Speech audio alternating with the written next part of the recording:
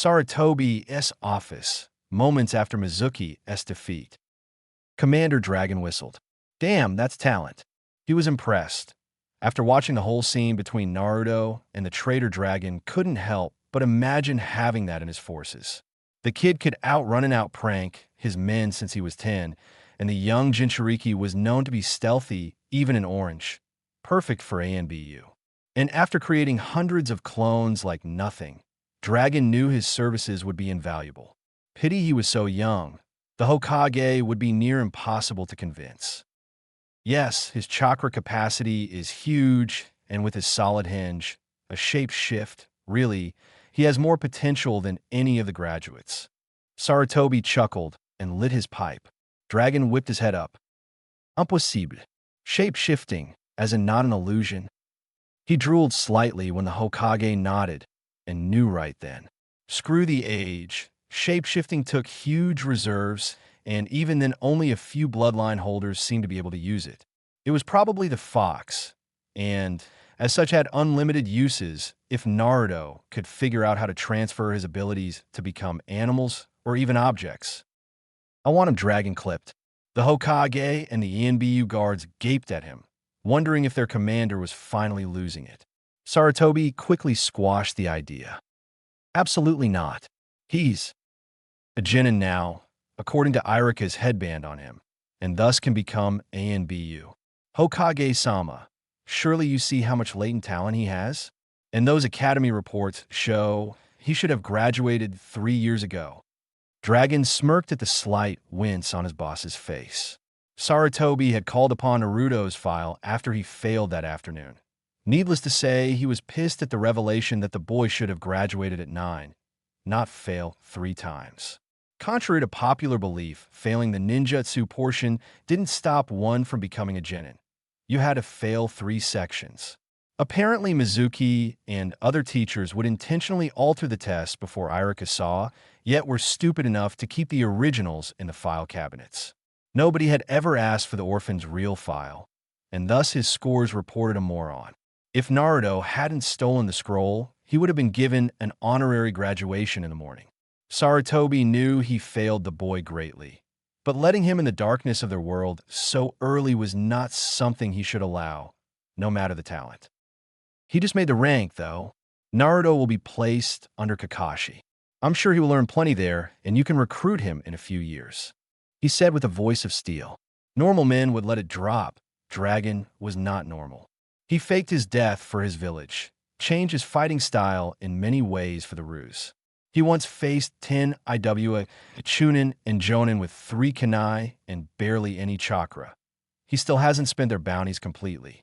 Dragon knew not what backing down meant, not when it came to the village's safety. Kakashi is inept in teaching and life at the moment. His teammate will no doubt be the Uchiha, who we both know is a flight risk. Having our Jinchuriki make bonds with a potential traitor is foolish. Saratobi faltered. Good, just a little more. Also, being an ANBU, who only answer to the Hokage, would protect him should anything ever happen to you. And let's be honest, keeping Naruto away from public eye for several years could finally let their hatred die down. When he leaves, he will be given whatever rank he deserves. What Dragon didn't say was that a few years would hopefully be at least 10. He viewed this as a sort of long-term investment. Why train 3 ANBU that would leave within a couple of years due to stress or wanting something else in their career when you can mold one amazing ANBU and have them for over a decade? It worked with Tenzo, who was still in the forces without showing a sign of burnout. Of course, Dragon wouldn't tell his leader that, nor would he mention that he planned for the kid to become captain level within 2 years. Saratobi didn't take too kindly to rushing a ninja's training, but Naruto's ability with shadow clones just begged to be abused. Very well, I will consent to this for a time. What squad do you suggest? Saratobi sighed. He sensed it was for the best for all parties involved, especially the boy he failed dash, and maybe the squad he was assigned would turn Naruto into a fantastic shinobi. I think Ro would be best. Tenzo can train him into the ground, help him with the fox, and give him some manners. That, or kill him for his boisterous personality. Huh, maybe this isn't a good idea? Nah, Your genius knows no bounds, Dragon. Almost another hour passed of the two men smoothing out details, such as living arrangements and strategies, to improve Naruto's diet.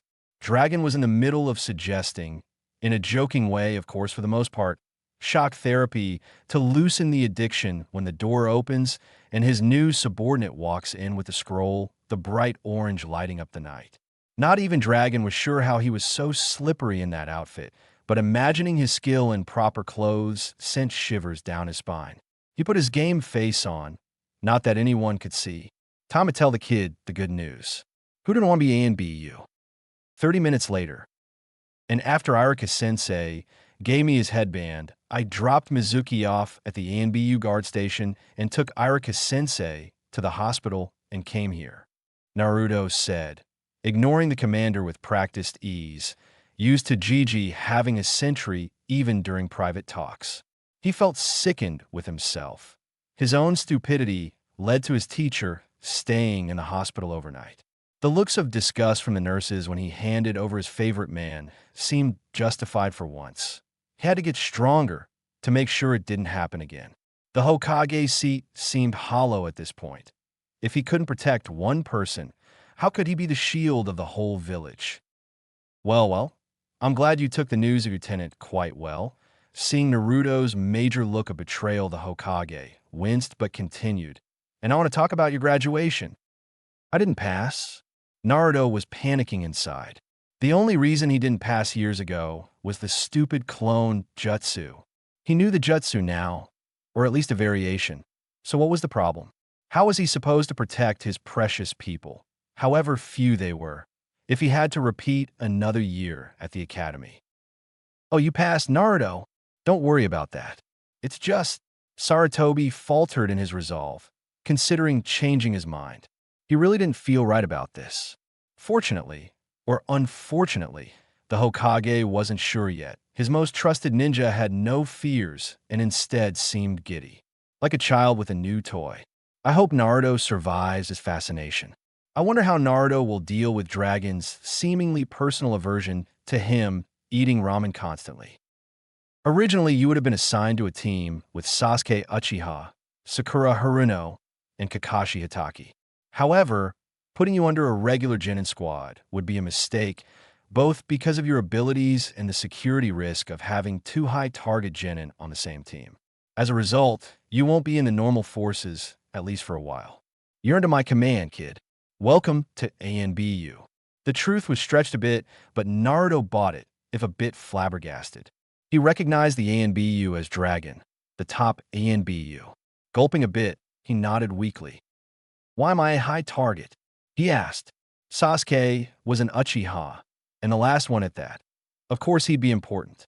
But Naruto? No one wanted him here. Why would it be different anywhere else? You're a Jinchuriki, a person who holds a tail beast. That makes you an asset to Konoha. Here Dragon brushed off his leader's Ki. The kid need the truth, not lies like the Hokage thought was best for them. It's a sad fact, but the truth. In times of war, enemy villages will try to take you out first, and missions you're sent on could be sabotaged to either kidnap or kill you. To fix this, having you in ANBU lets you be invisible while you train to become strong enough for these threats.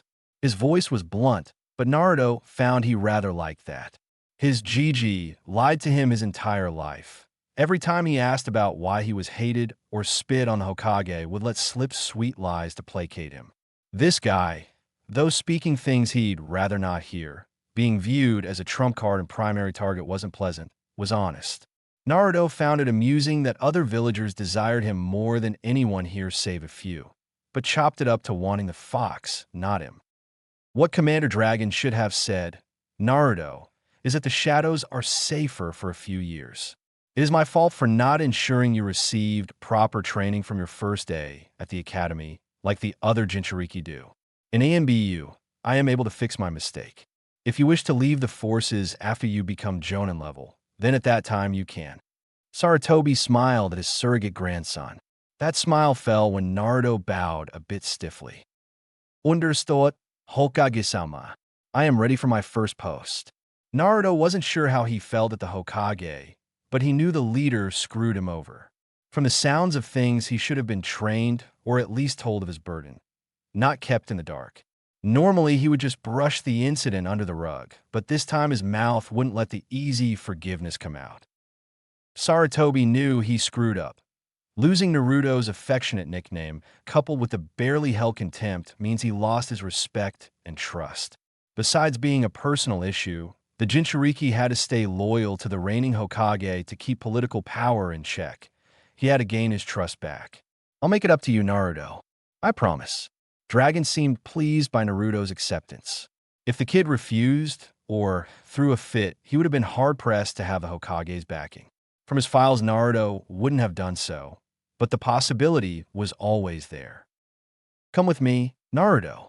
The men are ready for the bonfire. He rubbed his hands together.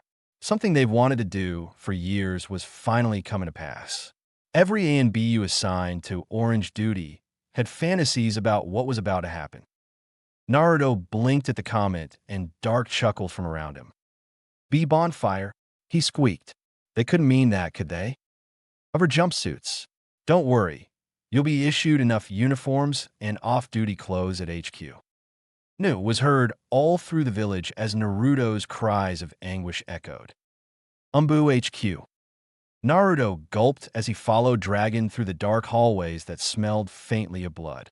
At the quartermaster, Naruto had signed his life away in blood, promising at least 7 years unless debilitating injuries or specific recommendations from Hokage. He looked at the uniform given to him, a size extra small ANBU gear set. In his arms, the mask looking up at him. It was supposed to be a mouse, its red whisker marks and black nose markings staring up at him. But the features were too vague in his opinion. Naruto's nerves were on high alert still. He was even too nervous to care much about the obvious jab to his height and immaturity. Soon they reached the locker rooms.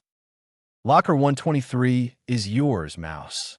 You can change and bring your kindling or old clothes out to the communal area, 2 doors on the right. Tonight, you can sleep in the dorm, and tomorrow, before team practice, your captain will find you an apartment in the ANBU complex. ANBU complex. Naruto quirked an eyebrow. He never could find where the ANBU lived, or else he would have pranked them. Then again, maybe that's why I didn't know. Yes, the complex. It's a series of apartment buildings that only ANBU and approved jonin can live in.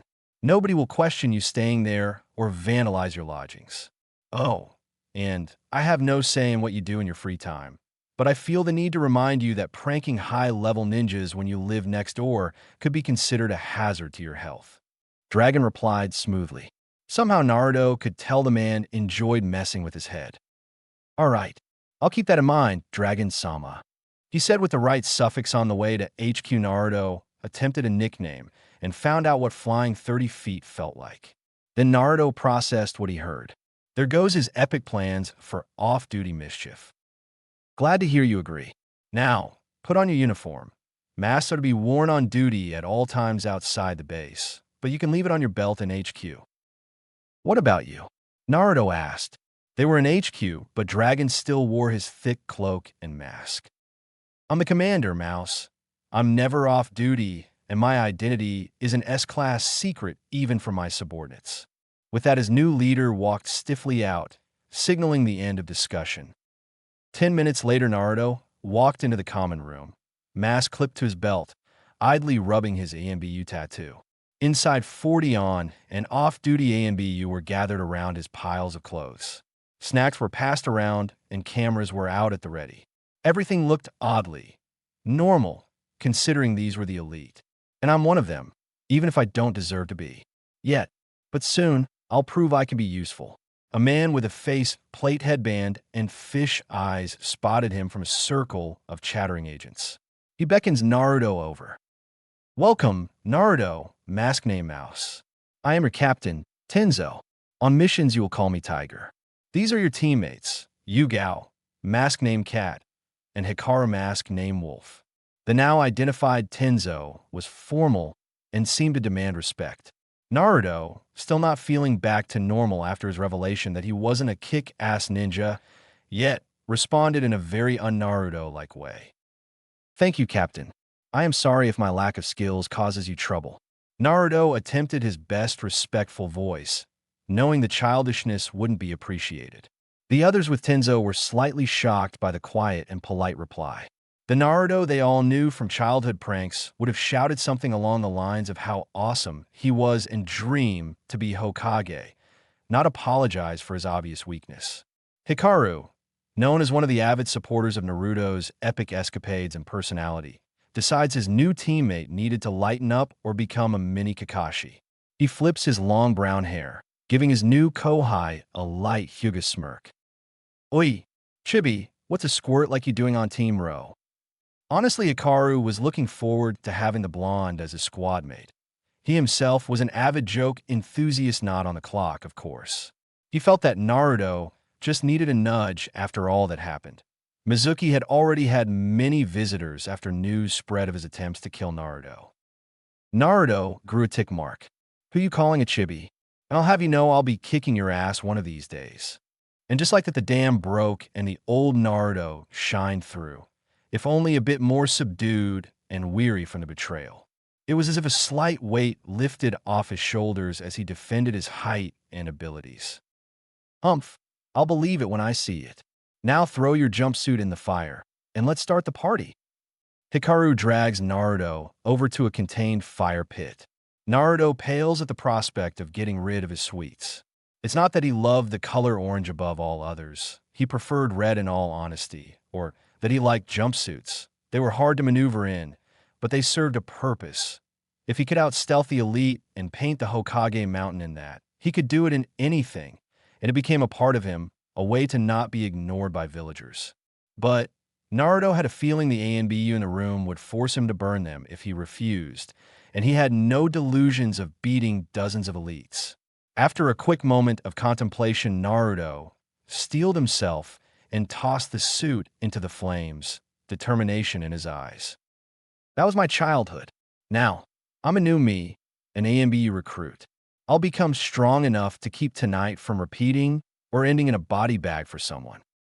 Cheers echoed through the room, and a hand pounded on his back. A lizard ANBU gave him a noogie, and Hikaru tried to stuff a rice ball down his throat. Before the night waned, and he passed out into a creaky dorm bed, the ANBU had already become a better home than Naruto's old one. Next day, Naruto stared at his new quarters, his 3 boxes of stuff already stacked neatly in the corner. With break-ins common, due to the location of Naruto's apartment in the red light district, it never seemed wise to keep too much stuff around. He dropped the duffel bag carrying the 3 extra uniform sets and 6 off-duty outfits, ANBU pants, long black or green sleeve shirts, on the new brown couch. Looking around, he couldn't see why this apartment was half the cost of the others. It was small. It was plain. It was perfect. Naruto had a wide grin, giddy despite himself. Yada, this is amazing. Look at this couch, so firm. And this window, no drafts. The kitchen, working appliances. And the bedroom, so comfy. He ran from spot to spot like a chicken who lost its head. Captain Tenzo shook his head at his newest recruit's enthusiasm, but brushed it off as Naruto never having stuff half this nice. Yugao chuckled. And Hikaru? Well, he joined in. This carpet is so soft, and the chairs are comfy. He bounded around just as much as Naruto did. Yugao face-palmed at the 2 youngest members' antics. Hikaru, Naruto's apartment is exactly like yours. There is no reason for you to act like a caffeine-high toddler. She honestly didn't understand how Hikaru made ANBU despite his abilities at both taijutsu and ninjutsu. He was too carefree. Naruto was an exception. He was young, and both Yugao and Tenzo had plans to beat him into a respectable member of Team Row. They had a reputation to take back. They used to be the top squad until Itachi defected and Kakashi left, damaging their image. Of course, as she observed Hikaru taunting Naruto from the ceiling and basking in the blonde's odd expression, Yugao had to wonder if it was already too late for a complete makeover. Hey, Yugao-senpai. Naruto's voice cut through her musings. Who are my neighbors? He knew Yugao lived across from him. Hikaru lived to her left, and Captain Tenzo had a larger apartment to her right. The new ninja never had neighbors before, and the thought excited him to no end. Until he saw his entire squad wince. See, there's a reason this apartment is so cheap. Tenzo started. Kakashi's fine. He's on your right and stays quiet as a mouse. But to your right, Yugao trailed off as she hugged herself.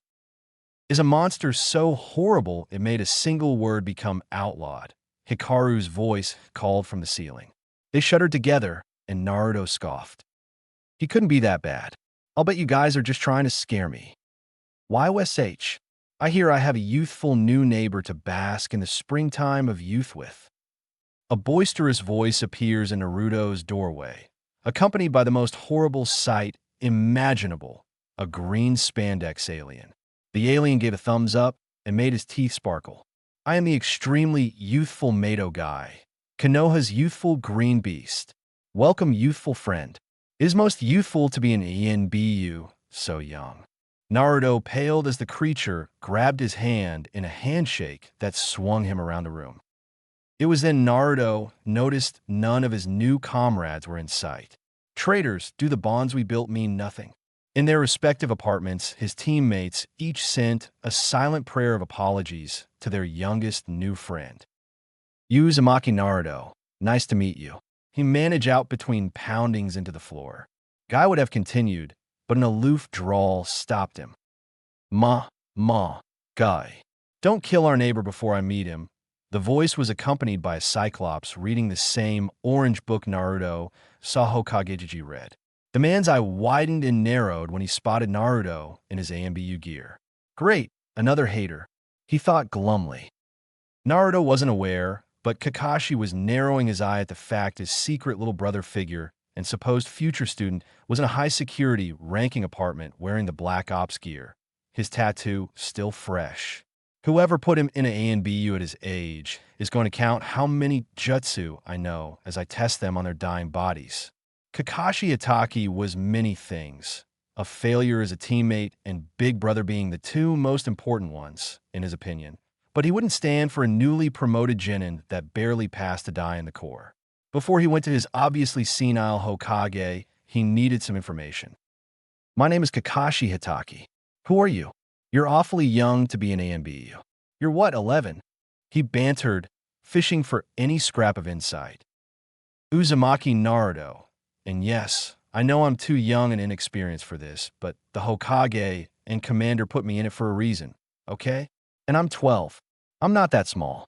Naruto snapped a bit at the man, not liking him one bit. Kakashi ignored the tone, sights already set on a certain Kage. His old team arrives then, no doubt hiding from the horrors that were his best friend.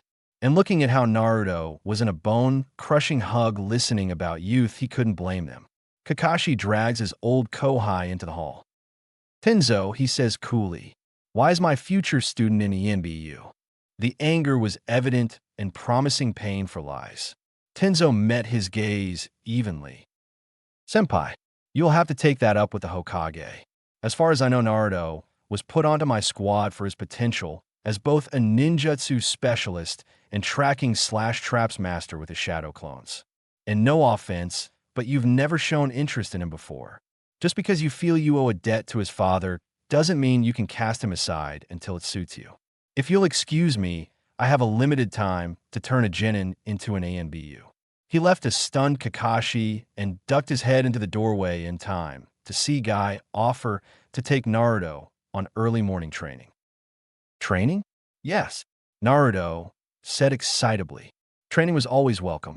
Of course, he'd never seen Guy's methods before. YSH. Then I will wake you at 4 tomorrow, my most youthful neighbor. Akum, time ago. Naruto, make 2 clones and have them study the rule and code of conduct books I left in your bag. We have training until 9 tonight. Naruto nodded as he slid his mask on, becoming Mouse to the outside world. The people in his complex may come to know his identity over time, but the more obscure he was to the common ninja and villager, the better. Yes, Captain. He didn't even try to say Captain Fish Eyes. Dragon was bad enough. What could his captain do? Yugao held onto Naruto's shoulder and shunshined them to Team Rose training grounds. Training grounds 2 hours later. Naruto was working on katas in slow motion with Tenzo, while 10 clones worked on tree climbing under Yugao's gaze, and Hikaru taught another 10 clones the Shuriken Shadow Clone Jutsu. As he focused on the forms, Tenzo brought to light his situation. We have 4 weeks of uninterrupted training. Every day from 6 a.m. after Guy till 9 at night, I will work you to the bone. In this first week, we will work on solidifying your basics and hopefully have you master both the Shuriken Shadow Clone and the tree climbing. Like all ANBU in this time, the Kawarimi will become seal-less and instantaneous, as it is the jutsu that has saved more ninjas than any other jutsu or tool. After that, water walking, shunshin, kenjutsu, and an elemental attack will be introduced. You will also have memorized the ANBU signs and rule book in this time, as well as the map of the Land of Fire. I can already do Kawarimi without seals. Naruto looked away in embarrassment as Tenzo gaped at him. Show me, he ordered. Naruto wouldn't lie, but Tenzo had trouble believing that the boy could learn to use the jutsu to that level without help, no matter how wrong his records were. Naruto instantly replaced himself with his backpack about 100 feet away. I had nothing better to do last summer and read in a book about how getting Korimi to be seal-less was a chakra control exercise. I thought it would help my clones. Naruto didn't mention he took 7 months of practicing every day to do so. WL, good work. Then we will replace that time with hand speed practice in general and battle experience with the Kawarimi. What happens after that? A month of training won't make me ready for missions. Naruto scowled as Tenzo wrapped his arm with a twig to correct his elbow height for a grapple move.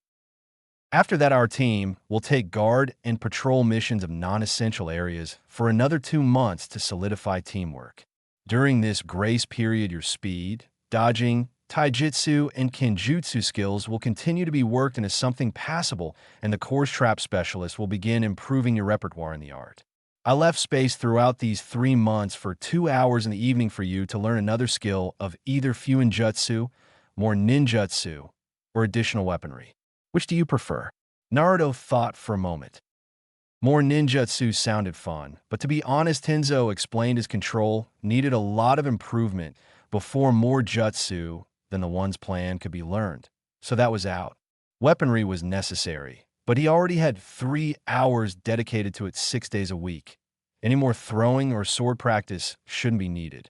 That left Fuinjutsu, sealing. I choose Fuinjutsu.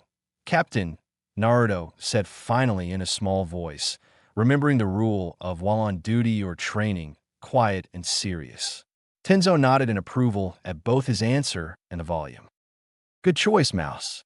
I don't know more than the basics, but I have a feeling even without help you'll find the art to be easy, he said knowingly. Naruto narrowed his eyes slightly and prepped to grill his captain on the subject when Tenzo cut off his intake of air. 10-minute break. I believe it's time we actually introduce ourselves besides names. The 4 ninja sat in a circle while clones continue their work, masks off in the grass. I know we haven't really had the chance yet, but let's do proper introductions. Say your likes, dislikes, hobbies, and dreams. I will start. My name is Tenzo. I like Konoha, tea ceremonies, nature, and reading architecture books. I don't like traitors, those who harm nature, and loud people. Here Naruto winced. He was much quieter already, but he didn't want to make his captain mad. I am busy as captain of Team Ro, but a hobby would be gardening. My dream is make Konoha strong and help you all become stronger. Yugao went next. Yugao Yuzuki, I like my boyfriend hate, Konoha, Dango, and swords. I dislike those who look down on Kenjutsu and those who abandon comrades. My hobbies are sparring and visiting the hot springs. My dream is to become the world's greatest Kenjutsu user. Joe, I am Hikaru Hyuga, the best Hyuga in town. I like my clan, Konoha, and messing around. I dislike seriousness, my clan's caged bird seal, and those who hate pranks.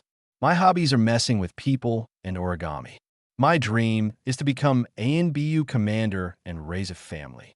Hikaru's speech was joking and fun, bringing a smile to Naruto's face. You go, Chibi. And the smile was gone. My name is Naruto Uzumaki. I like ramen, Hokage-sama. Even if I don't trust him at the moment, was Naruto's unspoken addition, and my new teammates.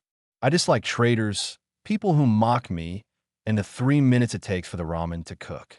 My dream, what was to be Hokage, but now I don't know. Probably to become strong enough to protect my precious people. Naruto finished, not noticing the small smiles his teammates shared. That alone made him more qualified for the position than half of the ninja. Good job. We have 3 months to make Naruto ready for B and a class missions. Let's get to work. Yugao looked determined at Tenzo's words while Hikaru and Naruto jumped for joy. Oi, act your age, Hikaru. And Naruto, you're on duty. Yugao scolded. Naruto quieted and stood ramrod straight, but Hikaru looked hurt. But Yugao-senpai, I'm only 15. Let me have fun with the chibi. He pouted. Naruto felt the need to hit his senpai, but held back, if only because he stood no chance of landing said hit. Last night proved that unfortunate truth. Hokage's office. You let Naruto into ANBU. Are you insane, Hokage-sama? Kakashi kept his voice mostly calm, but the absence of his books suggested otherwise. Sarutobi sighed in annoyance at the man's repeating questions. We've been over this before, Kakashi. Naruto is now one of my personal ANBU, not your future student. But I was supposed to. If you want to play the teach him card, you should have approached him in the academy, like I suggested after he failed the first time. Trying to convince me now won't work. Kakashi's head drooped in shame. It's true. He should have done more for the blonde besides the occasional guard rotation or donated groceries. However, his head whipped up in hope. If you were to offer a young ANBU some tracking or ninjutsu lessons on his days off Sunday, I believe, then I wouldn't have any problems with it. Kakashi beamed at the chance. He'd make this right. Understood, Hokage-sama. In a puff of smoke, he left. I sounded so confident while defending my decision to him, but I have my doubts. I don't. He's already become more emotionally stable under Tenzo, and Guy will be working on his endurance every morning as a favor to me. Naruto is fitting in quite nicely. A voice spoke from nowhere, but Sarutobi knew who it was no matter how well they distorted their voice or masked their chakra. Dragon, he breathed. Report on the initiation last night. Dragon chuckled. The bonfire went well. Too well, really. Hikaru started a ritualistic dancing. Honestly, if not for his eyes, I wouldn't know he was from a major clan that prided themselves on their image. Sarutobi snorted. The same could be said for you, especially before. Perhaps. After a pregnant cause, Sarutobi speaks again. Is it wise to separate Naruto from the village for 3 months? I believe so. It gives Naruto time to heal after finding out about his burden and the chance for him to fade from their minds. True, but not telling Iruka and his classmates? Dragon shrugged at the concern. Most ANBU don't spread their identities around anyways, even if it's not forbidden among allies. Keeping Naruto busy will also keep him from pranking HQ or the village, especially as he can spam hundreds of himself. Both shuddered at the thought. Point taken, my friend. 4 a.m. next day, Naruto was awoken by being thrown into the ceiling. YSH, good morning, my youthful neighbor. Let us work our flames of youth and become more youthful. Naruto groaned and reached for his uniform. Give me 5 minutes to get dressed. He mumbled. Guy gave a thumbs up in the darkened room, and the flash from his teeth blinded a bleary-eyed Naruto. He worked on pulling the pants on and was moving to the shirt. Guy's patience ran short at this point and helped Naruto change into a green jumpsuit. At 9 a.m., an irate, bloody, and ridiculous-looking Naruto trudged to Ro's training ground. His 3 teammates bit their lips to stop their laughter and dropped it, but not before Hikaru snapped a picture. You look rather youthful this morning, Tenzo said with a straight face. From that day on, Naruto set his alarm 10 minutes before 4 and was fully dressed before Guy arrived. 6 days later, Sunday at noon, Naruto was dragging himself up the steps after a grueling 8-hour workout with Guy and his mini-me. Normal shinobi would be sore for weeks, but with Naruto, a hot shower and relaxing afternoon eating ramen would cure every ache. However, waiting outside his door was his least favorite neighbor, Kakashi. The man had explained his odd behavior during their first meeting. Apparently, he was supposed to be his Jonin sensei, but Naruto still didn't particularly like the man who just seemed to ignore you with his book yet still follow your every move.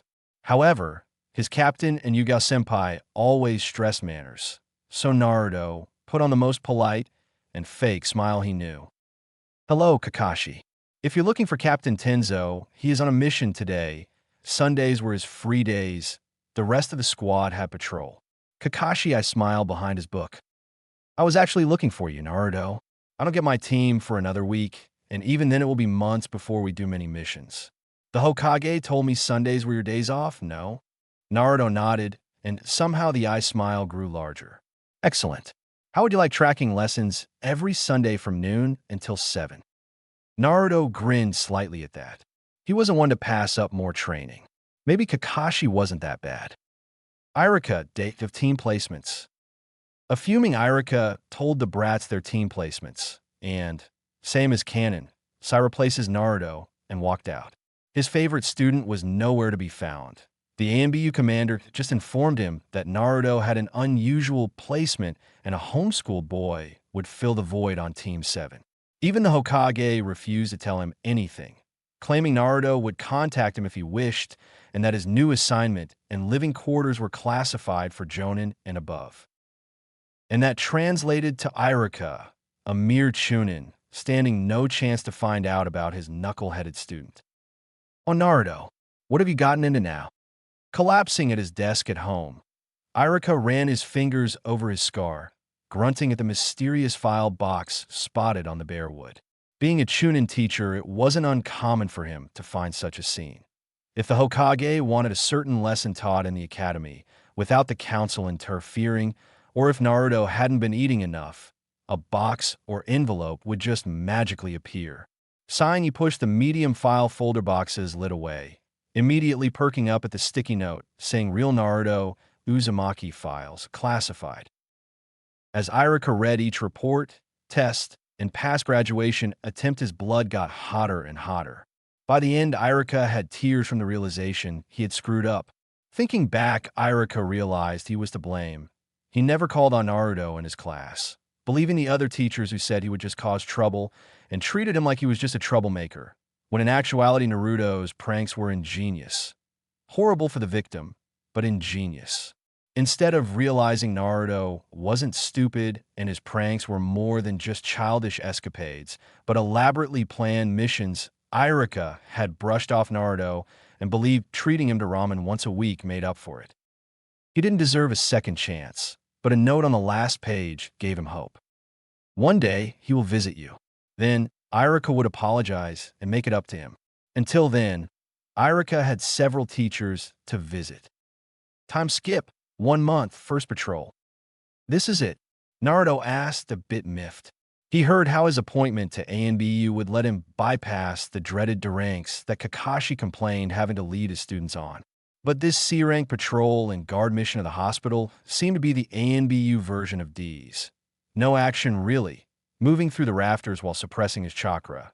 He barely had that down now, and remaining unseen for 12-hour shifts in uncomfortable positions. The 3 explosive notes he finished this morning for his first mission were itching to be used, but using explosives in the hospital were frowned upon. His patrol partner, Yugao, bopped him on the head. "Yes, this is it. What, did you think ANBU was all assassinations and sabotage?" Naruto nodded seriously, thinking that yes, that is what he signed up for. "Well, it's not. Every squad has both village duties and border patrol to go along with the higher-level missions. Now be quiet and go guard the front lobby. And remember the radio and shadow clones for emergencies." Naruto sighed and left for his mission. The post for the ANBU split each floor into 2 sections. Team Row was assigned the bottom 2 floors while another managed the top 3. From his perch, Naruto had a front row seat to all the hospital drama. It was horribly boring, but a difficult man at the desk looked promising. "Sir, please calm down." "I will not calm down. Not until you take me to my son." "A simple C rank to River, they say?" "Simple my ass. He's been in heart surgery for 6 hours." A burly civilian waved his fist in a threatening manner, and the nurse gave the signal for his intervention.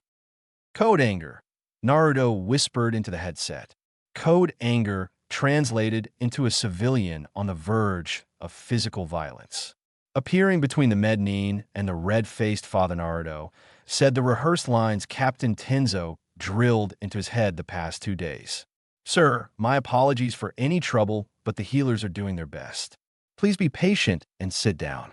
Naruto pointed a finger to the nearest seat, feeling very much like a crossing guard rather than a shinobi.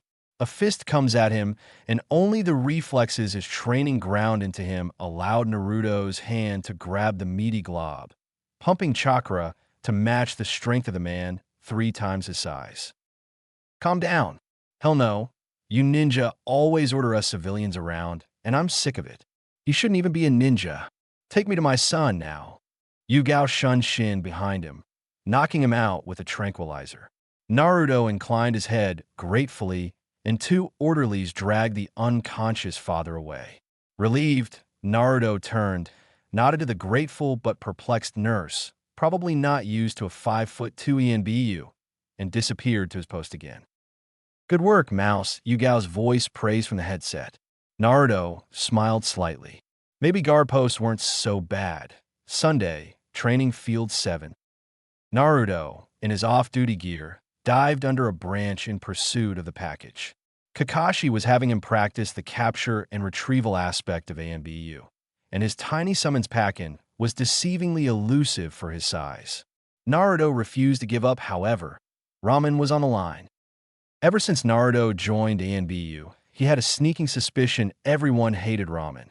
Or at least I'm going to get ramen. Monday through Saturday lunch and dinner were packed affairs to save time, while Sundays were too exhausting for him to want to trudge across town in the opposite direction of the apartment for ramen.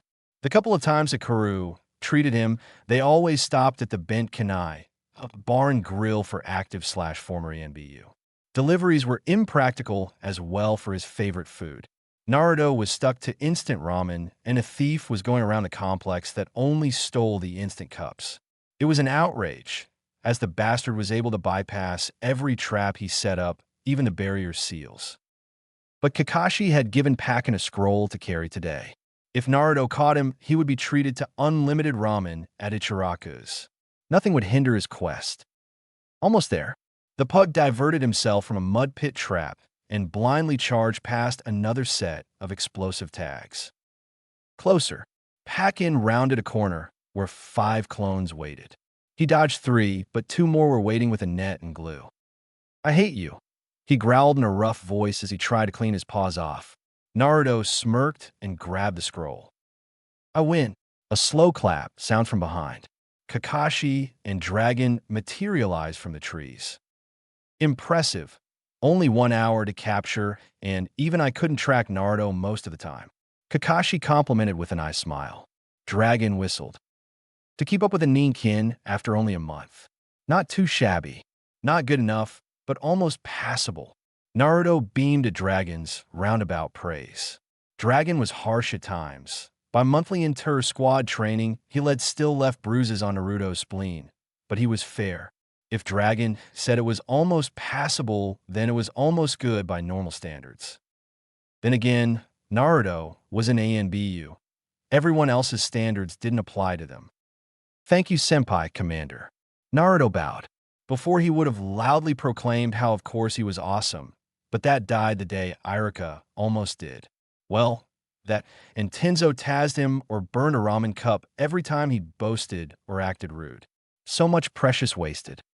"I think you earned the ramen, Naruto, my treat." Kakashi noticed Dragon back away slightly to the side, but didn't think much of it. Until he was flapping in the wind as Naruto forcibly dragged him towards a stand. "What are we waiting for?" Ramen calls me. Blessed Ramen, here I come. Poor Kakashi could only hope to survive the hyperactive blonde charge as the boy slipped from serious on-duty mode to kid mode. Ramen stand. Kakashi was regaining conciseness in time to see Naruto devour his 17th bowl. Keep him coming, Tucci. Kakashi-senpai is paying. Naruto cheered. Tucci chuckled, glad his favorite blonde was back. His stand needed the money. Naruto, where have you been for a month? Even your apartment was cleaned out. Ayam swatted Naruto with her towel to gain his attention. Seeing the red aura surround his big sister, he gulped. WL, I passed and am now a part of. A special assignment for the Hokage. Kakashi interjected.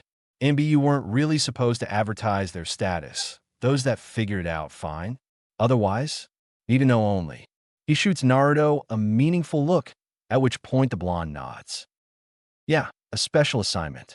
Ninja stuff, can't talk about it. He grinned at her, and she relaxed. Oh, that must mean you're closer to being Hokage, right, Naruto? And where's your headband? She smiled brightly, as did Tucci. Naruto frowned slightly, and their smiles turned to confusion. Haha, see, I don't really want to be Hokage anymore. The paperwork counsels too much work for an awesome ninja like me. He said cheekily, only to yelp when, despite his captain being on a mission, a jolt shoots up his spine for every bragging word he spoke. Oh, and I'm trying to keep my passing status a secret, so if you could not say anything, please. Father and daughter softened their eyes and nod, understanding. Kakashi was somewhat shocked at Naruto's lifelong ambition changing, but realized he shouldn't be. It was common knowledge in the Jonin and ANBU circles that the third and Naruto had a sort of falling out after Naruto learned of his tenet. Since that night, the Hokage looked even older than normal and cringed every time he gazed at the pictures of a younger, smiling Naruto wearing his hat. Rumor was the boy had even taken to calling the Hokage by his proper name, scaring many. If Naruto called someone by their proper title, and they never had a near nickname, then Naruto respected them as a person and authority figure. An example of this would be Iruka or Kakashi, neither ever receiving a playful butchering. But if Naruto gave someone a personalized nickname and said person betrayed him enough to lose said nickname, it was the equivalent to being spit in the face and peed on by Naruto. So much like his mother. Oh, then what is your dream, oh awesome ninja? Ayam giggled, breaking Kakashi out of his musings. To be strong enough to protect those precious to me, and maybe get a ninja animal. He added absent-mindedly. Kakashi perked at this. A ninja animal? What kind? Was his little brother trying to emulate him to become a dog summoner? If so, Kakashi's private dreams of his own mini-me would be realized. He could rub it into guy that his look-alike lived next door. Yeah, a cat, though ninja cats cost the pay of an S-rank mission, so it will take about a year before I can afford one. Still, cats are so cool. And there goes that dream, for cats were the opposite of Kakashi's hip and cool. Unless. Say, Naruto, try this on. Naruto slurps a noodle and grabs the cloth shoved his way. A mask? Naruto was hesitant. It almost felt like Kakashi wanted a clone, but surely the man wasn't that desperate to one-up guy, was he? Kakashi, I smiled. Just try it on, okay? It makes you look cool. He shrugs and slides it over his face. Ayam pulls out a hand mirror and lets him look. He had to admit, he did look cool. I like it, Naruto says after a minute more of admiring himself. Kakashi's eye smile somehow got larger. Good. Phase 1 complete. He muttered, too low for Naruto to hear. Within a year, Naruto would have a dog, not some smelly cat. Well, I have to get going. Early training tomorrow and wall patrol. Naruto slid out from the bar and bolted across the rooftops at speeds unheard of for a fresh graduate. Kakashi couldn't be prouder, as a sensei's son already resembled a well-trained shinobi. A cough brings Kakashi back to the ramen bar, and he blanches at the bill. F57 bowels. Tucci cackled and had dollar signs of the money he just made. 6 weeks later, Hiruzen puffed on his pipe, groaning at his Jonin's stupidity. A simple C rank turned into A, B, or a rank 1 after the group was attacked by the Demon Brothers, missing ninja from Kiri. Normally, the procedure was to kill missing ninja and take their bounties, as interrogating every renegade genin and chunin wasted resources. But these two were from the Bloody Mist, an island nation so tight-lipped even Jiraiya had yet to get reliable intel on the smallest of the Great Five in years, and these demon brothers had only defected 13 months ago. "Gimme Team Ro," he spoke to what appeared to be thin air. Time for Naruto to experience his first pickup mission. If only Kakashi hadn't insisted his team would continue the mission, with or without backup, no one could be spared for that long. But Sarutobi couldn't justify forcing them to return without the village looking weak. It had to be the commanding officer's call. And Team 7's leader believed putting it to a vote. Was this a council meeting? Why can't all my shinobi be like my ANBU? 6 hours later, Team Ro barely touched the branches. They went so fast. Naruto was forced to use his chakra to keep the whiplash from yanking his cloaks down. The mission wasn't urgent, but their captain wished to test their speed and agility after not being outside the village for weeks, in Naruto's case, ever. The verdict? Naruto held them up. 5-minute break. Eat and drink, Tenzo signed. Rule 12 of ANBU mission parameters stated talking out loud was forbidden unless absolutely necessary. "Yes, Captain," they signed back. "Sorry for holding you guys back." Naruto bowed his head in shame. For all his speed, it would still take months before he could match his teammates in their ridiculous travel pace. "Do not apologize, Mouse. When we get back, up agility and speed practice," Tenzo assured him. "By New Year, you will be quicker than Wolf." Said Wolf scoffed silently at this. He was the second fastest among them without chakra. With chakra, Tenzo added, breaking the budding pride in Naruto and panic in Hikaru. For hours later, Ro landed around Team 7 who had taken to guarding the prisoners, Meizu and Gozu, who were gagged and glaring. Tenzo stepped forward, him having the only necessary speaking role. "Senpai, Team Ro, Confirmation 1-7 Ro, are here to apprehend the prisoners for questioning back in Konoha." Tenzo was stiff, formal. At the apartments, he bantered and relaxed around his old captain. On missions, Tenzo could put the daimyo to shame in etiquette. "Thank you, Tiger. I take it this Mouse's first time on a pickup mission?" Kakashi drawled, even as his eye bore into the smallest ANBU. For his part, Naruto didn't sweat or fidget, even as Sasuke and Sakura balked at him, and Sai merely gazed without expression. "Ah yes, Senpai. You may leave now. We'll take it from here." Kakashi led the genin away. Naruto channeled chakra to his ears, a control exercise Hikaru started him on a few days ago. He could only hold it for 30 seconds while mastered was an hour, to listen in on his old classmates and his replacement. "Kakashi-sensei, who was that ANBU? He looked my age," Sasuke questioned, feeling weak. "Ah, Sasuke. You'll find there are shinobi younger than you 3, but stronger than I am. Age is inconsequential to shinobi. To be a ninja is to negate any obstacle one has, such as being too old or too small." Kakashi hid his smile as he imagined Naruto bristling at the comment. Naruto cut the chakra off and did in fact bristle for a moment until Tenzo brought him back. "Mouse, we will take them back using the long method instead of sealing scrolls to get you used to it and for sleep deprivation training." Naruto nodded, and everyone went slightly.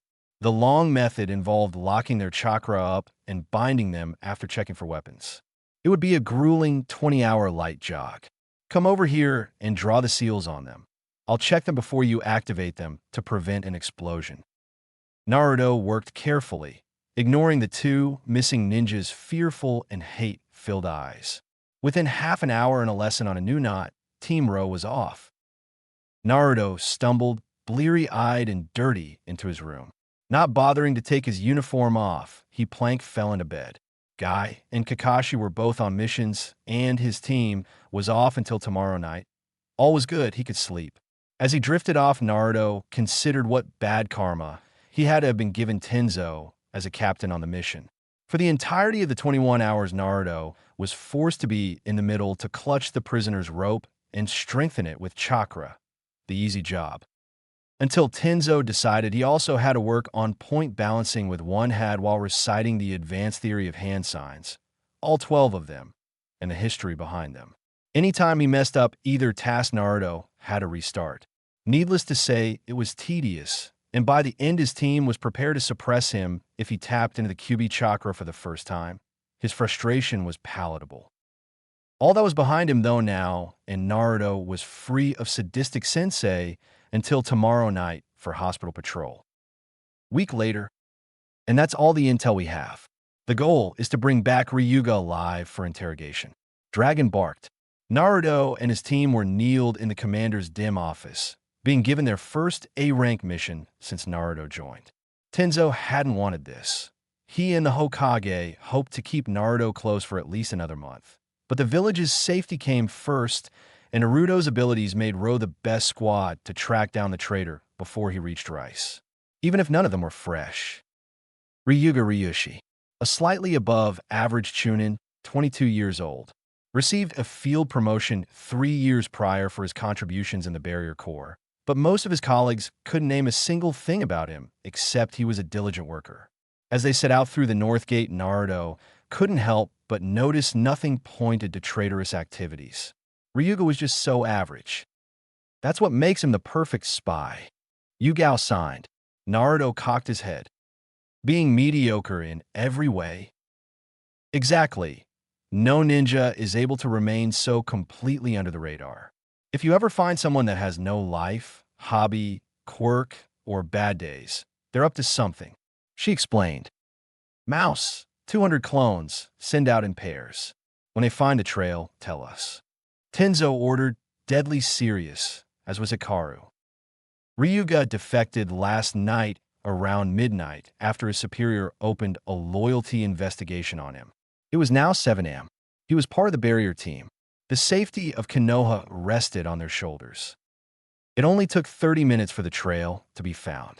Ryuga's chakra signature had been tagged, leaving the barrier in the direction to Rice, and the man wasn't well versed in track evasion, making it child's play for Naruto. Now, they were approaching the Valley of the End, the border between the two countries. If he goes over border, permission to pursue? Yugao asks as they gain on him. Naruto clones and Hikaru, disabling the few traps set up. Yes, but once we set over the border, if we are captured or killed, we will be lab-led missing ninja to keep Konoha from the backlash. That put a heavy silence on the group. There is only 2 reasons that directive would be made. The first is that the target belongs to said nation, and the other was the nation had a hidden village, meaning conducting missions and not just passing through, on their land was equivalent to openly declaring war. Somehow, in the recent past, Rice had started their own village, and it was on Konoha's doorstep. Ryuga was close. He just made it past the valley. In his hands were the plans for Konoha's barrier points, necessary for Orochimaru-sama's plan during the Chunin exams. The original plan was for Ryuga to send the scroll with Kabuto next week, but the loyalty investigation changed everything. Ryuga was headed towards a better life, one where his true talent would be recognized, not stunted because he wasn't some big shot name. He hated pretending to be weak. In Odo, he was a jonin, not a pitiful chunin. They would see, Konoha would realize their mistake soon. Ryuga Ryushi, surrender yourself. You're surrounded. Tenzo spoke with confidence, making his voice echo with chakra. Naruto clones hinged into different ANBU members circled in, tantos drawn. The real Team Ro were mixed in. Crap, they sent over 20 ANBU after me. But I'm just a chunin, even if I'm a part of the barrier squad. Heh, I'll bet they'll underestimate me, and then I'll strike. He smirked arrogantly and pulled out a chakra-conductive knife, his pride and joy, preparing for an escape. Unfortunately for Ryuga, ANBU don't underestimate, especially those under Tenzo's care. He taught Naruto and the others from their first practice that ANBU treat babies the same way they treat Kages, with extreme prejudice. Formation C. 10 of the clones jumped close, puffing away with twice the normal amount just before they connected. In the confusion, Yugao and Hikaru go in, Hikaru blocking the Tenketsu on Ryuga's arms and legs while Yugao took out the weapon. Finally, Tenzo created wood bindings and Naruto shined behind Ryuga, knocking him out with a chop like Dragon taught him during the last practice. Tenzo sealed the traitor into a prisoner scroll, and the ANBU began to head back. Good work. Let's go dash down, and they hit the deck. A fist the size of a boulder grazed the crown of Naruto's head, cutting a strand. He shivered at the close call. An Akimichi, Hikaru led a stream of curses. Not just any Akimichi. That is Akira, an A-rank missing ninja. She defected 2 years ago. Now we know where she went. In front of them was indeed an Akimichi. More muscle than fat, though, and a music note headband adorned her forehead. You crossed the border. Prepare to die, she taunted. Tenzo cursed inside. They just finished a gate patrol before being given this mission. No one was fresh, and Akira was bordering on elite Jonin 2 years ago. What level would she be now?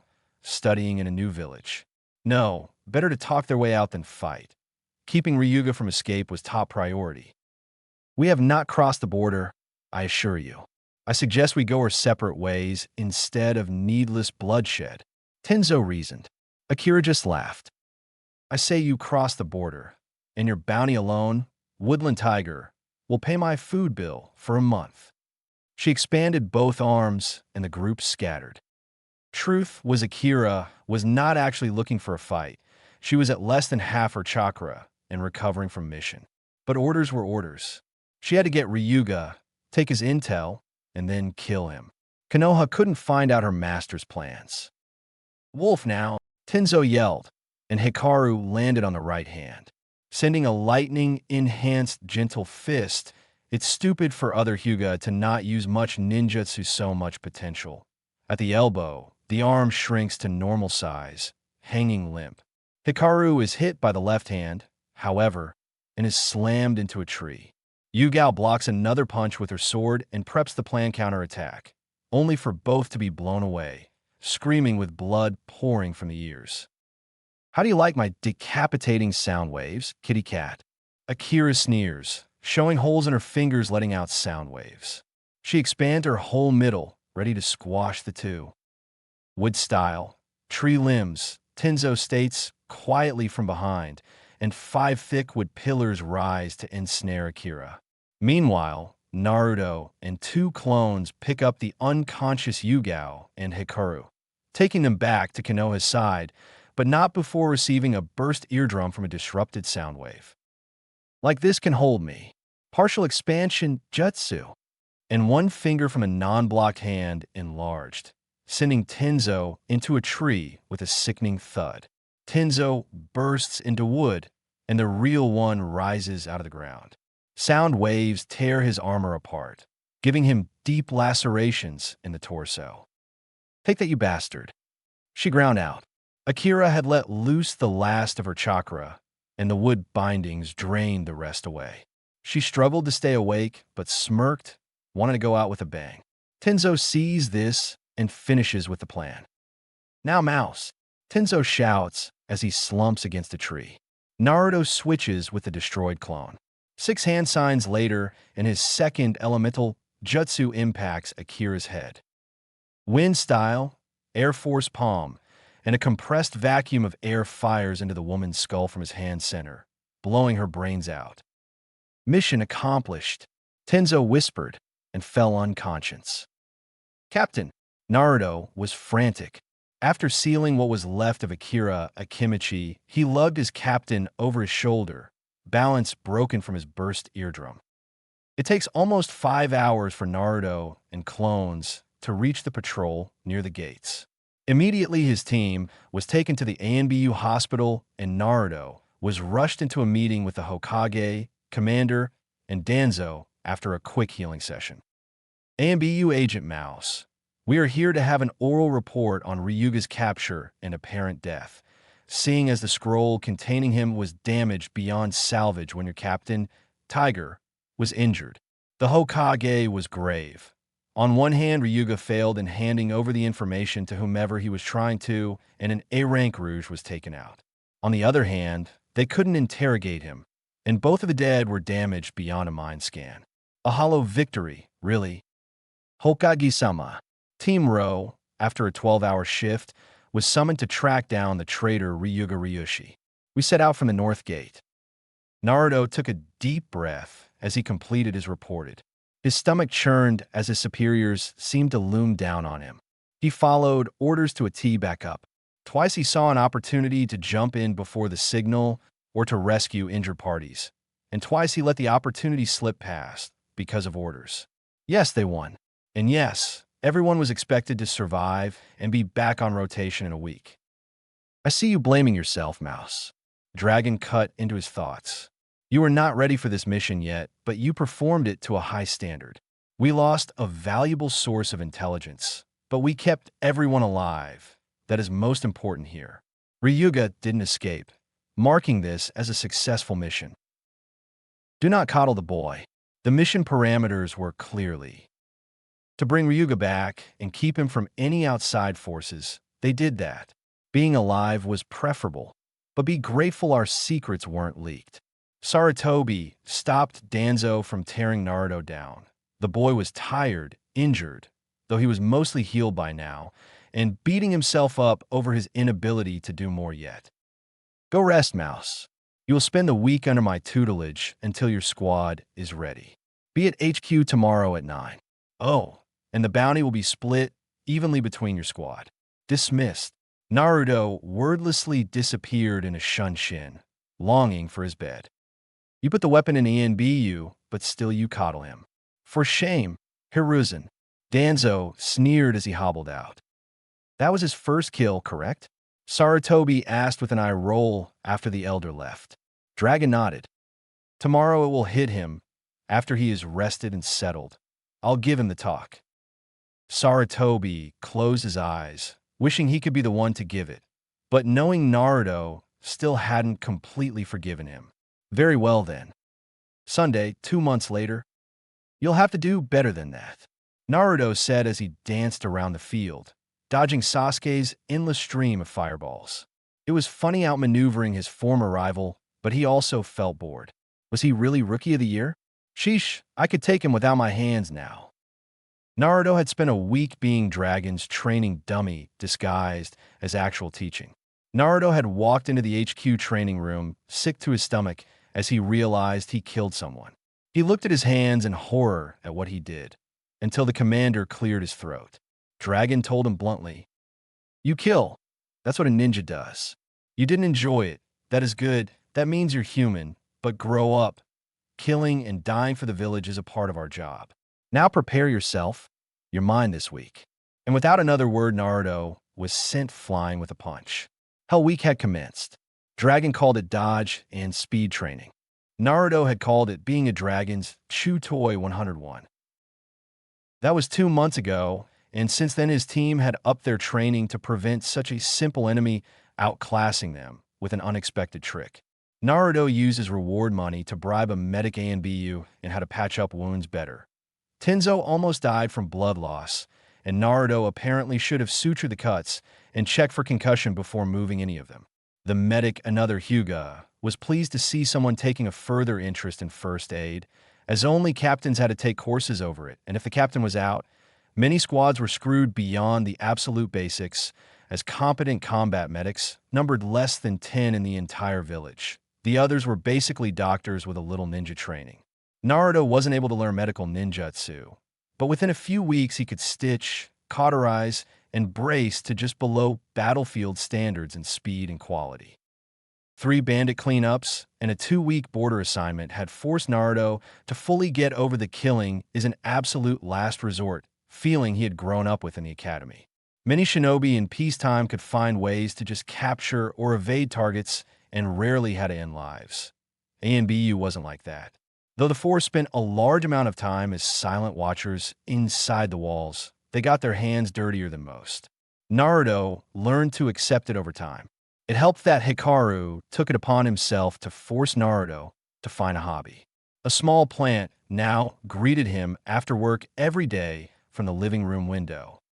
Today, Naruto had gone to the training ground for his tracking lessons only to find Kakashi-senpai waiting with his Genin team, a pale boy he'd never talked to before, smiling creepily at him. Sasuke had taken one look at his black outfit and mask and smirked. As he was off duty and planned to go out to eat afterwards, Naruto had left his headband and emergency uniform sealed in a scroll in his pocket. No one but the Hokage and those above Chunin rank had caught on that the demon became a shinobi. While not imperative for him to hide the fact, the promise of a ramen buffet from Tenzo, if he managed to keep a low profile until the Chunin exams, was plenty of motivation. Dobe, trying to copy a ninja since you couldn't be one?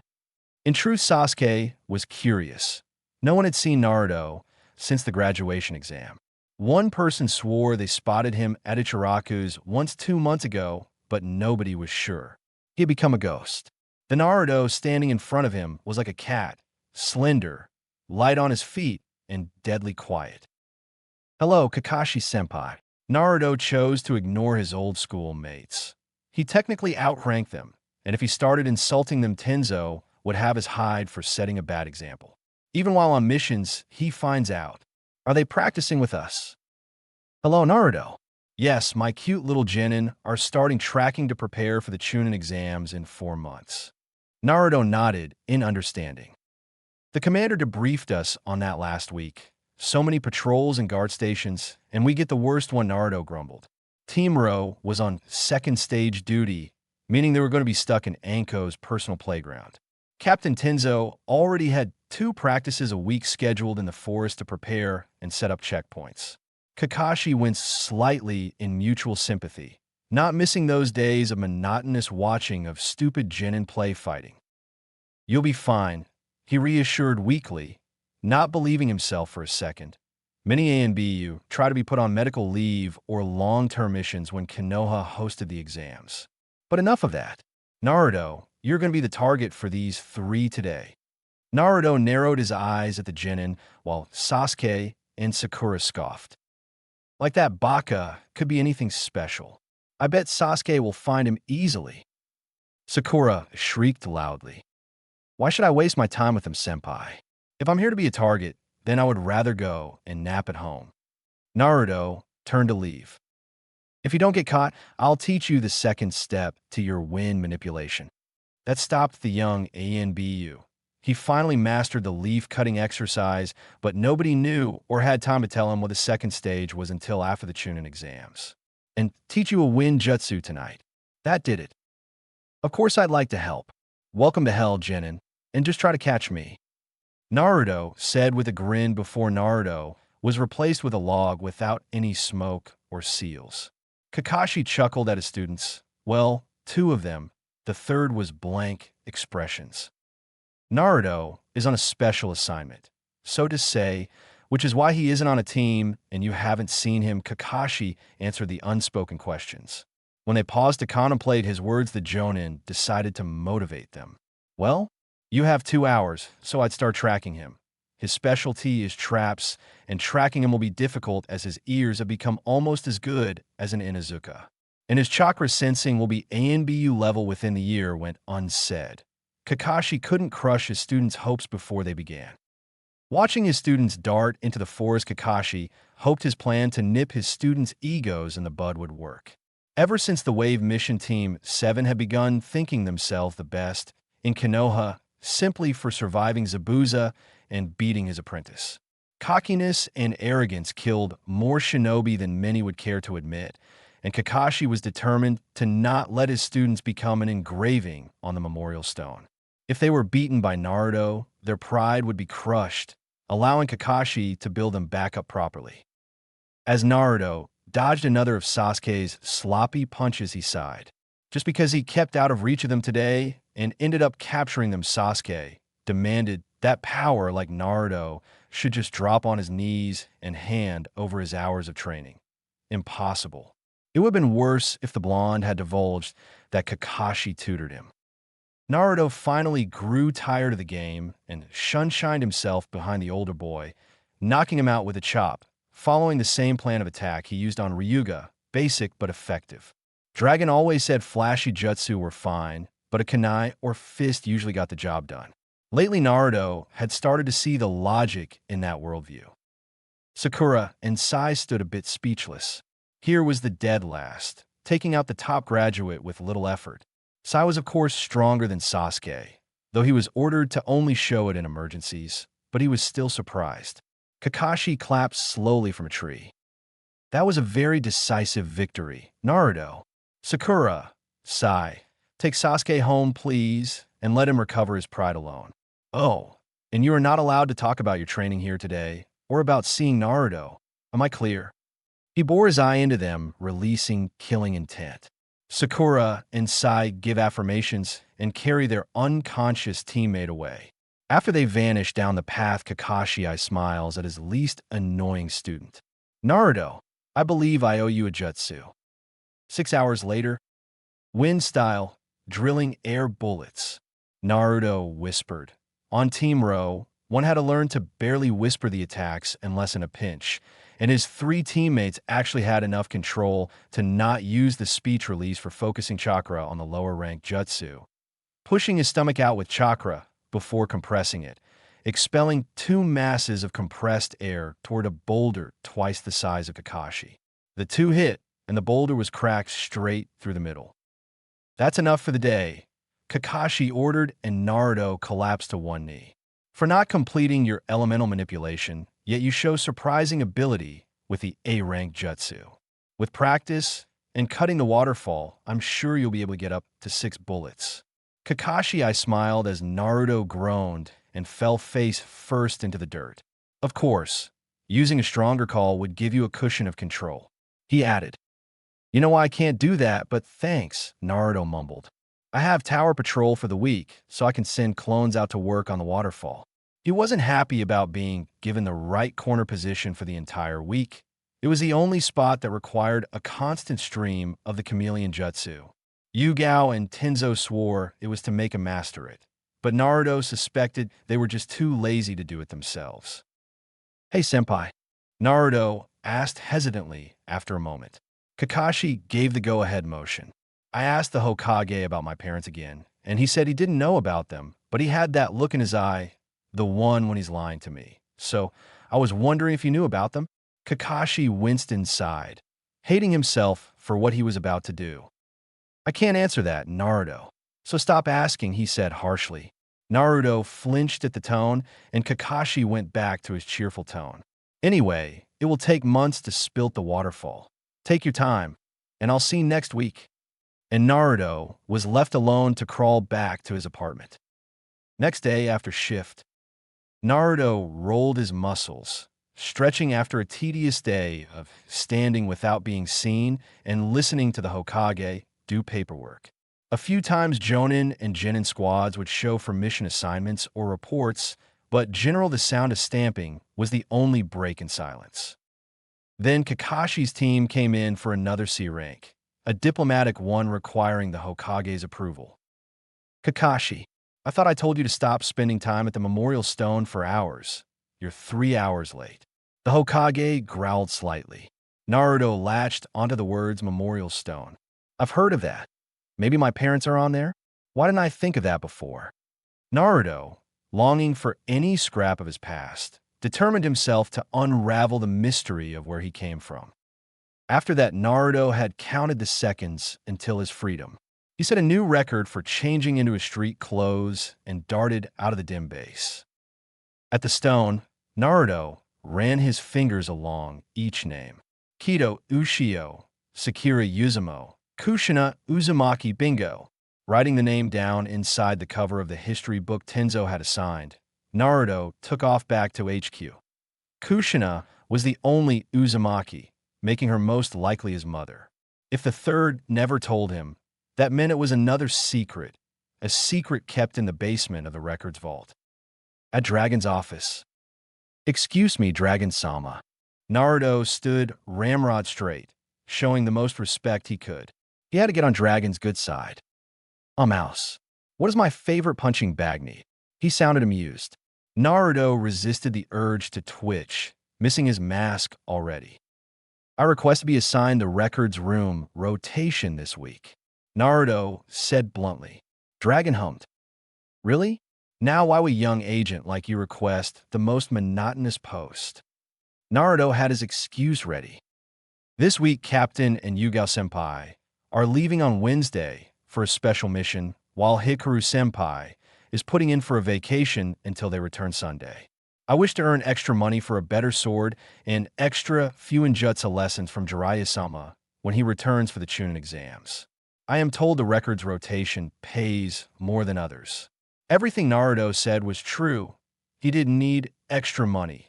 Records paid equal to a C rank and a half each shift to bribe Jiraiya-sama into teaching him for a couple hours on seals.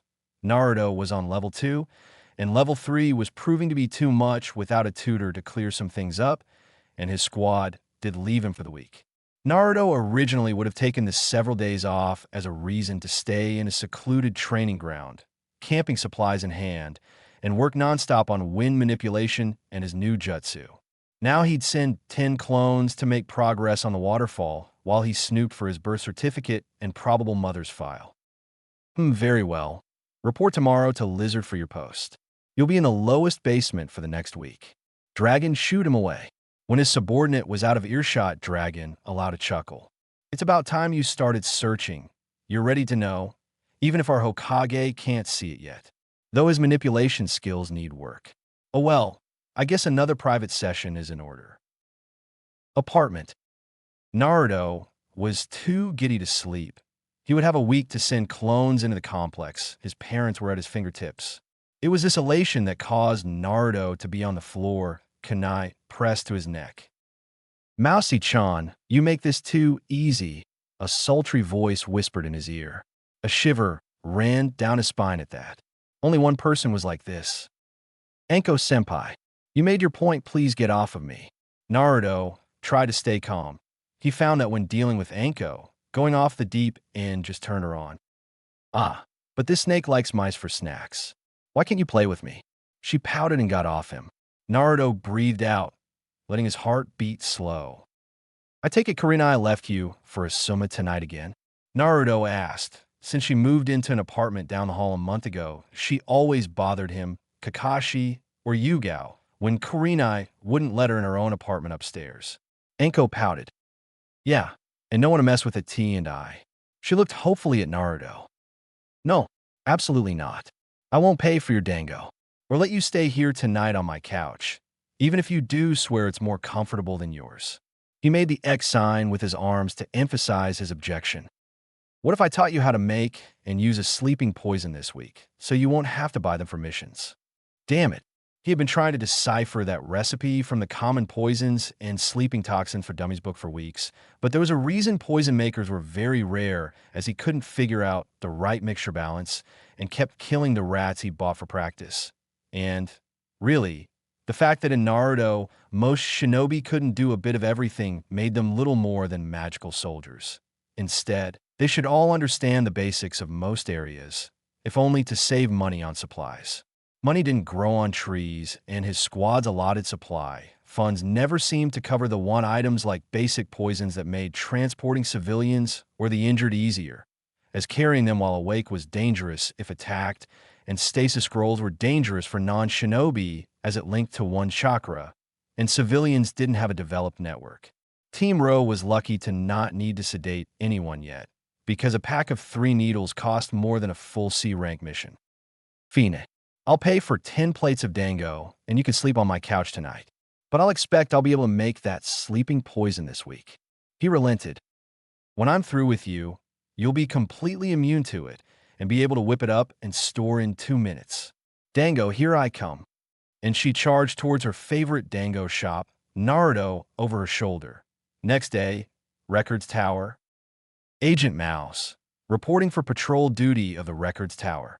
Naruto greeted his temporary commanding officer, Lizard, looking straight ahead into the dimly lit office. Lizard glanced at him and the papers Naruto handed him. So you're the brat dragon promised me for the week. What did you do to get dumped down here? Lizard drawled. It was obvious he was bored. The talk of HQ was that 10 years ago the man was one of the top ANBU, one of the division captains. But then he received a debilitating injury, ensuring he'd never be an active shinobi again. Problem was, he knew too many secrets, and a lot of higher-ups wondered if letting him go would put the security of the village at risk. The council debated for days about having him killed. Half-hearted, of course, but they were ninjas, or to just trust the man to never give out secrets or be kidnapped by another village for said secrets. The compromise? Captain Lizard became the bookkeeper, the man who knew every single grain of dirt on Konoha. He never had any family or real hobbies before, so he lived inside the complex, among the shadows of Konoha's darker side. Nothing, sir. I just needed the extra money for intermediate sealing lessons. As an orphan, any extra skills I want to learn I need to pay for. Oh, sealing is an obscure art. Why would an ANBU wish to learn more than the basics? Lizard knew who Naruto was. Heck, he was one of the ANBU that found Naruto laying next to Kushina's corpse, and all of Naruto's records were kept in the basement. Dragon had suggested Naruto be given access to that level, about damn time in Lizard's humble opinion. But Naruto wouldn't know about his heritage until after he found the records, unless someone introduced him to the art. My captain recommended it, and I am picking it up at a relatively quick pace. I'm almost finished with level 2, but the barrier between level 2 and 3 makes learning without a tutor unwise. I already littered our training ground with enough potholes. But why would you waste your money on more lessons? The basics are more than enough for an ANBU squad, and I don't hear any desire to join the Barrier Corps. The reason the boy wanted to know more was obviously because sealing was in the Uzumaki blood, but that didn't mean Lizard couldn't mess with the brat. His day was monotonous, and picking on youngsters always made his day brighter. I guess I just like it. Naruto couldn't really explain it. Sealing was just enjoyable, even when his shock tags kept exploding. Lizard seemed to be unimpressed. Why not learn a more applicable skill? Naruto seemed to stiffen at this, and Lizard smirked. Degrade an Uzumaki sealing, and they lost it. He prepared for a heated rant or passionate demonstration. Every Uzumaki he ever met did it. Fuinjutsu would be valuable to the Corps if I can attain level 5 or higher, as then I would be qualified to maintain the security barrier and seals at HQ, thus cutting out the middleman and internalizing more of ANBU's procedures. Except this one. Lizard frowned. He should have known that Killjoy Tenzo would feed that duty crap to his young charge. What Lizard didn't know was that Naruto, like any true Uzumaki, did in fact have a Don't Mock the Seals rant prepared. But, like any good ANBU, one that was deathly afraid of their captain and other superior officers, Naruto bit his tongue and went down the path of not being punished for insubordination. TSCH, you're the only boring one I've met. Now get out of here. Trout is waiting for you on B5 for your shift. Lizard waved Naruto away. Naruto bowed and left, confused at the last statement. The only boring one I've met? Most ANBU are boring, though. He pushed those thoughts aside as he reached floor B5. A brown-haired ANBU waits, his trout mask almost ghoulish in the fluorescent light. Agent Mouse, I am your commanding officer for the week. You can call me Captain Trout. It is an honor to work with you, Captain. Naruto's heart raced. So close was he to finding out about his past. Respect. Good for one so young. Which squad do you come from? Team Row, Captain. That explains it, Tenzo's team. Next time you see him, remind that idiot he owes me 600 Rio, okay? Trout says offhandedly, like he really didn't care that Naruto's captain owed him so much money. Oh, of course, sir. Best to go with the neutral route. Good, my little Kohai. He pats Naruto on the head, much to the blonde's hidden ire. Follow me. I'll teach you the ropes today, and tomorrow you'll be assigned a sector to watch over. And with that, Naruto learned the ins and outs of Konoha's House of Secrets. That evening, Naruto trekked to Anko's playground, the Forest of Death, for his first poisons lesson, mainly how to properly gather the needed herbs and storing them to prevent spoilage long-term. Gliding over the rooftops, Naruto focused on the small notebook in his hands, where he was carefully mapping out his plan for the rest of the week. From his time with Captain Trout, he had deduced that each ANBU was given half a floor to patrol and report any trouble in, as well as sweep/dust to keep the files clean, though Trout said the mice were an ongoing problem to not bother with. Naruto figured that he would focus on his actual job, while pairs of clones transformed into mice would work their way down, from the least restricted section to the darkest village secrets files. Naruto wasn't stupid. Reading his file could be excused, but digging into other files would result in having the QB extracted and put into another child. In other words, execution. So, the clones had orders to only open the boxes labeled Naruto Uzumaki, Kushina Uzumaki, and October 10th. Anything else was off limits. He could only hope that saved him if anyone ever figured out what he was doing. Arriving outside the tall, seal-enforced fence, because no way would Konoha have a simple playground grade fence to keep out the tigers, leeches, and whatever other mythical beasts that lived there. He flared his chakra and waited for Anko. He had to spend hours every week with his squad in the hellhole. No way would he go in there alone. Hey, Mouse John, welcome to paradise. Anko's exuberant greeting came from behind him, and a kunai was at his jugular. Naruto flinched despite himself. Big mistake. Oh ho, I can smell your fear. I like it, almost as much as I love your blood. A cut appears above his mask. Anko licks the liquid off of her kunai. I paid your dango tab for help with poisons, not seduction lessons, Naruto said. Anko sniggered but released him. Ah, is Little Mouse afraid of the big bad snake? Well, anyway, let's go. The best species of poppy seeds and sleeping herbs are just up ahead. Anko jumped over the fence without a glance back, and after an eye roll, Naruto followed. Over the following 3 hours, Naruto learned the ingredients for not just the sleeping drug, but also a paralyzing one, Anko insisted, and found that the problem was what part of the plant he was gathering from. The top leaves led to death if not treated, while the flowers on the ground of the plant just sedated the victim. Now, Mousa-chan, it's time for your immunity training, Anko said happily. Naruto paled and backed away. No, that's okay. I have patrol tomorrow anyway. He tried to reason, but Anko's grin turned viscous. And I know that shift isn't for 16 hours. The dose I'm giving will knock you out for 8 the first time. She sticks him with a sunbon as he attempts flight. Don't worry. Before the week is up, you'll be immune to 3 times that amount. Her cackle was Naruto's last remembrance of lucidity. Last day of patrol. Naruto Uzumaki, born October 10th, to Kushina Uzumaki in Minato Namikaze. Naruto sucked in a breath at that last name. The 4th Hokage was his father. He, the village scapegoat, was the son of their greatest hero. Oh, the irony. Blinking away tears the young, ANBU reads on through the thick box that told him the truth, from his birth to the decision to enlist him in ANBU.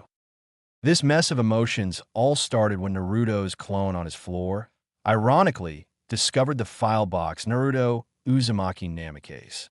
The clone was confused over if reading it was allowed.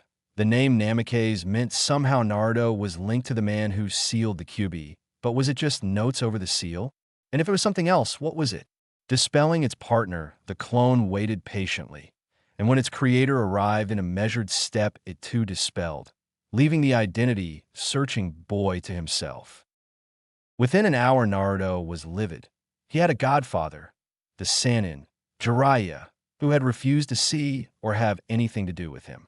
In Jiraiya's notes to the Hokage, Naruto reminded him too much of a broken past, and he trusted his sensei to raise the boy as his own. Problem was, the council declared Naruto a military asset at the age of 2, meaning no one could adopt him. Not even an old student of his father, Kakashi, or his father's old guard members. That explained Ganma offering Sunbon lessons for free. It was ridiculous from what Naruto read within the file. He was deemed too valuable to be entrusted to one person or clan, but the report showed that Jinchuriki needed to be filled with love in their lives to keep them loyal. That led to the Hokage befriending him at a young age. The notes from that section mentioned it was originally to build loyalty to the Hokage, but bloomed into actual like of Naruto, and Naruto entering the academy early at the age of 6 in the hopes of early graduation. His real academy scores had been added, and the investigation that followed leading to 3 teachers being fired and 2 being dropped from active duty. Naruto felt a vindictive pleasure at that, but turned to bitterness as he recalled all the times Naruto would swear up and down that he did hit the target and get a 10 out of 10, or that his math test was an F, only to have his Gigi ignore him or tell him to just show them kindness when he cried that the taijutsu instructors hit him harder than the others. A subtle sabotage swept under the rug, as the official reports just fabricated the need for a new staff or minor infractions that built up for the reason that the teachers were fired.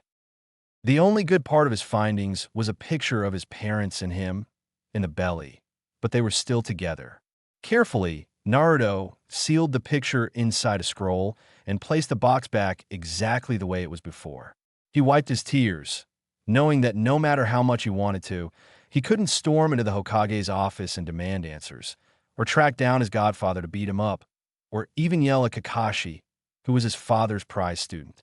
He had to make a believable reason to how he figured it out, as it was clear nobody wanted him to know. Their reasons, according to the last report from a month ago, was IWA and Kyumo coming after him. But Naruto read the real reason that was spelled out among the good intentions. His stability and loyalty weren't unshakable now, and until he proved to be properly stable and loyal to Konoha and the Hokage, he was to be kept in the dark despite his maturity and rank. Naruto considered waiting until the Hokage made the first move towards reconciliation. Is my pride worth it? He wondered, and came up with the obvious no. His stupid stubbornness was not worth hindering both his career or his knowledge. Time began to mend the fence, he decided. After he was officially in the know of his past, he'd have plenty of time to beat the crap out of his former Gigi. Besides, he did miss the man, despite everything. Hokage's office after shift. Naruto breathed deeply before knocking. Komein. The familiar, aged voice spoke. Naruto opened the door hesitantly. Naruto, my boy. Do you need anything? Sarutobi was guarded, but hopeful. Naruto only showed up in his presence for the guard rotation and that one mission report. Both had been awkward, as Sarutobi knew the boy was hiding his bitterness.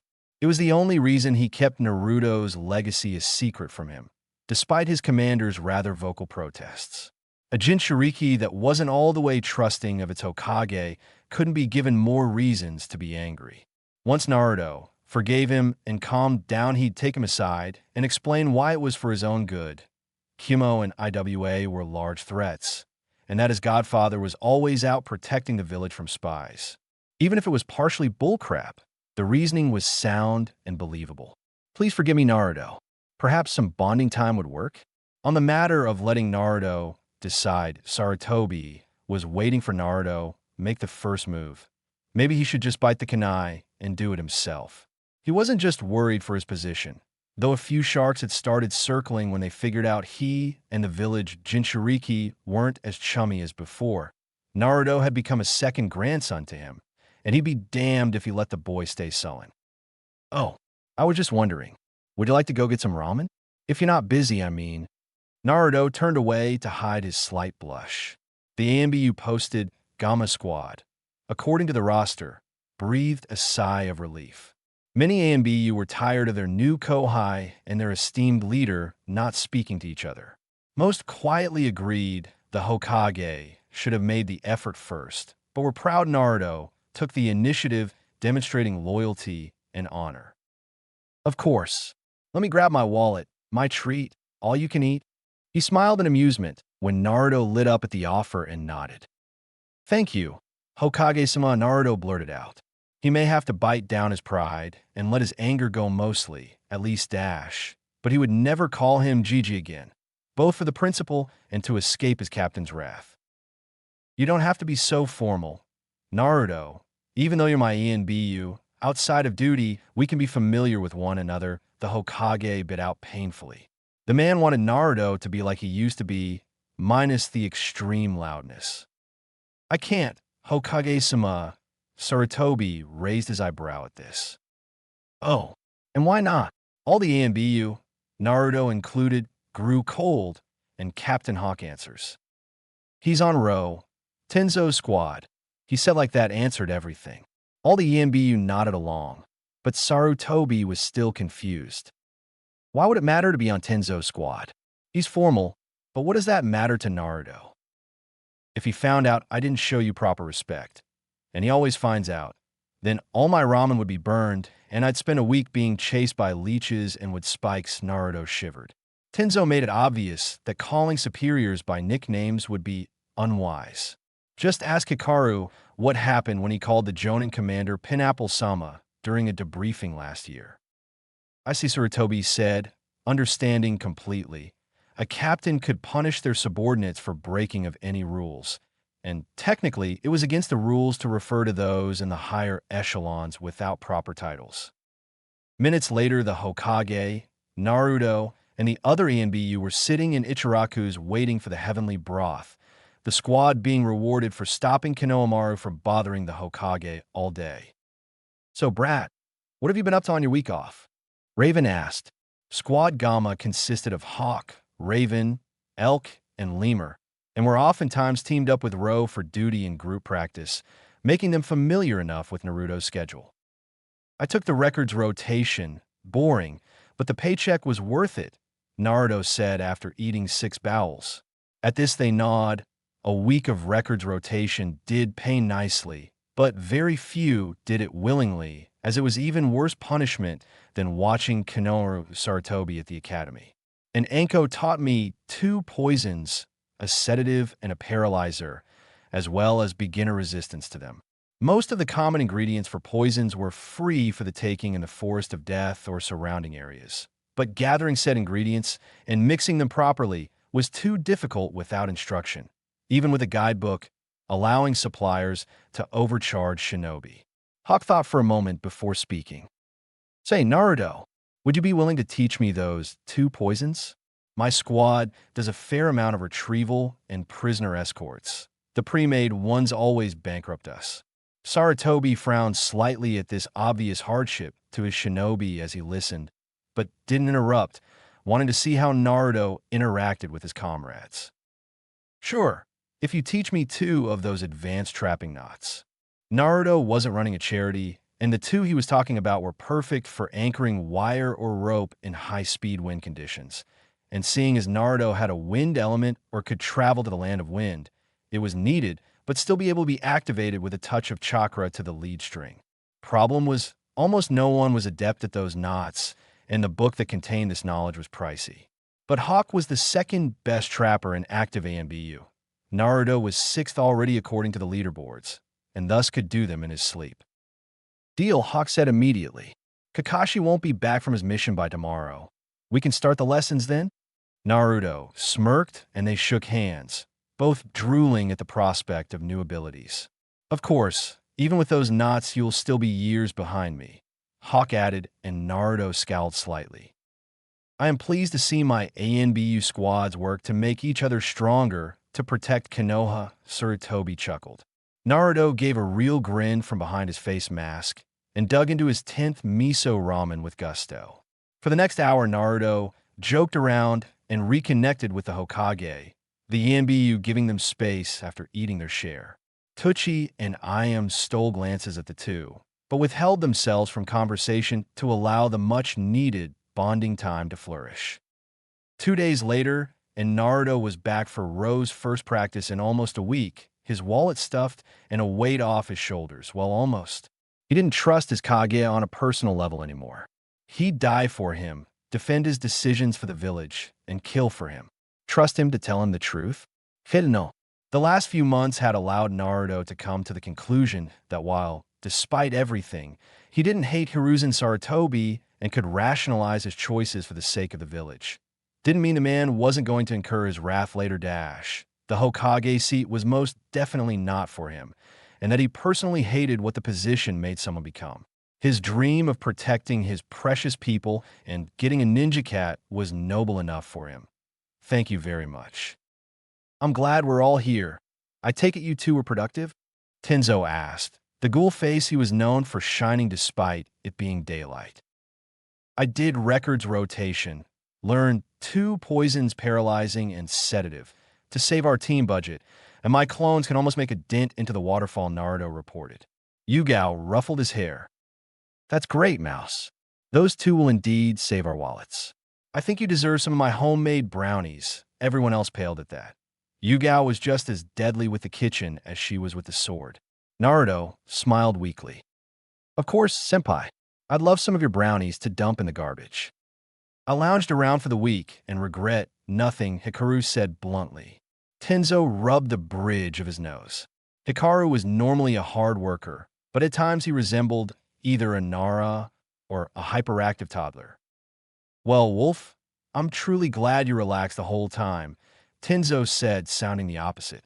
Today we'll be working on combination attacks and underground battle maneuvers, as I noticed on my mission that most can't fight effectively in cramped passageways where jutsu is unwise and many formations have to be altered.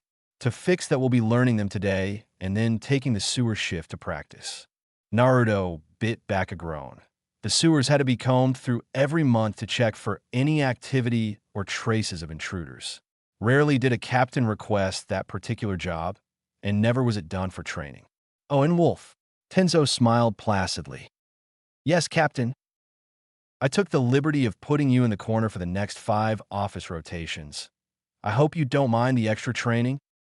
Not at all, Captain. I live for it, Wolf replied dryly. Perhaps he should have lied and said he read the beginner medical scrolls he bought. No, the man has eyes everywhere. 3 Tuesdays later, bi-monthly gambling night. Civilians and lower-ranked ninja unwind away from their teammates after spending hours of every day with each other. It was common for shinobi, and civilians in some cases, to lead 2 groups of friendship, the on-duty one where ninja would die for their teammates, and the off-duty acquaintances that never became more than skin deep. Once one reached Jonin level, however, they realized sticking with those you would take a kunai made for a much more relaxing downtime. Many Jonin associated with only other Jonin, ANBU, and a few up-and-coming Chunin. It allowed them to vent about the scumbags on their last A-rank seduction mission, or whine about the Hokage assigning a squad too many assassination missions in a month, causing the squad to contemplate whining like Genin for something new. It was this comradeship that kept each one sane and voluntarily hanging out with their teams away from work more times than not. This was the scene ANBU Squad Row was participating in with others of their station. Naruto stared at his target with calculating eyes, who stared back at him through the dragon mask. Neither would give away anything with their faces. A true test of Naruto's luck was about to happen. He planned to clean his commander out, after catching him red-handed swiping his ramen and placing fresh vegetables in their spot. Pranking was forbidden, and unwise as Dragon seemed to have a Naruto sense. But humiliation at the bi-monthly poker game? That he could do. That. And if the gossip was right, his winnings would let him barter for something useful later. Something wrong, Mouse? Dragon asked coolly, hiding his mirth.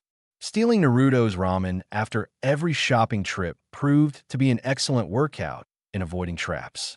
Now he could clean the boy out of his savings, and thus making him reliant on the approved supplies Dragon dropped off. It was foolproof. Too bad he never heard of Naruto's Uzumaki luck, and the other ANBU and Jonin hid their knowledge of the fact well. Even the Hokage had to hide his eagerness at Dragon getting his ass handed to him. The man had foolishly bet an 8-year-old Naruto he couldn't infiltrate T&I and swipe a Biki's favorite torture chain. 2 days later, a dusty and tired Naruto set said chain on Sarutobi's paperwork and walked out while cackling. He learned his lesson. No, of course not, Dragon-sama. Let's have some fun. Naruto smiled brightly, the cloth mask concealing its morphing into a smirk. 30 hands later, and Naruto was the proud owner of Dragon's most prized belonging, his limited edition collection of Aika, all 40 volumes. They had bet their most treasured objects after Dragon lost all his on-hand money, an A-rank mission's worth, and Dragon accepted, thinking his hand was good enough and he'd win both his money back and whatever was sealed in the scroll Naruto carried around for the past several weeks. He suspected it was something from Naruto's file, and he couldn't let him keep it for his own security. I give up, Dragon finally said, the pain evident in his voice. Nobody moved as he got up and left the room. too prideful to attempt a trade back. 3 seconds passed before the room erupted. Yes, that's my chibi kohai. The only ANBU to beat Dragon at anything. That's right, bitches, Team Row rules. Hikaru boasted to the room, which everyone ignored. Naruto escaped the headlock Hikaru tried with practiced ease. Mika Ika? Looks boring, Naruto said innocently as he flipped through it, pretending to not notice the spike of killing intent from Yugao, and surprisingly Tenzo that died down as he threw them in a pile. Kakashi and Sarutobi gasped. If you do not wish to honor the sacredness that is Ika Empire, I would gladly take it off your hands. My cute little student, Kakashi said way too cheerfully. Sarutobi snarled at his subordinate for trying to steal his precious. Don't be silly, Kakashi. Naruto knows I would be the best choice to guard such a precious supply. The two men glared at each other. Sarutobi prepped to summon Enma, while Kakashi inched his headband up. Everyone else in the room's sweat dropped, and Hate prepared to play the part of Proctor if need be. Naruto, however, wasn't going to let that happen. I might be willing to trade for them. What do you have? Naruto asked in full bartering mode. At this point, the Jonin were slightly shocked at the prospect of a 12-year-old trading the smut for something, while the few ANBU just shook their heads. Naruto had started getting a reputation of trading other members for training, whether it be survival lessons or tactics or the occasional jutsu. Team Gamma was a prime example as Hawk and Naruto had an ongoing account. Kakashi knew the drill and put his best deal forward. Give me those precious, and I'll teach you both AD-ranked jutsu for water, fire, earth, and lightning, and buy you a chakra-conductive Chukodo. I know you've been eyeing one, and that you wouldn't be able to afford it until after the exams, even with the pocket change there. Most in the room believed Naruto would agree instantly, which he would have except the Hokage, whom he was back on civil terms with interjected. Naruto, my surrogate grandson, give me those books, and not only will I double Kakashi's offer, but I will tell you your parents' identities. The runes stiffened. Naruto's lineage wasn't hard to pinpoint. Heck, he looked like a clone of his father, and now began to act like him too since Tenzo gained command of him. Oh, you mean Minato Namikaze and Kushina Uzumaki? Naruto said with a cocky smirk. Sarutobi and Kakashi face-faulted while the others either broke out laughing or gaped. How did you know? My mother's name is on the memorial stone, Hokage-sama, and as for my dad, he paused for dramatic effect. I didn't until you confirmed it. Naruto lied, covering up his borderline illegal searches. Sarutobi went bug-eyed at this, falling for it completely. To be honest, the Hokage was just using this obsessive bartering to tell Naruto his parents' identity. Kakashi knew, the other room members knew, and Naruto knew the Hokage had been chickening out from having a private heart-to-heart on the matter. It was the only reason Naruto didn't go nuts on the man for his little ploy. Kakashi chuckled, remembering another blonde who had a flair for making higher-ups tell him what he wanted to know without lifting a finger. But you know, Hokage-sama, I'll accept Kakashi-senpai's deal, and you'll still be giving me everything you offered minus the information. Why would I do that? Sarutobi demanded, miffed at being outmaneuvered, and still peeved at himself for not being able to work himself up to have a private conversation with Naruto. Naruto inspected his nails. Oh, just because if you do, I'll train you in the art of defeating paperwork. He pulled out his trump card, which he would have used soon to discover his parents' identities soon enough anyway. Now it could be put towards more training. Sarutobi was at his side, bowing down. Please teach me, Naruto-sensei. Very well, my young grasshopper shadow clones. Now you can train me after the Chunin exams. Kakashi-senpai, I'll see you Sunday, where we can learn a jutsu, or 2 a week. I'll have the ANBU supply store put my weapons on your tab. Now I can have a backup Chukodo. Oh, and don't worry, I forgive you. I will be pranking you non-stop after the Chunin exams, but I forgive you as long as tomorrow I can talk to you privately about it. I have early office guarding, so Gianni. And he shined away before anyone could get a word in. 5 minutes later, Sarutobi smiles gently and then chuckles. He wants to talk tomorrow, and he forgave me. Maybe there is hope for me yet, even if I will have to go through his vindictive side of pranks first. Excuse me, I have paperwork to give to clones. And the god of shinobi follows his surrogate grandson's example, leaving behind a stunned crowd. Does anyone else feel inferior to the 12-year we could all beat in next week with our hands tied behind our back? Jima manages after a moment. Absolutely, was the unanimous reply. Hikaru felt the need to soothe their prides a tiny bit.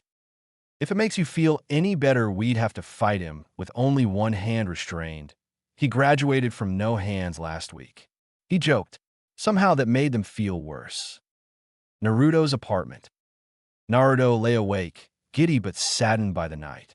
On one hand, he not only confirmed his parents' identities and set up the basis for any revenge pranks, but he got 8 new jutsu in the making. Being a Jinchuriki had the perk of having enough chakra to perform a variety of jutsu from every element, even those opposite in nature. On the other hand, he had expected a different scenario for his heritage reveal. Something more heartfelt? At least he had a meeting tomorrow to talk to the Hokage about it in private. The last few months had been the highlight of Naruto's life. No one looked down on him except some older ANBU from the other squads, but Dragon put that to rest quickly during the first inter-squad training day. Tenzo told him last week how they were ordered to steer Naruto away from the villages while on the 3-month grace period. Team Ro all looked guilty at that and believed Naruto would hold a grudge over it. He didn't. In fact, Naruto only snuck away to Ichiraku's occasionally now, much to Dragon's ire, who for some reason detested his habit. Otherwise, he shopped, ate, and hung out at the upper-level shinobi-only establishments, becoming a part of the older generation of shinobi circle, realizing it was overall better than his life before with civilians and younger shinobi. Many hardly gave him a second glance now after Hikaru had paraded Naruto around the hotspots 2 weeks after his enlistment. His life was just beginning to settle before tonight happened. Knock, knock. Naruto, I know you're up. I'm coming in. Kakashi's muffled voice grows distinct as he works his way to Naruto's bedroom. Entering quietly, the copy ninja takes in the slightly messy room and quarter-filled bookcase. On it were novels on everything from chakra control to a few comics. There was even a lone cookbook for shinobi. I see you took up reading? He asked, a bit surprised. Naruto wasn't exactly the most studious ninja based on his academy records. For his part, Naruto glared, and in the moonlight it was terrifying to see those ice-blue eyes almost glow. Always liked to read, Senpai. I just never had enough money to afford more than a couple before the yearly break-in on my birthday would destroy them. My academy grades were falsified. I made A's and B's on every test for the last 2 years, but Mizuki graded for Irika. What went unsaid was him changing the papers out, and Kakashi winced at his own stupidity. It's okay. I know it will take years before people see me as more than a failure, and my prankster reputation didn't help things. You do have a larger vocabulary now than a few months ago, Kakashi commented. Naruto smiled slightly. Yeah, well, that's Captain Tenzo. He doesn't tolerate Ro members being unrefined in speech, so he assigns vocabulary work. And am I the only one that can viably see Tenzo's personality making him a speech Nazi? I feel the only reason he didn't beat manners and respect in a Naruto was for plot continuity on Kishi's part. Not that Hikaru does it. Both chuckle at the abnormal Hyuga and his ability to cause Tenzo headaches. The room then falls to an uncomfortable silence, and Naruto fidgets. Is there something you need, or do you just like breaking into your neighbors' homes in the middle of the night? Kakashi sputtered. And no, I came here to talk. Your father was my sensei, and that's why I started teaching you, though now I do it because you were my favorite student, more so than my idiot team. It was true, too. Kakashi often grumbled about the said 3 idiots at dinner. Oh, did they love me? Naruto looked up with glistening eyes, asking the question he had wanted to ask for years, but could never muster the courage to. The record's discovery made him even more curious. Kakashi scoffed. Love you? They adored you. In fact, when Sensei heard that Kushina was pregnant, he fainted before using Hiroshin to announce it to all his close friends. There was one time, and stories passed by Kakashi's lips like a dam being released. Both shinobi found solace and closure with each word uttered until they found themselves clutching their sides from the great ramen chase that resulted in Minato proposing to Kushina at Ichiraku's. Haha, my dad knew how to pick them, and conversation stopped as Kakashi's ANBU tattoo pulsed with Naruto's. Village infiltrated. 8 alive perpetrators attempted assassination of Hokage. Failed, but the survivors on the run. All active squads, Plan Delta, retired and reserve, report to Hokage Tower. Naruto's blood chilled even as he unsealed his spare uniform and mask. After months of drills and mornings with Guy, he was dressed in 30 seconds. Without a word, Naruto leaps through his window and towards the Inuzuka compound, Kakashi going the opposite direction to meet the reserve captains. Naruto lands in the meeting spot along with 2 other agents, an Aburame and Hikaru. Wolf, Lemur, he saluted. Without a word, the 3 turned their attention to Tsum Inuzuka, the ANBU's top search and retriever, even in her middle age. Naruto was often included in the division's simulations because of his clones, and as such Tsum knew his abilities. Listen up, she barked. 8 ninjas wearing scratched headbands of Kiri escaped through the eastern forest after a failed ambush of Hokage-sama. On his way home after a stroll, his guards were knocked unconscious. We managed to kill 10 of them, so these 8 are the stragglers. Everyone, to your assigned teams for this. Mouse, 200 clones, 3 for each team, and the rest as pursuers. Naruto complied, and 200 puffs later the ANBU were off with the clones to pursue. Naruto sat down next to Hana, Tsum's daughter, who was on medical leave and had a headset connected to each captain. Meditating, Naruto waited for a clone to dispel with information, which he would then tell Hana to relay to the captains, as the radios couldn't handle it if everyone was talking at once, not to mention they were ridiculously expensive and the tattoos couldn't go as fast and were used as a mass call mostly. Less than 20 minutes pass before a rush of memories hits Naruto. Hana, 5 clicks northeast, Blue Squad. Clone found the trail headed towards Rice. Hana spoke rapidly into her mic, and the ANBU began making their way towards Blue Squad. Good work, Mao. Shit, they found 5, but the last 3 are missing. She curses before a kunai embeds into Naruto's shoulder. Hana grabs his collar and yanks him through the air to avoid an explosive note.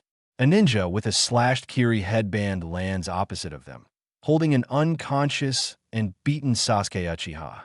The other 2 at his side step forward, ready for a fight. I think we found the missing 3, Naruto commented dryly. Hana glared. No, the moot. These 3 smell at least Chunin level 2. Damn, the whole clan and ANBU are out, and my Ninkin joined in. Their backup at the tower was on their way, but still 6 minutes out, and the non-tracker ANBU were sweeping other, further away places of interest for sabotage or stragglers. We just have to hold them for 6 minutes. I'm sure we can do it. Here's what I think will work. Captain taught me the strategy during shogi, Naruto whispered. Hana looked unsure as the insane idea based solely on assumptions and hoping was laid out in a matter of seconds. But she told her rational side of her brain they either went through with it or the 2 forming seals in front of her would kill them. As the 2 in front created a mist, Hana Kawarimis with a Naruto clone on the rooftop, who is hinged to look like her. She waits for the opening. They'd have 1 shot to take them out. A little ANBU wants to play, eh? Kukuku. What point should I take? Heart, Larynx? So young and brave. Too bad you have to die. The taller of the 3 cackles, and his footsteps echo. For Naruto clones holding kunai, search around the mist using scent and sound. Not that it helped, and 3 are taken out quickly. The real Naruto ducks under a katana, intent on lopping off his head with enough force to cut a wall. In the process, Naruto nicks him with his own kunai in the leg. He smirks and does the one thing Tenzo always griped about. He talked to an opponent in a fight. Ah, you're not so tough. I've had villagers hit harder than you. I recognize you from the bingo book, Ryano, aka the Miss One Fang Dragon for your abilities in Kenjutsu. AB class, I believe, but that last attack felt more like a genin swatting a training post on an empty stomach. The newly identified Rai fell for it hook, line, and sinker, roaring in frustration. Naruto easily weaves in and out at the close-range ragged attacks that had a basic pattern. He was less adept than Yugao at the art, and Naruto got in 2 other jabs, this time in the arms as he launched himself above using Rai's sword as a springboard. From what he remembered from the bingo book tournament that ANBU hosted every month, the captain's way of keeping everyone up to date, Rai was quick to anger and not very bright. His only skill was brutal assaults and the hidden mist jutsu, not anything that required a lot of brain power. Rai looked confused as he felt his body going stiff before not being able to move at all. Bingo! Naruto says before a clone slices his throat from behind. Naruto goes through a few seals, releasing a wind style, great breakthrough. The already weakening mist is blown away completely, allowing Hana her shot. Getsuga. Even without her partners, her drill attack hits the second one easily as a clone had sliced his hand before being expelled, and he was under the short-term paralysis. The third one looks slightly nervous as he held the Uchiha. Don't come any closer or I'll slit his throat. I swear I'll do it. Let me go, and his eyes widen, and he screams as a Chidori is slammed through his chest. A murderous-looking Kakashi appears from behind, snatching his student away. Without a glance, he's off to take Sasuke to the hospital. Several of the reserve and active ANBU surround Hana and her kill, while Dragon and Tenzo land in front of Naruto, who is winding down from the adrenaline. Mouse, report, Dragon commands, snapping Naruto back to the situation. After we relayed my clone's findings, it became clear that there were 3 missing from the group when a kunai hit my shoulder. Here Naruto winced at the memory. A medic wordlessly healed the wound that was rapidly closing on its own. Hana prevented me from potential injury from an explosive note. The enemy, who were holding Sasuke Uchiha hostage, created a mist and tried that silent killing thing Kakashi-senpai told me about after his wave mission. Anyway, Hana waited on the roof while I got both fighters. The third hung back, with kunai soaked in the paralyzing poison. It worked, and I was able to distract Rai from the poison until it took effect and killed him. Hana got hers as well after I blew the mist away, while Kakashi-senpai took out the third member, taking Sasuke to the hospital, I believe. While that worked fine, I remember that strategy being a group effort, not a solo one. Mouse. If they had an immunity to the paralysis or were intelligent, then we would have died. I know, Captain. But they were from water. This variation I used is native to fire, and as such I took a gamble. Otherwise a full-on battle wouldn't have worked. I would have had to resort to Kenjutsu, some ninjutsu, and shadow clones. One Rai was better at, and the other 2 weak on strategy or easy to dodge. Naruto tilted his head defiantly at his captain. It was the best plan he could think of as Hana was on injury leave and Naruto wasn't fully equipped or with his team. Tenzo sighed after a moment and Dragon nodded. You did well, Mouse, even if you did rely on a huge gamble. We'll work on strategies at the next team dinner, so you won't have to resort to such an iffy plan again. Okay. Tenzo left after giving Naruto a final once-over. Dragon chuckles a bit. He cares for you, was frantic the entire run over here. You are on standard medical leave for 2 days, be at HQ at 10 a.m. for personal training. I'll work with you until your meeting with the Hokage. And Dragon leaves to find where the mole was, leaving a trembling Naruto behind him. Dragon was a patient man, he liked to believe. But now was not the time to play the board with deliberation and waiting around. 22 shinobi, all defectors from Mist, staged a fake attack on the Hokage and bombed a few other buildings of note, all for the sake of stealing a high-value target, the last loyal Uchiha. Worse, they were headed towards Rice, where Jiraiya's spy network and his men reported a new hidden village, one that coveted missing ninja and bloodlines. Dragon knew he was not seeing something, a final piece, as such a small village wouldn't normally attempt the ire of the strongest of the 5. In exasperation, he storms to the TNI, where one survivor was hanging on a life point 1 week after the attack. Sasuke Uchiha was many things: a genius, an avenger, an Uchiha. An avenging genius Uchihas don't get captured by 3 missing ninja barely Chunin level, but he had. It was unacceptable. When he woke up in the hospital, Kakashi lazily read his book and informed him that ANBU had stopped him from being taken. Seething at his vulnerability, the last Uchiha demanded more training, more power than the team exercises and conditioning he had been limited to. Kakashi just smiled, patted him on the head, and told him powerful jutsu weren't the answer, that the ANBU who took down the leader just used shadow clones, poison, and AC-rank jutsu. Sasuke scoffed at that and left the hospital to train on his own, spending his week off at the Uchiha training grounds. I need to get stronger to beat him. The brooding teen clenched his fist in his pockets in anger, not noticing his afternoon walk after another stagnant training session was taking him to a section of the village he'd never been in before. The part of town his sensei and every other higher-up ninja lived, bought food, and hung out around. No civilians and most shinobi under Chunin level knew about it. Heck, Sasuke only knew about it because he lived with an ANBU for a month after the massacre. And no way a recently orphaned 7-year-old would live alone right away. Not when he no doubt had no way of knowing how to do simple things like cooking, cleaning, etc. His thoughts lost in the past, Sasuke almost missed a certain blonde-haired dead last walking slowly through the streets, a limp in his step and blood splattered on his face. Almost is the key word. He's gotten stronger. I need that power. Heh, I have a Sharingan. I'll fight him and steal that power. A dead last doesn't need it anyway. I bet he got an office job or hospital post. Those losers don't need power like an Avenger. Naruto was exhausted, relieved but exhausted. A simple escort of the daimyo from the capital to Konoha turned almost deadly when a pack of 7 missing ninja, this time with mixed IWA and Kiri headbands, had attacked the caravan holding the daimyo. Well, the decoy anyway. In reality, Team Ro was escorting the daimyo's double, while Gamma and 2 other squads took the real daimyo of fire on an alternate route which wove underground at times. They defeated the bastards with only minor injuries, by Naruto's standards anyway. Hikaru kept insisting Naruto be carried when he sprained his ankle in a roundhouse kick. When they returned to Konoha with the bodies, the higher-ups congratulated them on their work, but everyone in Ro got the impression they weren't happy none were taken alive.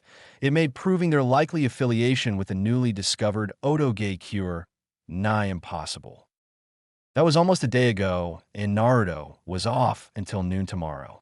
Until then, the exhausted ANBU had plans to secure his apartment, shower, and sleep with his newly made sound barrier seals and privacy seals.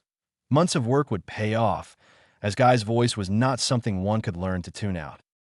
That was Naruto's plan before the Uchiha he saved, not that he would ever know, stopped him on the street.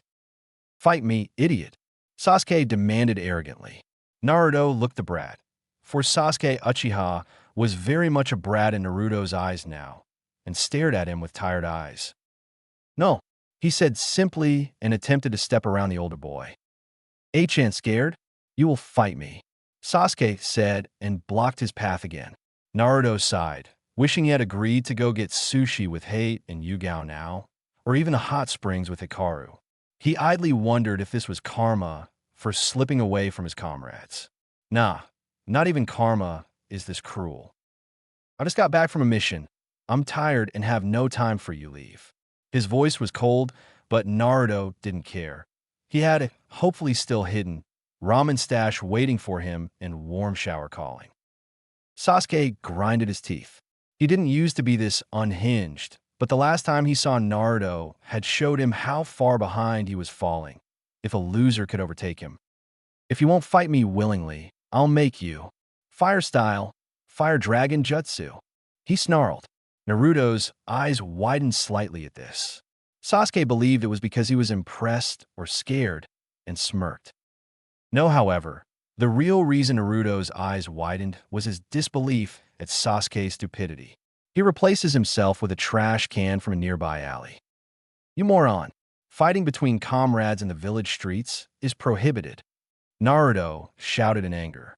The Sasuke he knew would never be so stupid, but when Naruto saw his eyes filled with lust for power, he groaned. The reports of the Uchiha becoming a flight risk in his search to kill Itachi were not exaggerated. Sasuke prepares another attack when he suddenly slumps down. Anko, dango in hand, glares down at the boy in disgust. Foolish maggot. Naruto, you alright? She asks. Naruto nods. Yes, he was no threat, but thanks. What should we do with him? Naruto asked. Normally a shinobi who pulled such a stunt would spend the night at tea and I'd cool off, be interrogated, and then taken to the Hokage for punishment. With the Uchiha, though, it was likely nothing would happen. Anko snorted at Naruto's question. He'll get the same treatment as everyone else. The Hokage doesn't care if he is the last of his bloodline. Weren't you the one who told me the old geezer promised that the village comes before any individual? Isn't that what he told you during your talks? Naruto winced a bit at his own unsaid accusations. He had patched things up with the Hokage completely when they had their heart-to-heart, and Naruto made him wear orange all day and rubbed his hair sheepishly. Sorry, you're right. I'll leave him to you then.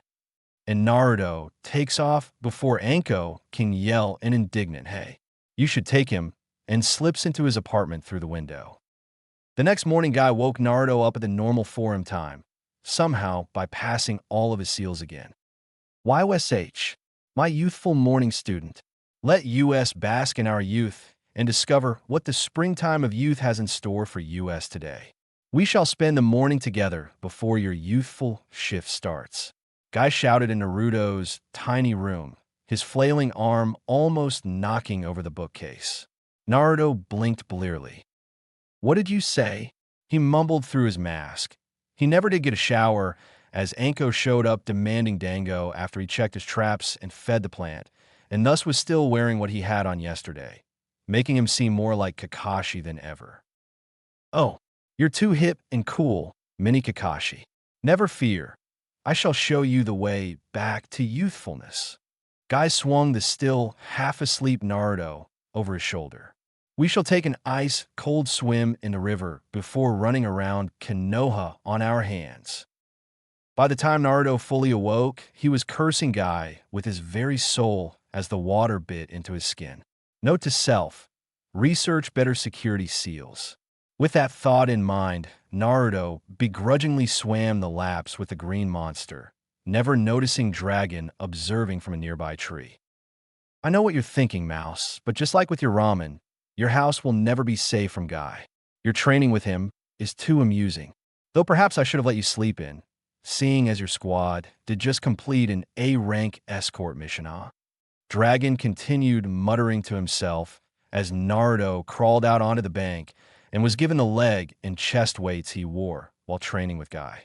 Grumbling curses, the almost 13-year-old slid them on and started on his 6-hour run with Guy, who alternated between hands and feet. ANBU locker room, noon. Multiple ANBU squads were preparing for various missions and shifts when Naruto walked in with a twitching eyebrow and muttering. Hee. Just you wait, Guy and Mini Guy. I will create a barrier you can't break through. And when I do, my mornings off will cease to be interrupted by ramblings of... Here Naruto shuddered. Youth. Tenzo, Yugao, and Hikaru winced in sympathy for their young friend. The poor boy was Guy's new pet project that extended beyond training and into attempts to bring back Naruto's youth. It was really not a fate they wished on anyone. Unfortunately for Naruto, the other squads found it hilarious. Haha, I'm so glad you were suckered into that apartment and not me. Jaguar teased. He had moved in right after Naruto had, avoiding the curse that was Guy. Most of the other ANBU sniggered as the youngest among them muttered like a deluded old man about killing whoever taught Guy about seals. Of course, Roall knew it was Dragon who just disabled them randomly for kicks. They would never tell Naruto, however, for fear of Dragon carrying out his threat of assigning them Konohamaru duty for a month. Shut it. Captain Tiger, permission to sanction an assassination mission of whomever sells Guy his jumpsuits and taught him seals. Naruto asked hopefully.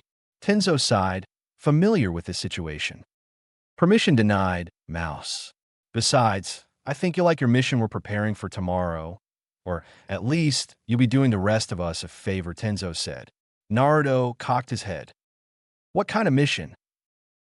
Oh, just running the trap course for the academy today. Tenzo grinned evilly at the pale expression on Naruto's face. When Hawk, who usually ran the course, was called in on a mission, Tenzo had swiped it for his squad. Not only would Ro get to observe an unbearably easy watch from the shade of the trees, but Naruto would be able to see his teacher again, in off-duty gear too. Is this payback for making the Hokage wear orange? Naruto asked. Why? Whatever made you think that? Tenzo asked, by his too innocent expression. However, Naruto knew his captain was a vengeful bastard when he wanted to be. Academy, next day. All right, class. Remember to treat whomever is the instructor with respect. They'll teach you basic traps and how to disable them. Irika was stern with the 9-year-olds, especially Konohamaru and his friends. His pride as a teacher was on the line, and if his students misbehaved, it would reflect poorly on him. They reached the clearing the new instructor wanted them at quickly, and Irika's jaw dropped. Standing in the middle of a sea of traps was his unreachable student, Naruto. The boy wore standard black pants and long black shirt, and the face mask he sported resembled a certain cyclops. What really got Irika, though, was when Naruto turned to face them and plopped down, holding up 10 flags.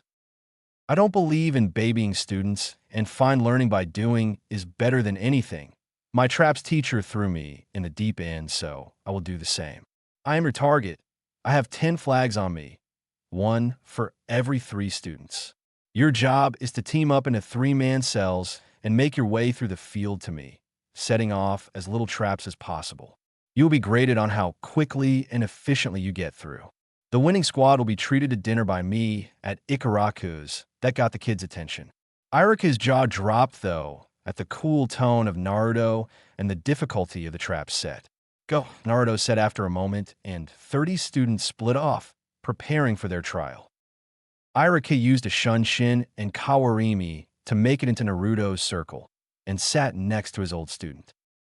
Irika-sensei, Naruto greeted happily. I didn't know you were teaching this class. Naruto sounded happy, and he was also nervous. Irika was known for being able to make Naruto talk about everything, not something Naruto wanted at this time when his ANBU status wasn't spread around. Hello, Naruto. I haven't seen you in almost 5 months. Where have you been? Irika asked crossly. The Chunin was both ecstatic and pissed at his former student. Special assignment and all that, pretty boring most of the time. I was asked to take over for the ANBU today, so that's why this course isn't as detailed as I like. Naruto apologized sheepishly. Irika gaped at him, flabbergasted that this monster of a test wasn't the final product and forgetting about Naruto's situation in the moment, just like Naruto hoped for. What do you mean as detailed as you'd like? This is high genin level, not meant for academy students. You can't expect 9-year-olds to succeed. Irika ranted on to Naruto, who began tuning him out. Finally, the Chunin ran out of breath. You done? Good. Listen, teamwork is more important than flashy jutsu or a fancy taijutsu move. If I made it easy, they wouldn't realize this. The way my course is set up, they will have to work together to get a flag, while also figuring out how the most common and deadly traps work, even if these versions only shoot out paint. Naruto gave a cold stare, daring Irika to argue.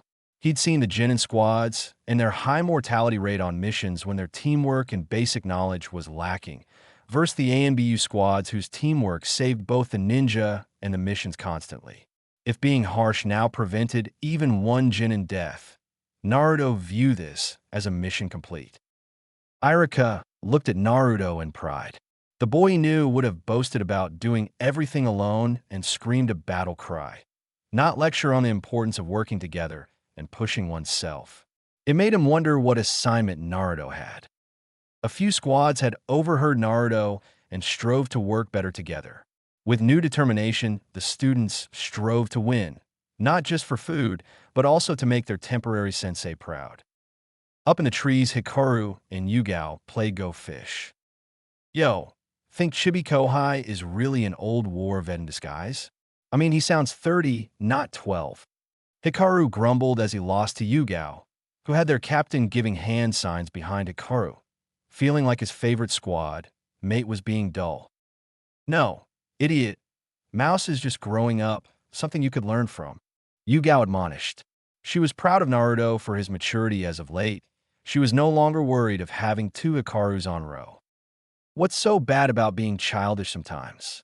We accepted this mission so Mouse can hang out with his old teacher, not lecture. Tenzo sighed as the recent bickering topic started up. Stop it, both of you, Tenzo ordered. His brain couldn't handle another argument over Naruto's personality. Wolf, Mouse is on a mission, an easy one, sure, but still a mission, and as such is in the mission mode we taught him. At this, Yugao looked smug. And Cat, lighten up a bit. You're playing a card game on a mission right now, so any jibes on Wolf's maturity are moot at this point. Now, it's Hikaru's turn to throw his shoulders back in victory. Tenzo palms his mask in exasperation as the two clearly didn't get it. Hey, what's up? Naruto's voice breaks Tenzo from his stupor. Naruto smirked. The kids are done. I'm just a clone. Boss is taking the winners to Ikaraku's. Tenzo nodded. That's fine, Mouse.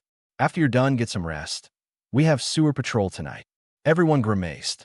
Ever since their first time, Dragon took it upon himself to let Ro handle most of the sewer patrol as it became easier with Naruto's clones. Darn that Dragon, sadistic bastard. See you in a few hours, and he poofed away. That night, this sucks, Hikaru said as they made their way through the tunnels, not bothering to follow the silent unless necessary rule. Silently, Naruto agreed. He had 20 clones do a preliminary sweep, but they still had to double-check everything. Shut it. At least we only have the west sector. We should be done within 6 hours. Yugao was in a foul mood. Her date with Hei would have to be postponed as the sewer smell took hours to get out. It's not so bad. There isn't any. Naruto trailed off, then cursed. Crap. There's 6 hostiles setting up explosives. They take off soundlessly, Naruto in the lead. No more complaints or bickers filled their thoughts. With danger up ahead, they became the elite ANBU of Konoha. They reached the section of the tunnels the clone dispersed. Suppressing their chakra, Ro looked from the shadows. 6. Wearing scratched Kumo headbands. Tenzo signed. Recognized the one in the back, Kumo B rank. Takashi the tank. Went rogue 3 months ago. Naruto signed back. He was well versed in the bingo books now, as he was determined to win the vacation passes for his squad at the next bingo book tournament. Understood.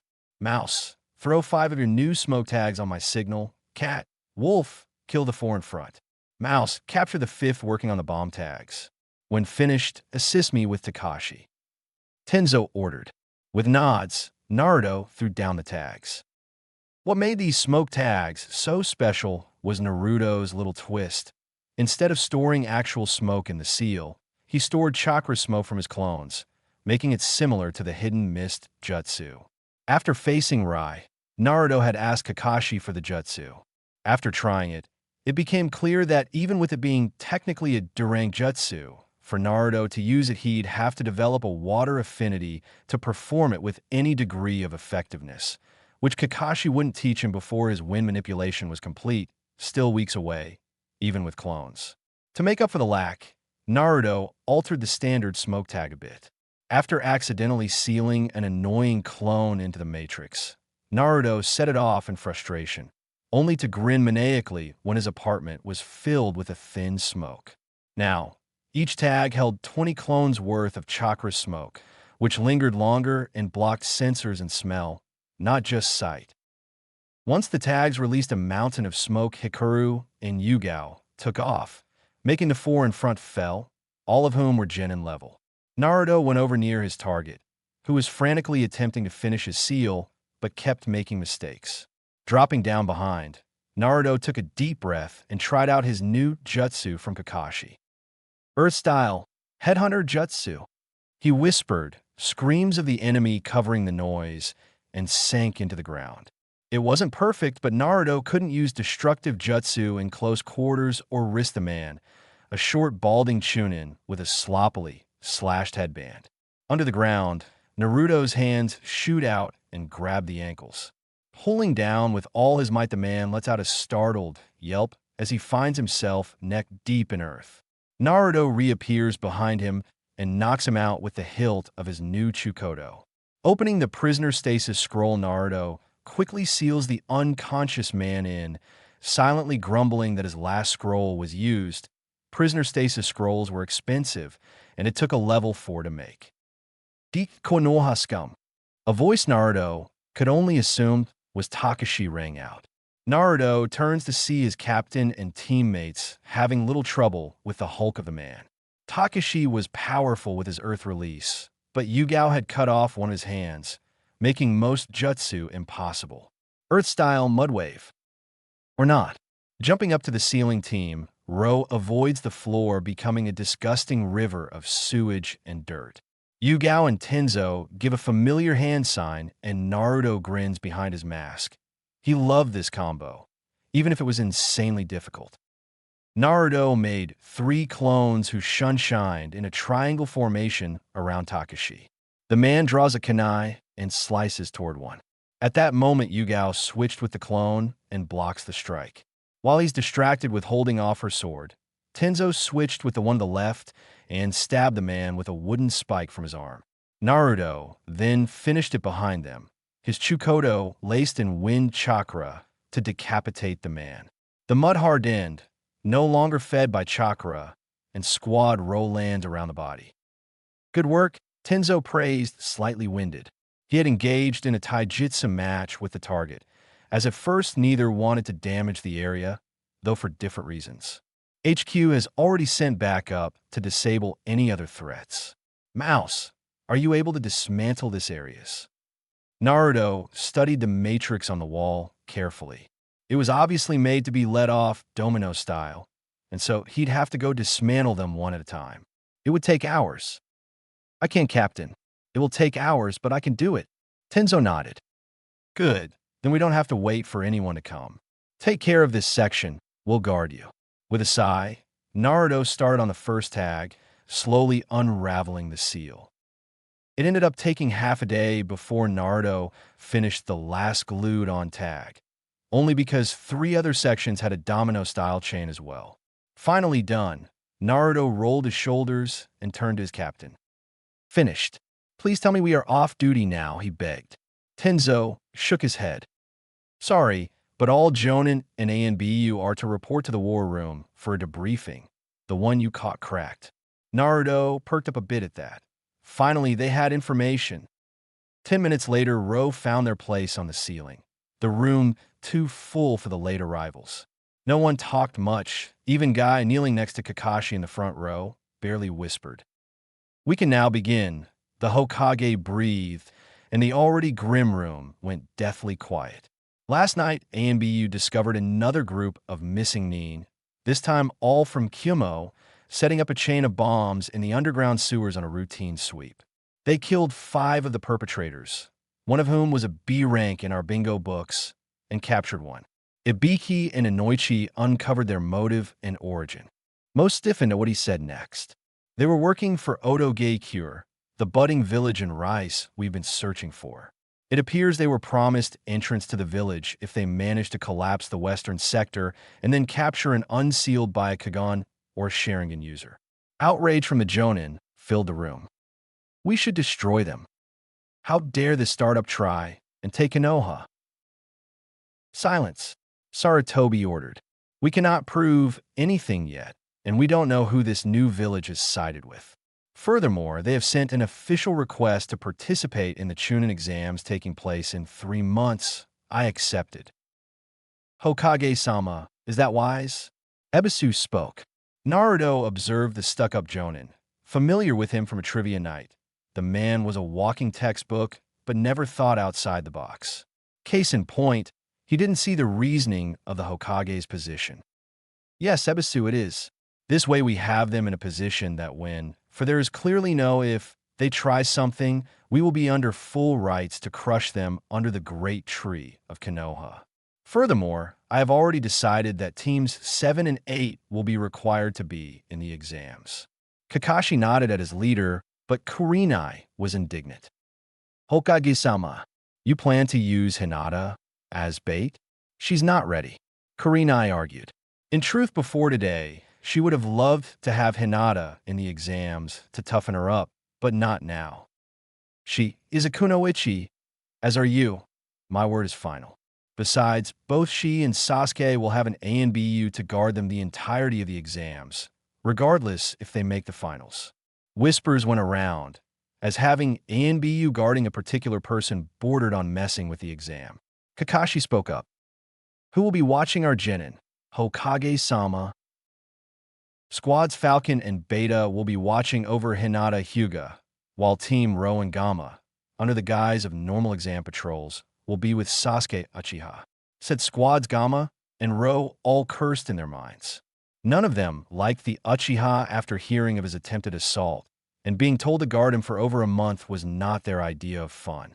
Kakashi seemed to sense their displeasure and sent an eye smile up towards the ceiling. If I may, would it be possible to commission an ANBU to help train each genin squad? It would help prepare them for the trials ahead. Naruto's stomach started dropping, hoping his senpai wasn't doing what he thought he was doing. Very well then. Anyone in particular you'd like to request from the guard detail? Oh, I think Mouse would be wonderful. Kakashi, I smiled as Hikaru held Naruto's shoulder to prevent him from attacking the Cyclops, and Wolf as well. Now it was Yugao holding Hikaru back, and Naruto tossed a wind charge kunai right at Kakashi's head, who caught it easily. Everyone not in the know yet about Sasuke's sweat dropped at the violent reaction. Mos. If you and Wolf work with my genin every Tuesday and Thursday, I'll show you the first step to water manipulation. Naruto stopped reaching for another kunai. And he questioned. Sarutobi could have ordered him to do it for free, but found the situation amusing. That it made Kakashi spend more time away from the memorial stone. Hikaru, meanwhile, looked betrayed at his kohai, who was selling them out. I'll buy you a ramen buffet. Kakashi managed, mentally crying for his wallet. Naruto hummed.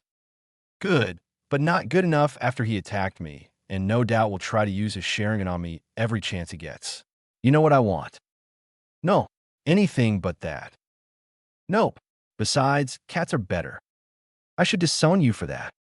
You never adopted me. Accept and let me pick it out, or I'll spend the 3 months showing them my sexy jutsu. Fine. We'll go pick you out a cat after this. Kakashi growled out. His little mini-me project was failing.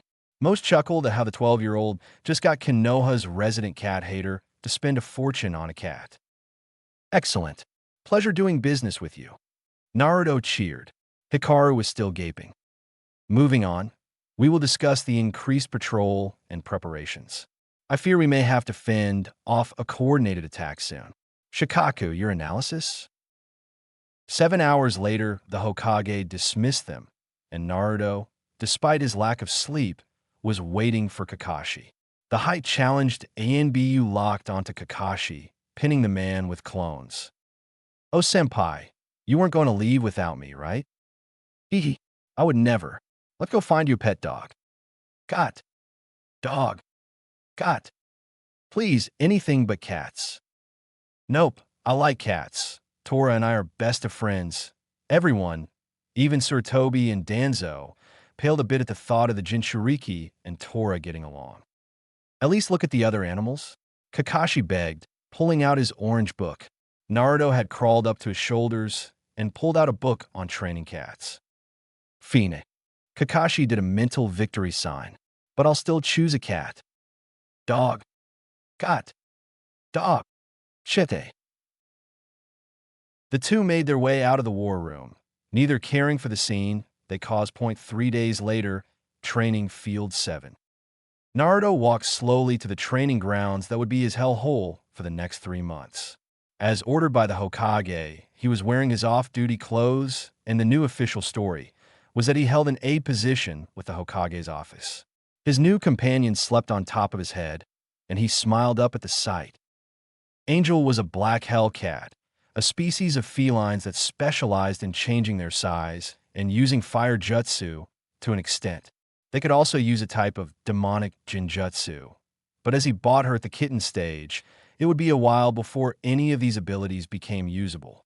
Until then, Naruto had to teach his new companion to speak and fight, or Pakken did at least, when Naruto bribed him with pork ears today. When Angel was trained, she would add to Team Row, and Tenzo was busily creating some attack formations that included the Black Cat. Now, though, she was just a ball of sleeping fuzz. Ah, Chibi Kohai and Angel. Have you gotten her to speak yet? Hikaru dropped down from a tree to walk alongside his teammate, also in normal shinobi wear. The 15-year-old had forgiven Naruto for selling him out when Naruto promised the Hyuga the chance to spar with the Uchiha, some sort of rivalry between the two clans. Apparently, Hikaru had fought against many different Uchiha before they were massacred and wanted another bout, even if Sasuke was hardly worthy. After all, Hikaru graduated at 8, became a Chunin at 10 through field promotion, and then a special Jonin at 13 where he joined ANBU. And there's no way Konoha only has like 5 early graduates. I would say there have to be more, but like any village, they use a couple as poster children and the rest just get on with their lives. She could say Naruto half the time and no without fail. Nothing else yet, Naruto grumbled. The cat was sweet but could drive him insane with a random no while they worked or he read. Hikaru grinned. Huh, she sounds like a 2-year-old. Then his face turned sullen. Captain gave me another medical jutsu to learn, and I'm supposed to instruct the Haruno over medical ninjutsu. It was a known fact amongst ANBU that while Hikaru was surprisingly adept at the medic arts, his flamboyant personality and wish to be in battle made him shirk off his studies. Unfortunately for him, he lived next to the captain who did weekly tests. Having the threat of Tenzo with his ghoul face standing over you made Hikaru begrudgingly improve. Which one? Naruto asked sympathetically, Angel yawning on his head. The one that closes cut arteries. After I've learned this one, I'll be ready for the intermediate series. That's great, Hikaru. Before you know it, you'll be the next Tsunade. Oomph. I'd rather just keep spamming jutsu and gentle fists, he pouted, being melodramatic. He was only learning for the field and in case Konoha was attacked. So, when are you starting training with it? Hikaru asked after some silence. Intelligence from spies showed Suna intended to send their unstable Jinchuriki to the exams without informing Konoha. Sending any Jinchuriki to an exam was considered impolite, and by not informing them, it could be considered an act of war. To prepare, Naruto was beginning his Jinchuriki training, and Jiraiya would be called back within a few weeks to continue his sealing and some jutsu that his father left him. Tomorrow. The plan is Wednesday and Friday Capitaine will take me to the place my mother trained at with it. The Hokage and Shinobi Council issued orders for me to be able to use a 2-tail version 1 cloak by the exam. They also agreed for Hokage-sama to help with my water manipulation and teach me a few water-based jutsu to deal with the Ichibi. Naruto was miffed at the first part. Tenzo had argued the council, saying Naruto wasn't ready yet and that Jiraiya, and he could take care of the Jinchuriki. They refused, however, stating that even if it wasn't needed yet, as Konoha's Jinchuriki, he had a responsibility to master as much of the beast chakra as he could. The last part, though, Naruto didn't mind. Learning from the Hokage every Sunday was an honor. At least you have the Hokage training you to make up for our babysitting job. Though Captain did say we'd be taking some combat missions in our spare time. Naruto smiled at that. Combat missions were typically mid-B to low A rank. Obviously, it was to give them experience, but it would be a welcome break over the months. Oh, Sasuke-kun, you're so cool. Sakura's screech could be heard up ahead. Naruto and Hikaru winced in sympathy for Kakashi as they say him sigh in resignation. The third teammate, Sai, was drilling sword drills far away from the others. The ANBU ignored him, well aware that he was just a plant and already above Chunin level. Hey senpai, how's the chibi genin? Hikaru greeted with a wave. Kakashi turned with a happy look, but gave a scowl to Angel. Kakashi hated the cat that cost him an S-rank pay, while Angel adored the man for some odd reason. Meow, she said as she jumped off Naruto and towards the white-haired Jonin. With a bit too much enthusiasm, Kakashi batted her away with his book. Hello there, Hikaru Naruto. Hikaru, you'll be working with Sakura, mostly if I'm correct. Naruto, you'll be in charge of Sasuke mostly, though if you could have 20 clones follow my clone, I'll show you the start of water manipulation. Naruto did so, and the real Kakashi looked back at the group. All right, I have to take on a mission for the next several days.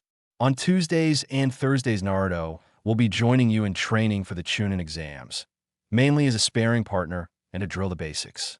On Wednesdays, Hikaru will be your stand-in sensei for missions. Make me proud. These next few months, I will have to take my own missions without you three. See you Friday. Oh, and Naruto, water my plants while I'm gone. Kakashi I smiled and left in a puff, Hikaru's mouth gaping. That bastard. Slugging his kids off to me. I'll show him the next time we have poker night.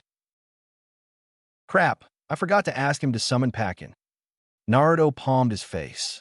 Now he'd have to make Angel just work with the clone on vocabulary, something he still had trouble doing. Bending down to the dazed cat, he smiled. Go with the clone, and it will teach you some. Hopefully when Kakashi-senpai returns, Pakin can help. Angel nodded slowly and left with a Naruto. She could understand him perfectly, but words were difficult. Dobe, Hyuga, fight me. Sasuke demanded Hikaru and Naruto, though without as much venom as before. Having to clean the guard tower bathrooms humbled him a bit, it seemed. Sakura frowned a bit at her crush. She heard what he tried to do, and when she talked to her mother about it. The older Haruno scolded her again for being so infatuated with the Uchiha. Sakura still felt a bit of butterflies for the boy, but his disrespect for their sensei and whatever Naruto was supposed to be shocked her. She didn't like the blonde, but assaulting him in the street and calling a stronger opponent Dobe was just wrong. Makes you wonder why you liked him. Hikaru's not-so-joking voice spoke from behind her. Sakura blushed and turned. I don't know what you mean. I love Sasuke-kun. She said instantly, old phrases said on instinct. Hikaru rolled his eyes. Please, you're 12, almost 13. Give it a couple of years before you love anyone. And besides, the Uchiha is arrogant and cruel. I've read the mission reports. He almost caused a treaty to break on the diplomatic mission when he insulted the ambassador. And on your last bandit raid, the boy broke their arms for no reason before killing them. Would you really want to be around that? Sakura bit her lip at that. It was true. Sasuke had become more and more angry and unhinged since Naruto beat them that day so badly. Just think about it. Until then, let's get you started on becoming a field medic. With a smile, Hikaru led the girl away from the Uchiha. He sent a mental apology to his teammate who looked ready to pummel the brat. No, Naruto said hours later after making Sasuke learn water walking. His plan was to force the basics like his teammates did, improving mainly the genin's control, taijutsu, and traps. Naruto knew the second stage was in the forest of death, and, as such, intended to make his student able to survive there. However, if he had to keep telling Sasuke no to fights, then the Uchiha wouldn't make it to the exam. Arg, all I've done today is water walking. I need to get stronger to beat him. Spar with me. Sasuke was exhausted, but wanted more. His Sharingan would make it easy to copy Naruto's jutsu and moves. However, Naruto just sighed. Sasuke, you've learned a lot today. By Thursday, I have no doubt you'll have master water walking. Your obsession with killing your brother, I get it, I really do. Sasuke moved to protest, but Naruto cut him off. I found out my parents were killed the day I was born, that a man caused their deaths. One day, I will find him and take his life. He had found out that a suspected Sharingan user pulled the QB out and Naruto would make him pay. However, obsessing about it now won't do anything. Look at it this way.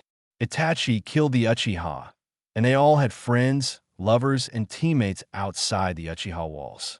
Wait until you're able to beat Kakashi. When that day comes, call on me, and I and others would gladly help you track the traitor down. TSCH, I have to do this alone. Why? Because it was your family? Don't be stupid. With teammates, you can take on any opponent. And I'm sure you'd be allowed the killing blow. Naruto watched Sasuke's face carefully. He seemed to go through a range of emotions before settling down. Fine, I'll try it your way, but I'm still behind. How did you get so strong? Sasuke wasn't so much angry at this point, but desperate.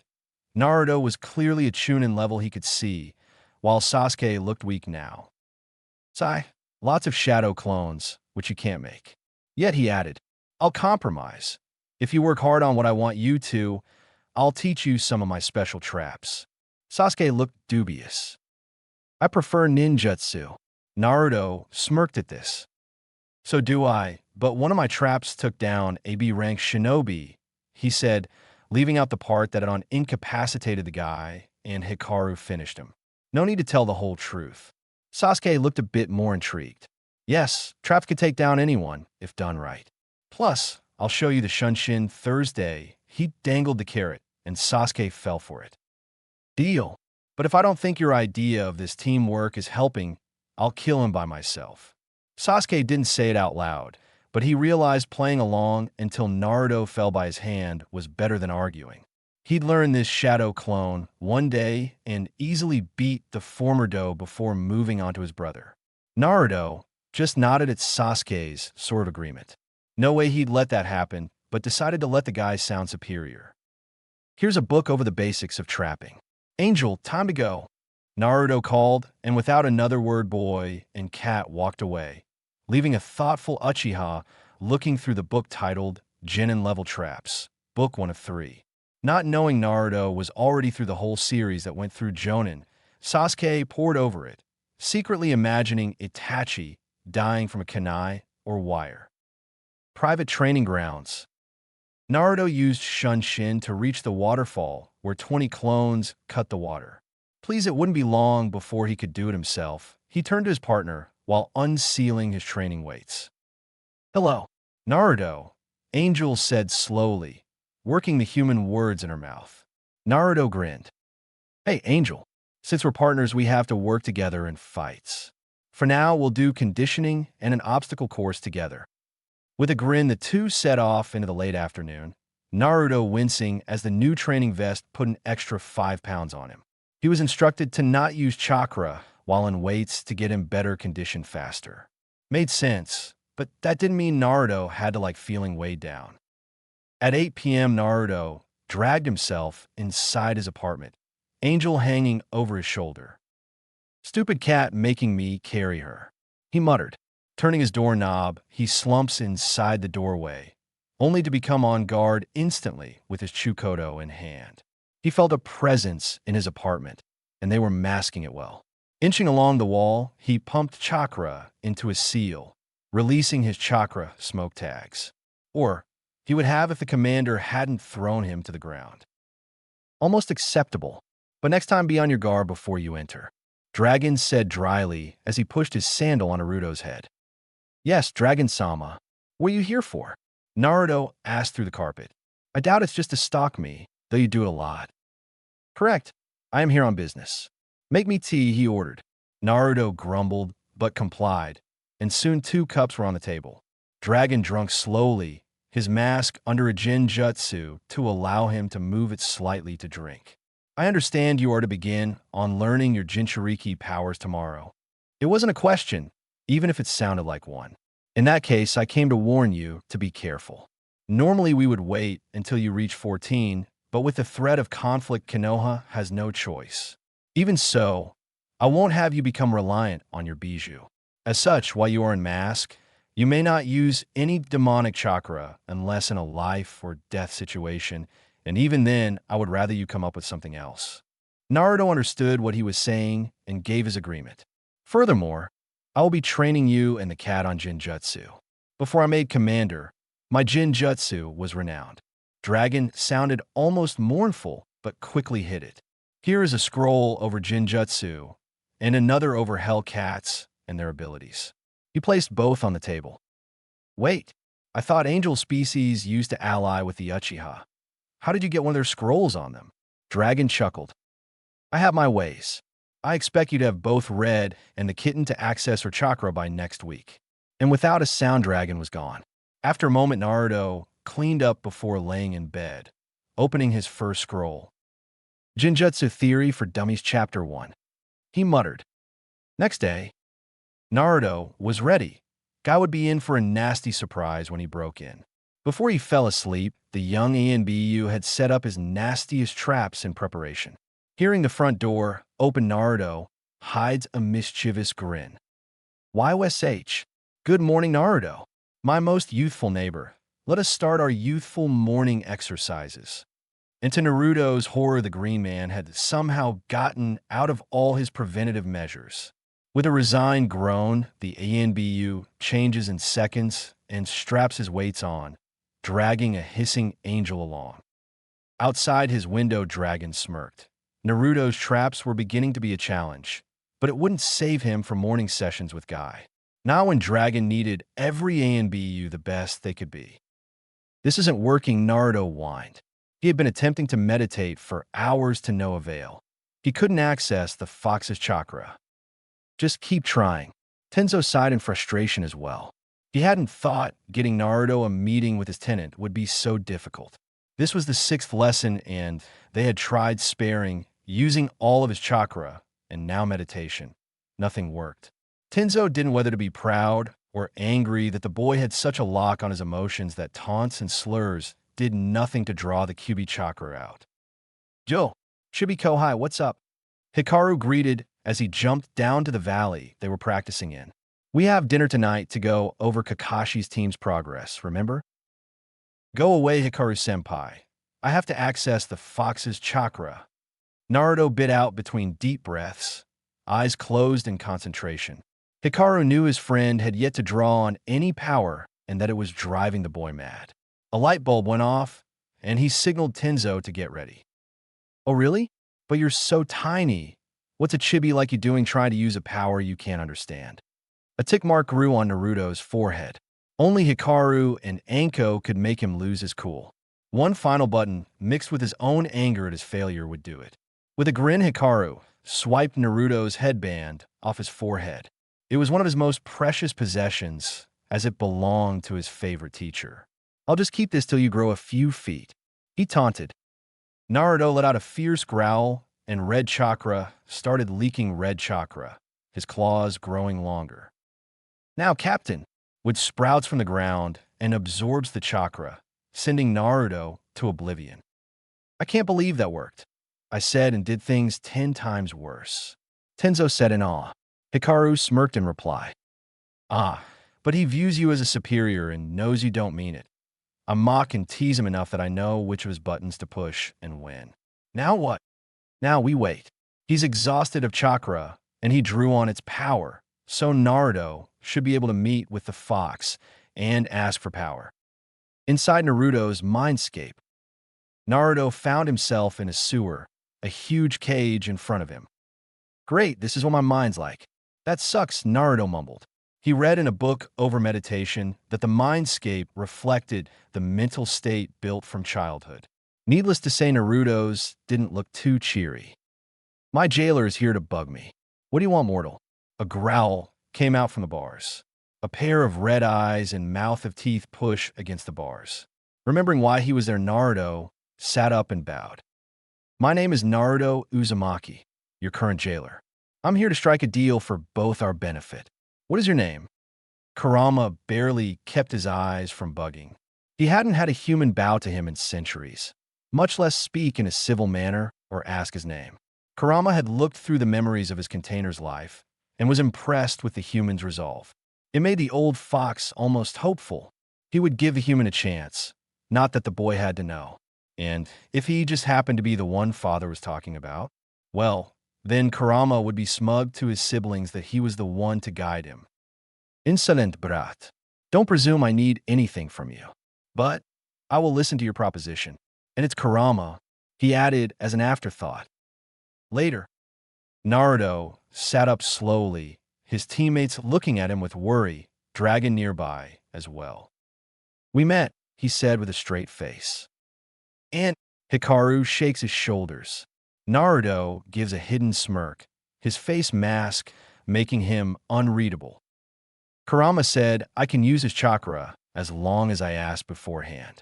In exchange, he gets a mental connection and something about watching me for signs of being another stupid Negan before he makes a final decision, whatever that means. Naruto shrugged. Looks of relief spread across Tenzo and Hikaru. Even Dragon appeared relaxed. Kurama? Tenzo asked. Oh, the Kyuubi. He isn't mindless. Everyone has a name, Naruto said simply, wondering why everyone was making such a big deal out of it. In the seal, Kurama snickered as he looked through Naruto's eyes at the expressions. Angel popped out of the commander's cloak. Naruto, I learned how to use fire. The cat cheered with the increasing vocabulary and demonstrated with 6 golf ball-sized flames flying at him. After dodging, he clapped his hands. Good job, Angel. The cat had taken a dragon almost as well as Kakashi, and unlike the Cyclops, the commander would teach the feline, not bat it away. Tiger, your squad has guard duty of the Hokage Tower tomorrow. Mouse, how has the Jinjutsu I gave you to learn working? Dragon asked. Naruto chuckled nervously. After reading the basic scroll, Dragon had shown him AC rank Jinjutsu, forced hypnosis, a basic technique letting the user put the victim in a trance and offer subtle ideas or have them follow orders for a short time. It was useful for making prisoners or clients more compliant, though until mastered the illusion could be broken by any genin. Once fully learned, most Chunin would succumb, meaning it was extremely useful. Hey, it doesn't last on the clones for more than a few seconds.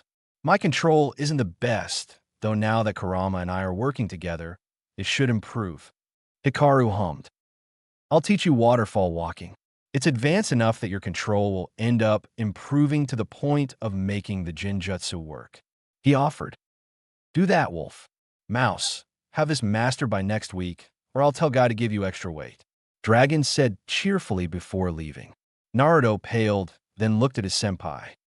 Save me. Don't let Guy get to me.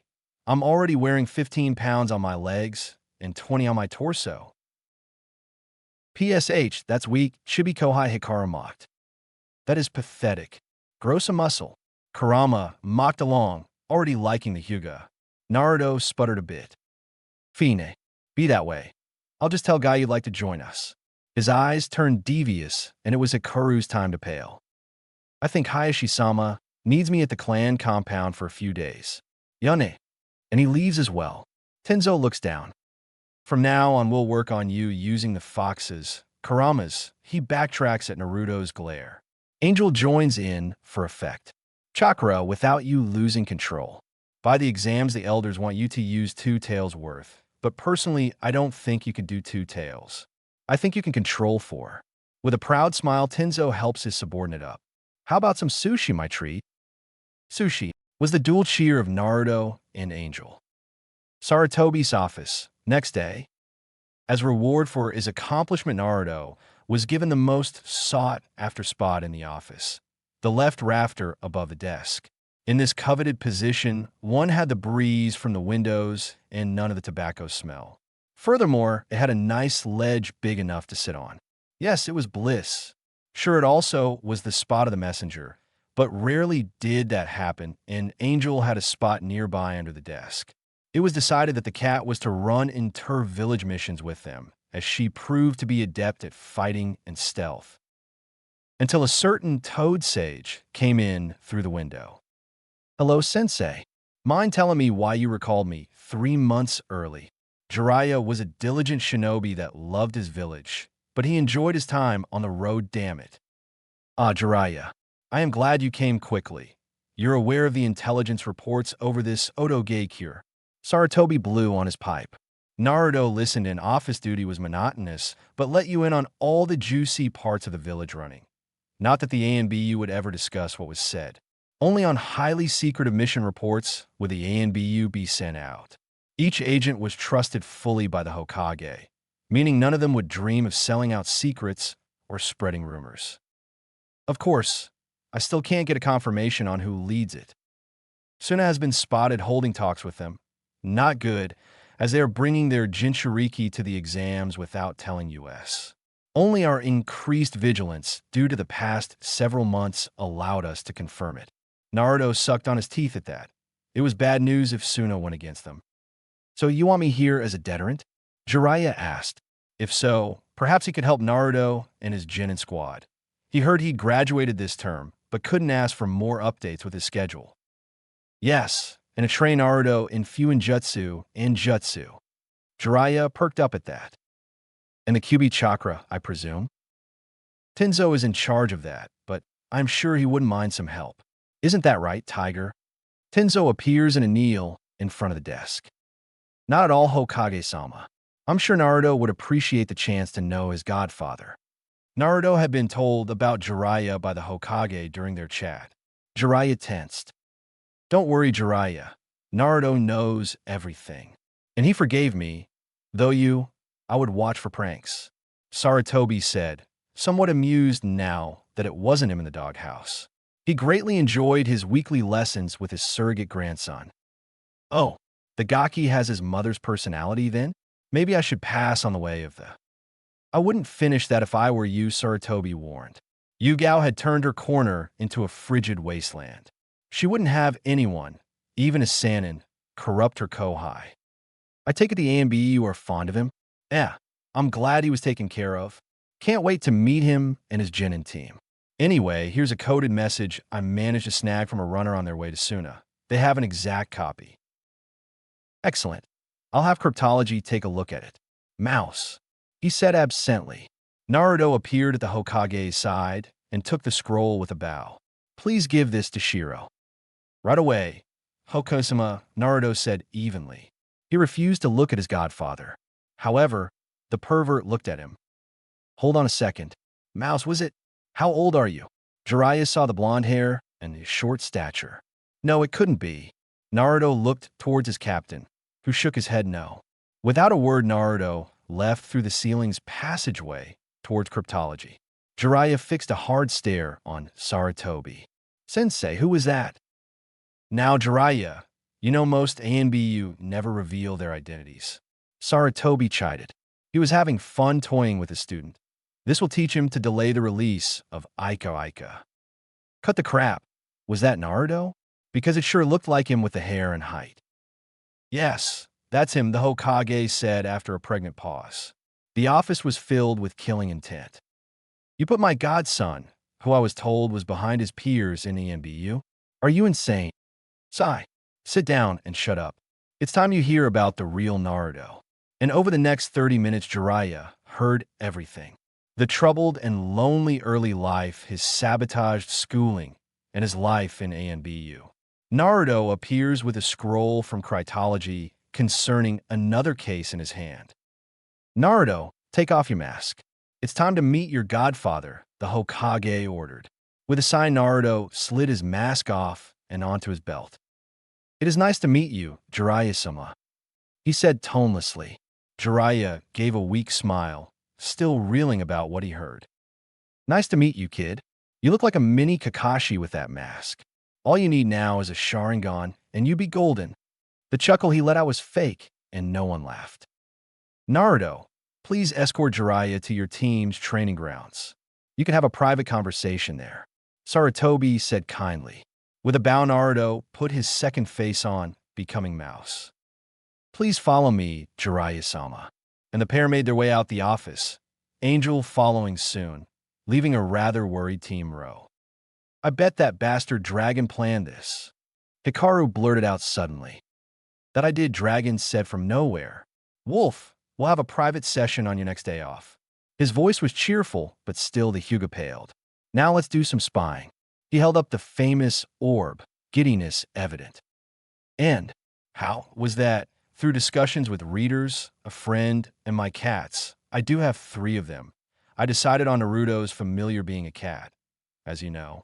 I made it to where Angel will grow over time and her personality will become more defined. Next chapter should be longer and we'll hold Naruto's chat with the world's worst godfather and more training, as well as more with Oto/Suna. For those confused with either Sasuke's seemingly change in character or Kurama's difference, a few things. Sasuke will not be all chummy, I even have another stupid angsty Sasuke moment planned.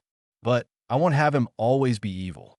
Mainly because, even though it fits, I wanted to have him redeemable, and when looking at my outline, decided that having an evil Sasuke would do more harm than good. Though I do have a story diverge at a point where we'll be able to go either way.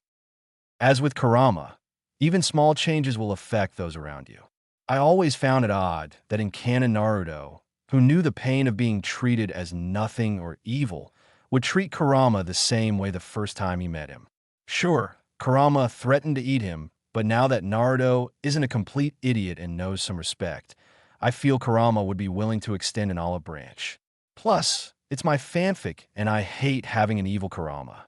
Therefore, their relationship will grow, if only slightly from mutual hatred that was before the meeting to let's work sort of together to live. However, as with Naruto and canon though, the chakra will be filled with hate, as Kurama doesn't have a complete 180. Happy National Cat Day, with Naruto and Jiraiya. Once Naruto stepped into the training grounds of Road Jiraiya, could feel his godson's anger. Shit, was the Toad Sage's thoughts before his jewels barely escaped a Chukoto ramming into them. He dodged flurry after flurry of well-timed jabs. At one point, a Kawarimi protected his head from flying as Naruto pulled off a perfect shunshin to get behind into Jiraiya's blind spot. If Naruto had just a couple more years practice at suppressing his chakra, it would have worked. The worst part was that the whole time, his godson was behind his ANBU mask, meaning he couldn't tell what exactly he was feeling. As soon as the boy got into the battle, his emotions became unreadable. Tenzo's trained him well, but who taught him that level of shunshin? And the kinjutsu is rough but deadly, with the spies / well-meaning observers. Ah, stupid sage, that will teach him to abandon his family, Dragon said as he watched Naruto almost lop Jiraiya's head off for the third time. Sarutobi gave him an incredulous look. Dragon, he didn't abandon your subordinate. He had important duties and... Kena Hokage-sama, I've read his real file, as has Tenzo with my permission. He was stuck in the past and left Naruto to rot. Dragon was fiercely protective of all those under him. Mess with one of them, and you would be facing the fourth most powerful loyal leaf shinobi on active duty. When he discovered what Jiraiya saw as reasonable excuse to not check up on or send money to his student's legacy, he was tempted to break out of his disguise and use every ounce of his skill to murder Jiraiya. In other words, the dragon wanted to awaken. But seeing his current youngest subordinate elegantly channel his teachings towards mission, skewer a toad was enough for the commander. For now, at least. I know you're both angry with Jiraiya, but he's here now. Sarutobi tried, but stopped as he could feel the room of glares from behind neutral masks.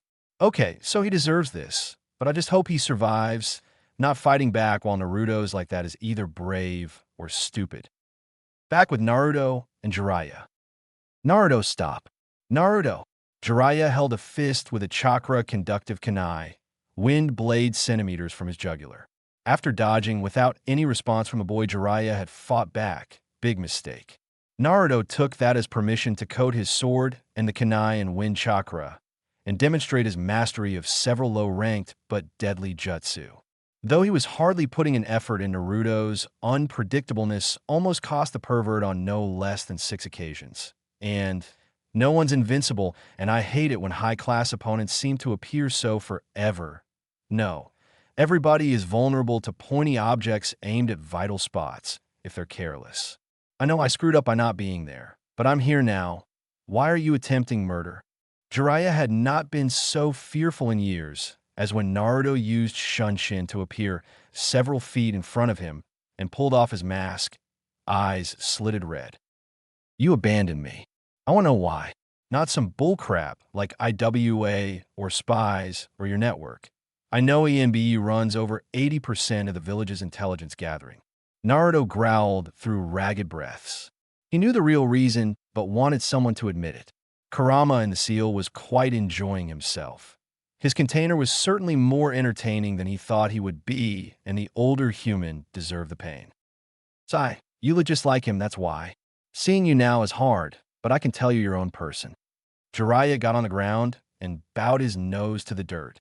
"Please forgive me, for I have failed you," he asked. Naruto's eyes turned blue once more. What'll he do, I wonder? His emotions are fluctuating. Kurama didn't know whether to be disappointed or proud at his container's reply. "No, I can't forgive you." Maybe he's not the one, Kurama thought, only to widen his eyes at the answer. "Yet, I can't forgive you yet. I could lie and tell you I don't hold a grudge, but I do. But that's not to say we can't start over. You've messed up as a godfather and have to earn that right back. But I've seen what hatred does to people. The villagers and Sasuke and they QB. I don't ever want to be as empty yet filled with anger as them. So, my name is Naruto Uzumaki Namikaze. I like my friends Yugao, Tenzo, Hikaru, Angel, and Kurama, seals, training, and ramen. I dislike those who can't tell a kunai from a scroll, traitors, and recently secrets. My hobbies are reading and gardening at the moment. My dream is to protect my precious people, to be strong enough for them, and get the guy back that killed my parents one day." He held out a hand to the slack-jawed toad sage. After a moment, Jiraiya hesitantly offered his hand back. "My name is Jiraiya. I like sake, researching what makes women perfect, and writing. I dislike a certain snake, traitors, and war. My hobbies are writing and research. My dream is to end the cycle of hatred, even if it is impossible." Jiraiya kept from using his usual antics until later. Naruto plopped down in front. "So what now?" Jiraiya smirked at the question. "Well, your combat abilities are definitely chunin and level based on just now. The ANBU influence, I'm sure. But you don't have that much in your arsenal, and your taijutsu could still use work. Name the ninjutsu that you can use." "Well, I have the Komi, Hinge, and Shadow Clone mastered at Dragon's approval. My Great Breakthrough and Air Force Palm are also mastered, but now I'm increasing their speed or power. My other wind attack, drilling air bullets, is acceptable as a Shunshin. Hold on your Shunshin is battle-ready without seals. That's mastered in my book." Naruto shook his head. "No dragon says it isn't until I can create after images. Anyways, I'm able to use the headhunter, but it's limited for a few feet range, and the hidden mist is just now becoming thick enough for me to confuse enemies." Naruto was proud at the last part. After managing to get the penny to move around and float on water in a glass, the first step to water manipulation, he was able to use water jutsu, even if it took a huge chunk of chakra still. The next step was controlling the waterfall waves to push it upwards. If he had a choice, Naruto would be done with water manipulation training, as he just finished Wind last week. However, Shikaku was vulnerable to water-based attacks, so he had to gain the control necessary for several high-powered water attacks. Jiraiya looked proud. "Good, good. You have almost enough ninjutsu for now, as Sensei and Kakashi are spending time on that. I'll begin teaching you the Rasengan later today, and a few supplementary jutsu, as the exams get closer, though. However, let's talk seals." He had a glint in his eye that made Naruto nervous, which increased when Jiraiya rubbed his hands together. That night, Naruto lay on his bed, unable to sleep. "You call me friend?" Kurama's growl echoed through Naruto's mind. The fox had stayed quiet but now wanted answers. "Yes, so? I consider you a friend, Kurama." "Why? Why not? We're stuck together. Might as well get along." Naruto thought back bluntly. Honestly, the fox could be dense. "You are my friend. You don't even have my respect, brat." "Yet. I don't have your respect yet. But one day I will. And then a day will come where we're best of friends." "What makes you so sure?" "At the first chance, I could break the seal. I am a being of pure hatred." "I'm not worried. I'll just have to help you with your anger problem before then." Kurama sputtered at that. "I don't have anger problems. I am all the world's hatred." "Blah, blah, blah. I get it. But soon you'll be the world's something other than hatred. I promise you this, and I never go back on my word to comrades." "I'm not your comrade," Kurama insisted. He never had a human so naive to think he'd be his friend or comrade. But the brat did amuse him, and the tiny human reminded him of the fox's father to an extent. "Just keep telling yourself that. I'll get through you one day." Angel stretched out on his stomach, purring breaking the conversation. Naruto, why were you mad at the funny man?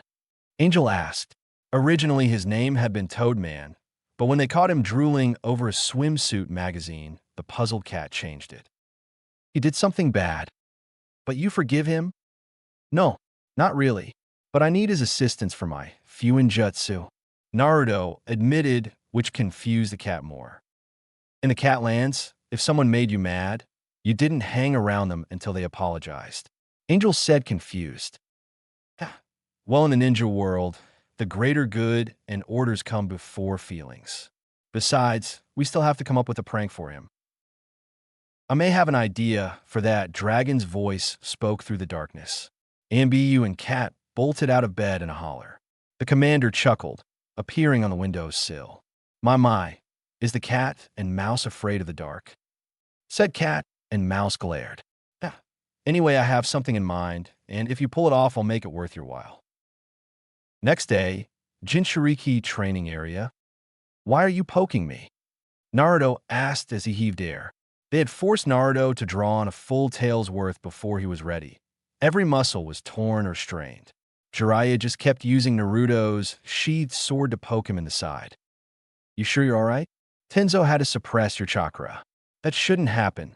Naruto glared at the Sannin. It's my second time using Kurama's chakra, so give me a break. Kurama? As in the one you called a friend yesterday. Jiraiya sucked in a breath when Naruto shook his head. Kid, you can't trust it, the beast is a he, has a name, and is stuck inside me. Kurama can't get out, and treating him like a demon makes him act like one. The Hachibi and his Jinchuriki are partners, and the Ichibi and Gaara can unleash vast amounts of power. I have to talk to him to get power, and I'd rather be on good terms than fight for my sanity and control when it matters. Fine, but I'll be keeping a close eye on your seal, he said, distrusting. But now, time to learn your father's second most famous jutsu. 1 week later, Jiraiya woke in his hotel room refreshed. His godson was talking to him during training. Even if underhanded insults hardly counted as conversation, his revised draft of his next book was ready to be shipped for publishing, and he had until the afternoon to research before Naruto showed up for lessons. The boy had the Rasengan's first step mastered with one hand and was eagerly improving on step 2. Within a month, Naruto would know Rasengan, and he was officially a beginning level 3 Fuinjutsu user. Yes, everything was working out until it wasn't. Who stole my book was heard all across Konoha. Jiraiya hyperventilated. Few had the skill to steal from him, and even fewer had the guts. A note greeted him on the bottom of his sack. Jiraiya, we have taken your book as payment. For the next 5 days, you are to teach at the academy the basics of small explosive notes and storage scrolls to the final years. If you refuse, your book will take a fireball, and its ashes will be mailed to you. P.S. Yes, we took both copies. Jiraiya paled, cursed, then resigned himself. Sorry, Naruto, but months of research must not be wasted. With grim resolve, the sage walked to the academy for his punishment, wondering if it was his sensei or the Chunin who pulled it off. If only he knew it was his godson who successfully pulled it off without any assistance. Meanwhile, Hokage's office. Dragon and Sarutobi toasted their tea together, both reading Aika Volume 13. Naruto and Angel barely kept their faces blank at the sight of 2 grown men giggling over smut, as did Tenzo and Yugao. Oh, here, Dragon said suddenly, slamming something in Naruto's face. Naruto cursed, then saw the Chunin green. I'm an ANBU. We don't get these promotions, he pointed out blandly. Technically, ANBU were above everyone but their captains, commander, and the elders/Hokage. Even Jonin would listen to an order from an ANBU member on a mission. Normally, you would be right, Naruto Sarutobi said between pages, but not only will it solidify your non-ANBU identity as Konoha's Jinchuriki when the exams roll around. Basically a show of village strength since soon as Jinchuriki is still a Genin dash, but you're more than qualified. 32 Surin guard rotations, 20 various B rank, and 4 A rank. That, and you're on babysitting duty while your captain and senpai here does a measly S-rank surveillance. Dragon added airily. All the ANBU looked towards their commander, even the one stationed. Only you would call an S-rank measly commander. Naruto deadpanned. And what's this about babysitting? I'm not in charge of Konohamaru again, am I? I can't take being his boss anymore.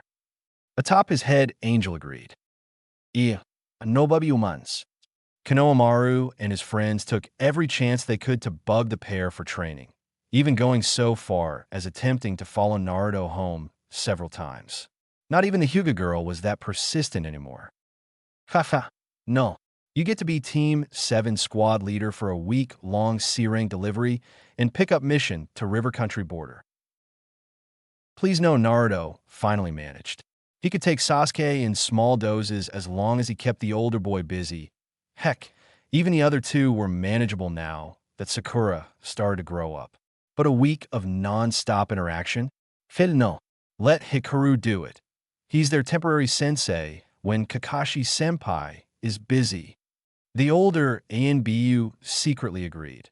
Let the bum Hikaru use this vacation to look after some brats. That won't be possible.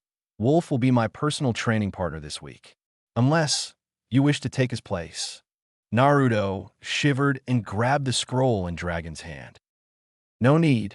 Dragon-sama, Hokage-sama, Captain Yugao-senpai. See you in a week, he said in a rush before bolting towards the door. Wait, Dragon threw another scroll.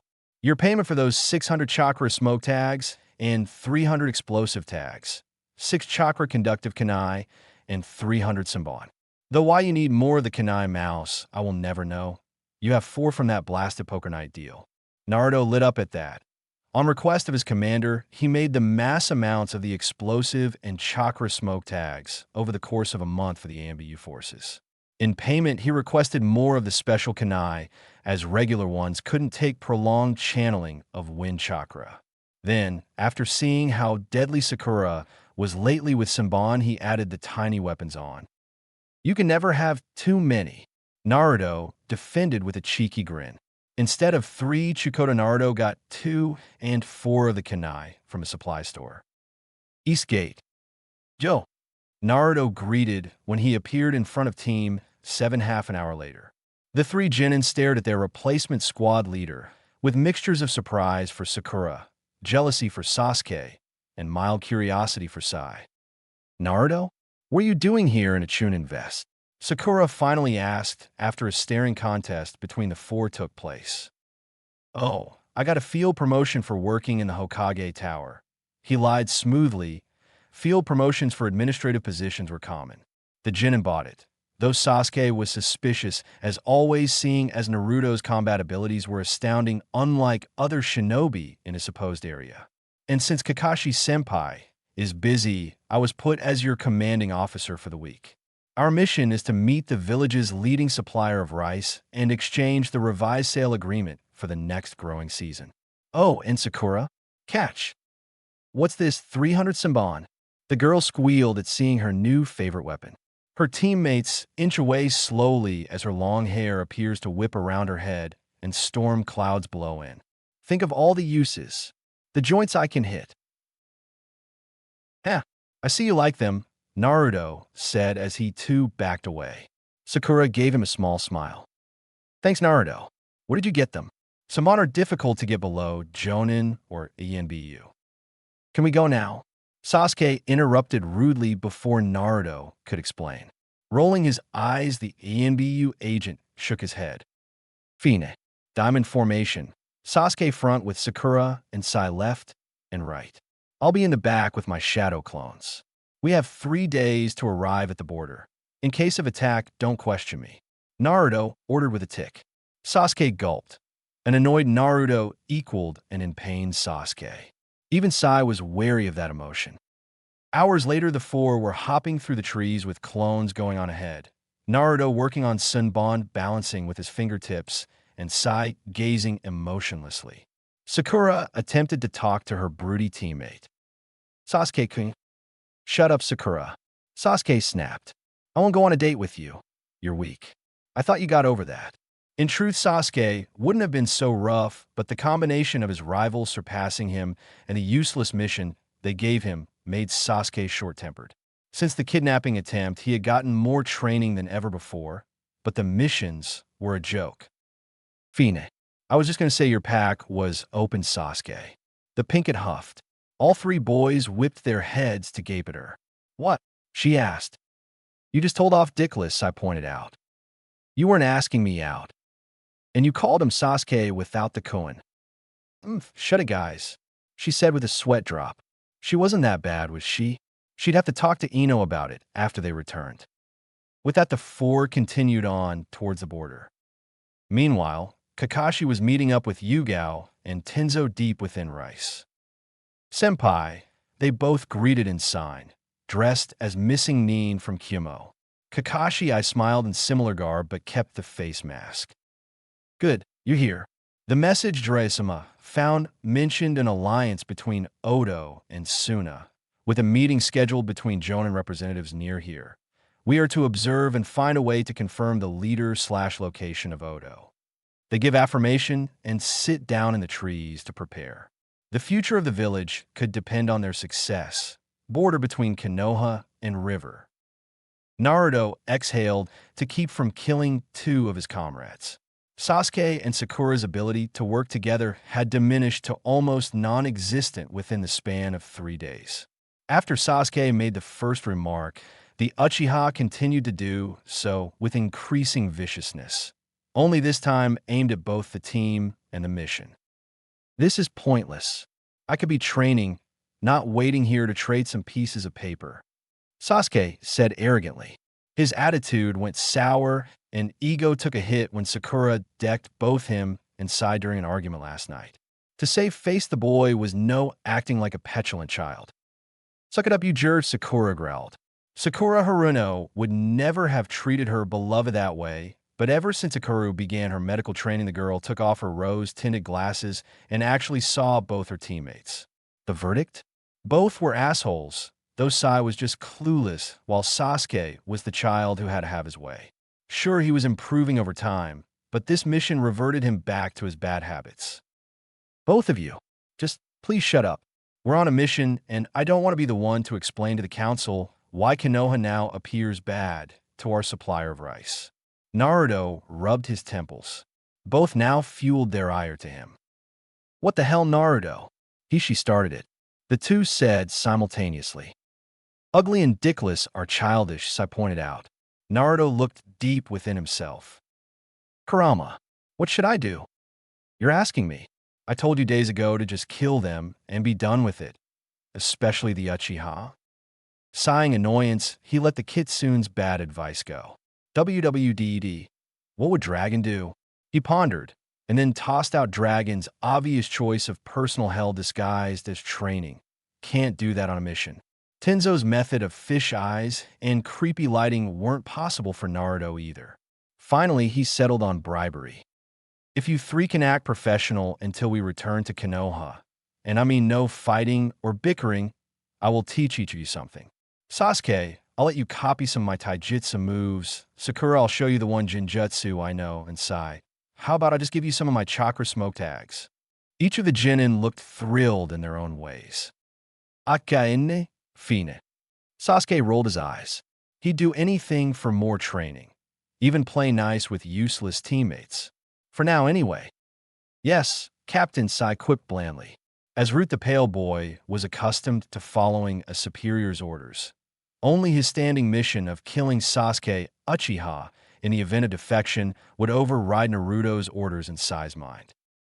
Fine, but the next person who mocks me becomes my test subject. Next lesson with Hikaru-sensei, Sakura warned. With a quick nod, Naruto clapped his hands. Since that's done, it's time for me to tell you the real reason behind the mission, Naruto said, bringing three confused looks. You are all aware of the increased activity of rogue, shinobi, and skirmishes. Naruto stated. Of course.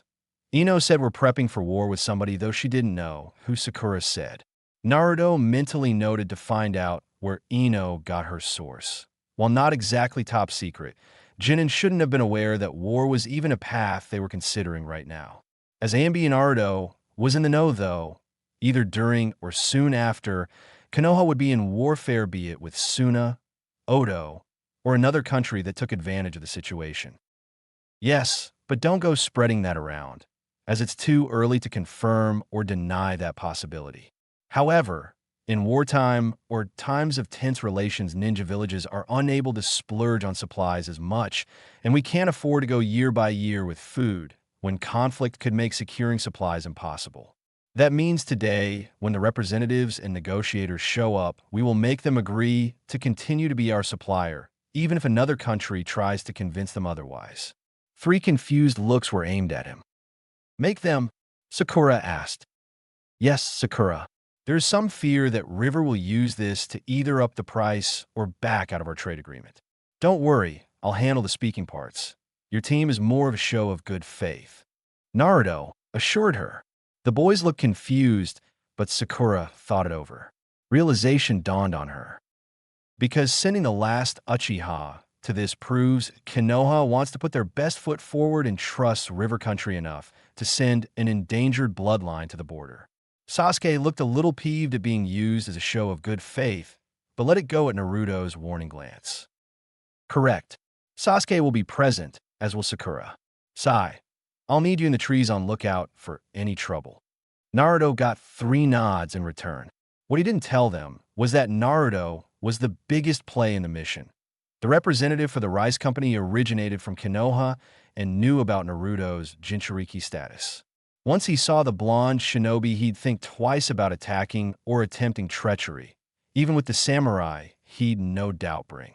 Once Naruto had read that part in his apartment, while packing, he'd sent Angel to stay with Hikaru for the week. The Hellcat was strong for her age, but if he had to pull a full fight or draw on Kurama's chakra, he couldn't be worrying about his partner. She wasn't ready to take part in this type of mission yet. An hour and several traps and station shadow clones later, Team 7 and Naruto could sense the approaching party. Tensorai, 3 officials Sai signed. Not that anyone but Naruto noticed. Jinin didn't normally know sign, much to Naruto's chagrin. Good. Keep a lookout. Be ready for anything, he signed back. If worse came to worse, Naruto would have Sai activate the traps and clones while they ran back to Konoha, killing the people from River for breaking ties. By the show of force from River, they had to be ready for anything. The negotiators arrive in a fanfare. The man who ran the talks, Raigeko, a distant relative to hate, perhaps Naruto mused, was looking out of breath from the walk. When he spotted the Uchiha, he felt his spirits rise at Konoha's trust, ensuring that the village wanted to continue peacefully and could be manipulated. But when he saw Naruto, Konoha's Jinchuriki and demon brat, he paled. To be sent on this meant that his life was forfeit if he attempted any bullshitting or tried to raise prices unfairly like he planned to before if possible. And the worst part? The Third's law was absolute, and if Rai broke that to warn his associates now or later, Konoha would retaliate full force, as well as slaughter him and his family. Gecko-sama, it is an honor to meet with you about continuous friendship between our 2 nations. These are my teammates, Sakura Haruno and Sasuke Uchiha. I am Naruto Uzumaki, as I'm sure you're aware. Naruto said and bowed deeply, which for a ninja on a mission was a show of good faith. Naruto was proud of himself. The advanced diplomacy books Dragon made him read over the last several weeks worked. Realization hit him like a brick. He planned this all out, the bastard. Naruto fumed, though his masked face remained neutral. Rai winced inwardly. By the last statement, Naruto knew about his status, meaning the boy likely could use some of the demon's power like legend stated that demon hosts could. Time to play patch up and give Konoha what they wanted. Of course, Uzumaki-san, I know exactly who you are. It is a pleasure to work with you and your team. These are my associates, Dan Sasami and Hideki Mamachi. Rai replied. Over the next hour, Rai received strange glances from his convoy. When he offered to double Konoha's rice supply and small discount in exchange for continued friendship and alliance in conflict, they turned slack-jawed. But there was nothing Rai could do. He preferred living, and he was the boss, second only to the daimyo of River. The man also knew about the Kyubi Jinchuriki, as he was visiting Konoha to offer aid before the Third's law took effect after the attack, and took the oath to prevent war with the country. Rai was sure the man would agree that angering Konoha at this point would be suicide. I am happy our negotiations went smoothly, Gecko-sama. Konoha will send a team to collect the rice and exchange payment in 1 month. Naruto said cheerfully. Rai nodded quickly while his associates looked agape, but as per orders stayed silent. Of course, Uzumaki-san. Tell Hokage-sama, it is always a pleasure to do business, even if it was unexpected to conduct extensive negotiations here, Rai said with an underhanded meaning. He had expected to use the fact that Konoha was sending just shinobi this time instead of the negotiator to charge more and then lose the rice shipment in favor of Suna in the upcoming conflict the Kazekage told them about. By sending their Jinchuriki, which had 8 more tails than Suna's, Konoha ensured River was loyal to fire, not wind. A sneaky tactic, but it worked. No wonder ninjas ran the world. Just a precaution.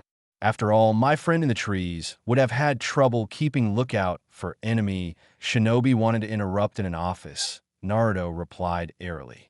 Rai gulped, as did the rest of his side. Though the Konoha shinobi said it as looking after both sides, the message was clear. We were prepared to slaughter you. Haha, of course.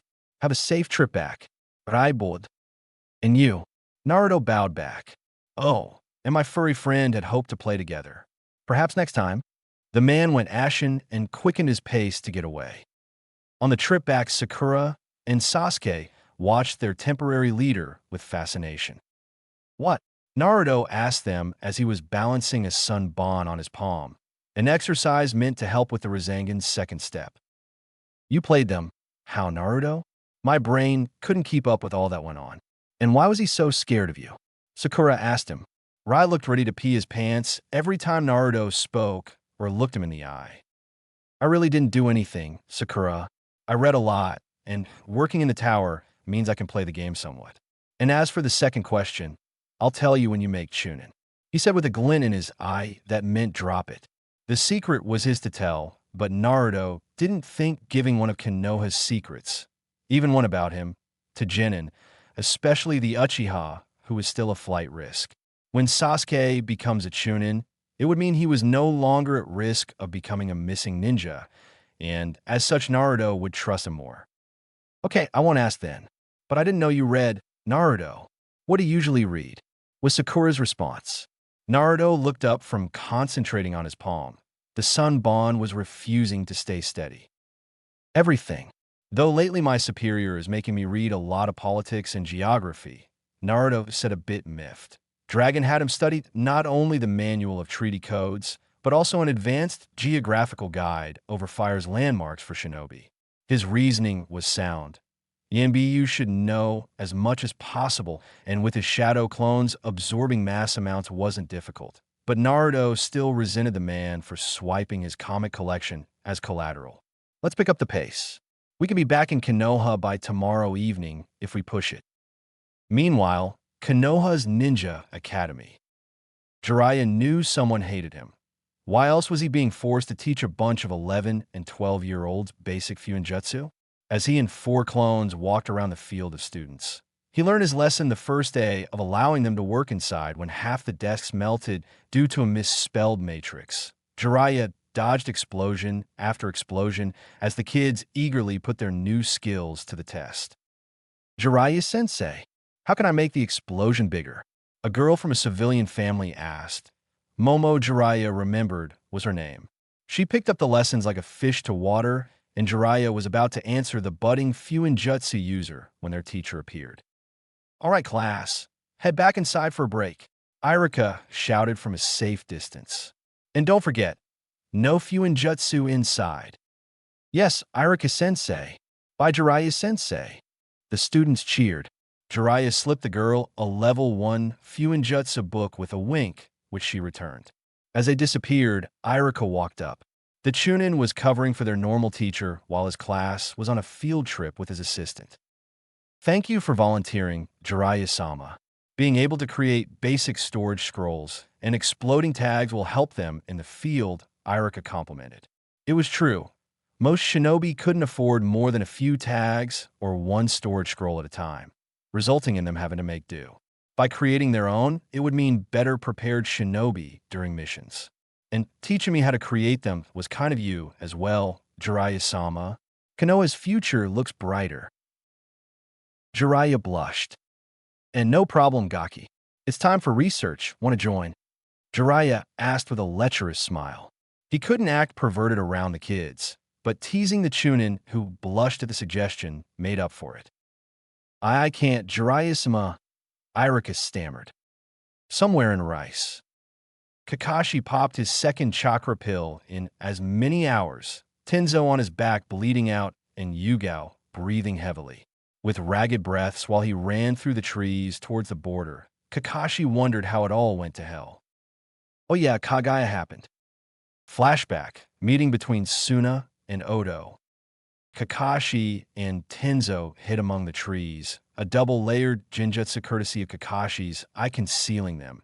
And, really, ANBU should at least have some skill with it. At least captain level. So of course Kakashi would know it. I mean, come on, captains are supposed to be well-rounded, not over-specialized like in canon. From the shinobi below.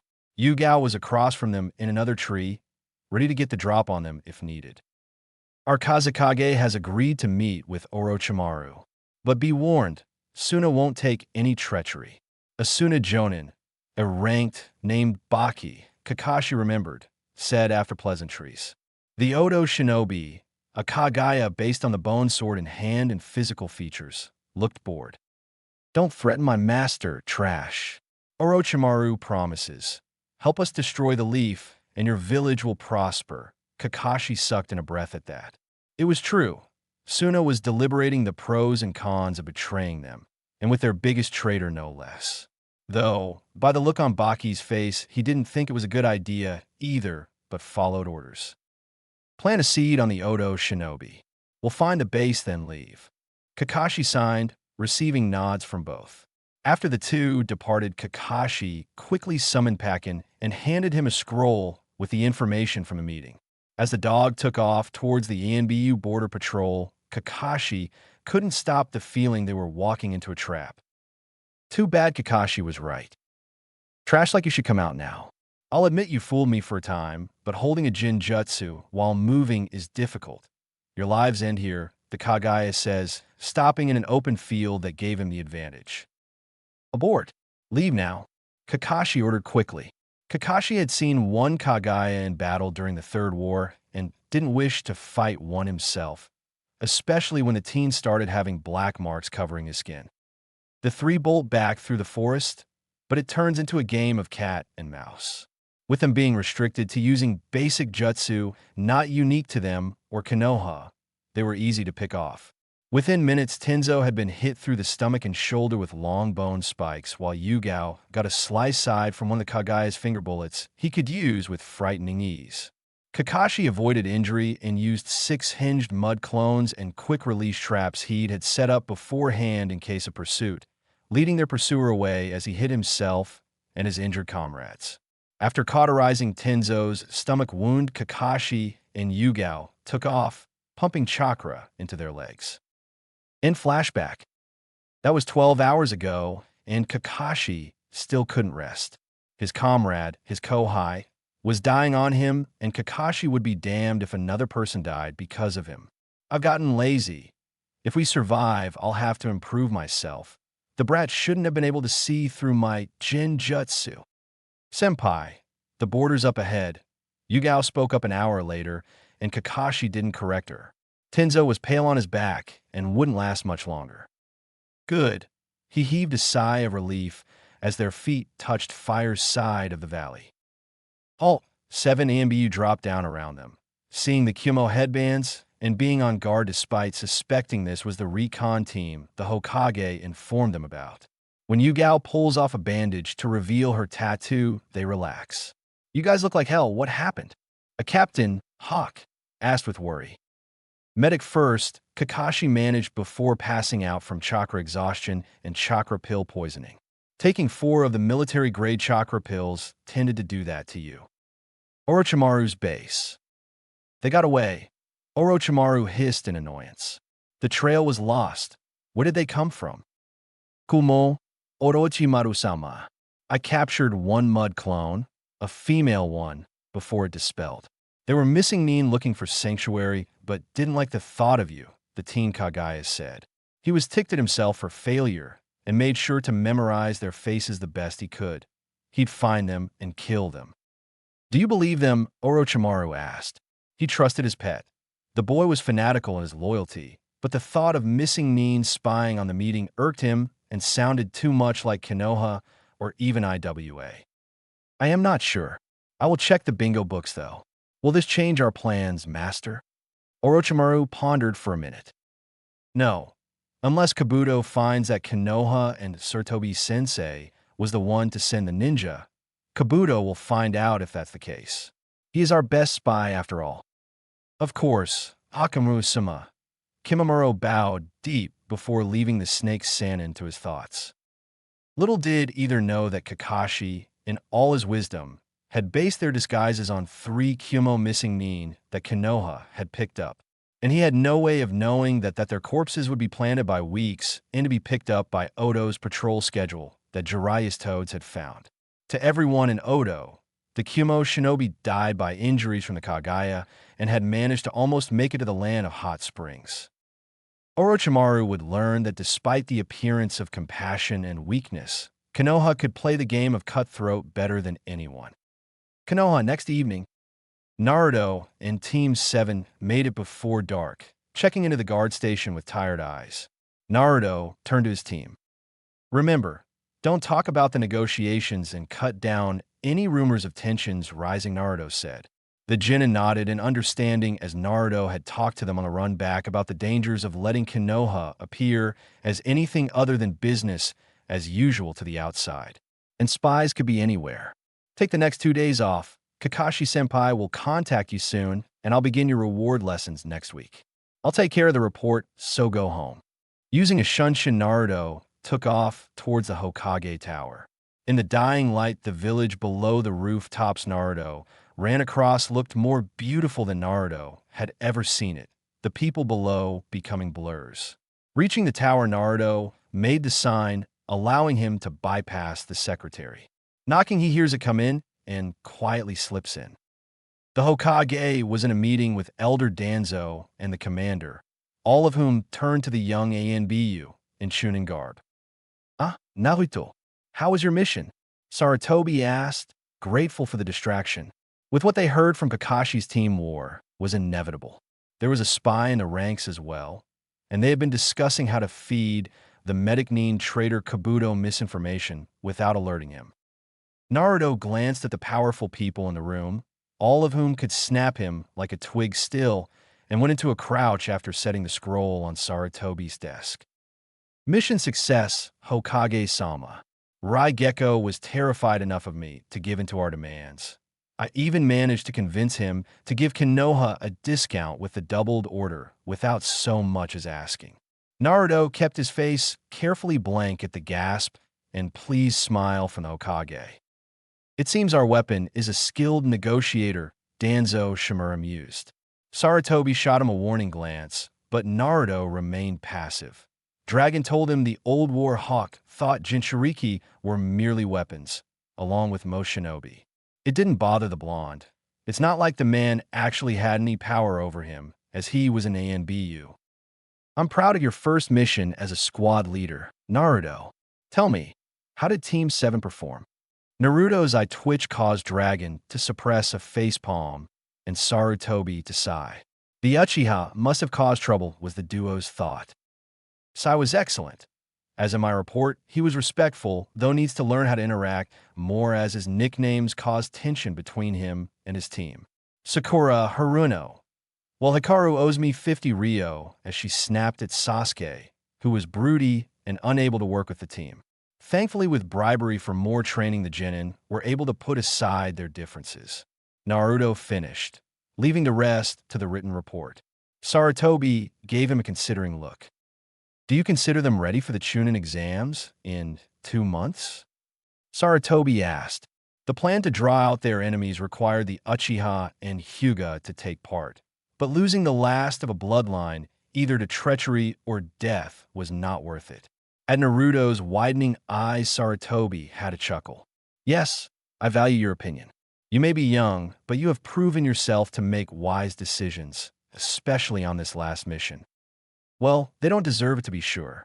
But, he added at the somewhat disappointed looks, they will survive with Ro and Gamma watching over them. The Uchiha and Haruno are not ready for the rank as Sakura is just now getting out of her fangirl phase when she saw how Sasuke treated her, and Sasuke would not pass a loyalty test if his life depended on it. Naruto admitted. Danzo coughed. And the third? What about Sai? The undercover handler is almost Jonin level, and I have no troubles with him, Naruto shot back, not liking his games. Everyone knew the pale boy was Danzo's, so why beat around the bush? The mummy sent a pleased hum, but didn't confirm or deny it. In his training? There is some who voice their desire to see Sasuke learn higher level techniques, and the elders wish Kakashi to start on training his Chidori. Sarutobi looked pensive at the thought. Even Kakashi had shot down the notion of upping the Uchiha's training. Naruto scoffed. Absolutely not, Hokage-sama. Sasuke Uchiha still harbors dark thoughts about both his team and brother. He feels superior to everyone around him. If a traitor or another village offered him power, he'd leave Konoha in a heartbeat. Giving him instruction in jutsu unique to our village or has a high assassination ability would be foolish. Naruto wished for nothing more than for Sasuke to grow up as a loyal shinobi. That's why Naruto gave his word to help the Avenger kill Itachi. But until Sasuke stopped his path of darkness, any jutsu or instruction had to be handed out carefully. Thank you, Naruto. Kakashi and his team are in the ANBU hospital with injuries. Your captain, Yugao, is there and will be until next week. Hikaru will run Team 7 for the foreseeable future, as he is obviously a good influence on them, and Ro will be split for a month except for team exercises. Will I be able to visit my captain? He asked in concern. Sarutobi shook his head. Not for a few days. Tenzo is in isolation as his wound was infected with both Kakashi's and the Kagaya's chakra. Kakashi and Yugao you can see tomorrow. Naruto inclined his head the obvious question. Where would he go for the time being? Dragon spoke for the first time. You're to continue training with the Hokage and Toad Sannin and be on a fill-in basis, Mouse. Additionally, Hate Gecko requested you for a mission due to your unique henge. You're to meet him in 3 days. Dragon spoke with hidden amusement, which led to Naruto having a sinking feeling. Dragon being amused about shinobi matters usually led to embarrassment or pain to all others involved. But Naruto was a loyal Konoha ANBU, and ANBU don't question their commander. Of course, Dragon-sama. Is that all? You may leave now. Meet me at our training grounds tomorrow at 9 am, Naruto. After a final bow, Naruto disappeared and headed for his apartment. Naruto knocked tiredly on Hikaru's door and sighed when it became apparent the older teen was gone. Probably at a bar with girls, he growled in annoyance. Using the key Hikaru gave him, Naruto crept inside. Unlike most shinobi, Hikaru had no traps set up or seals activated. Tenzo, it'd be the end of him one day, but the Hyuga would just laugh it off.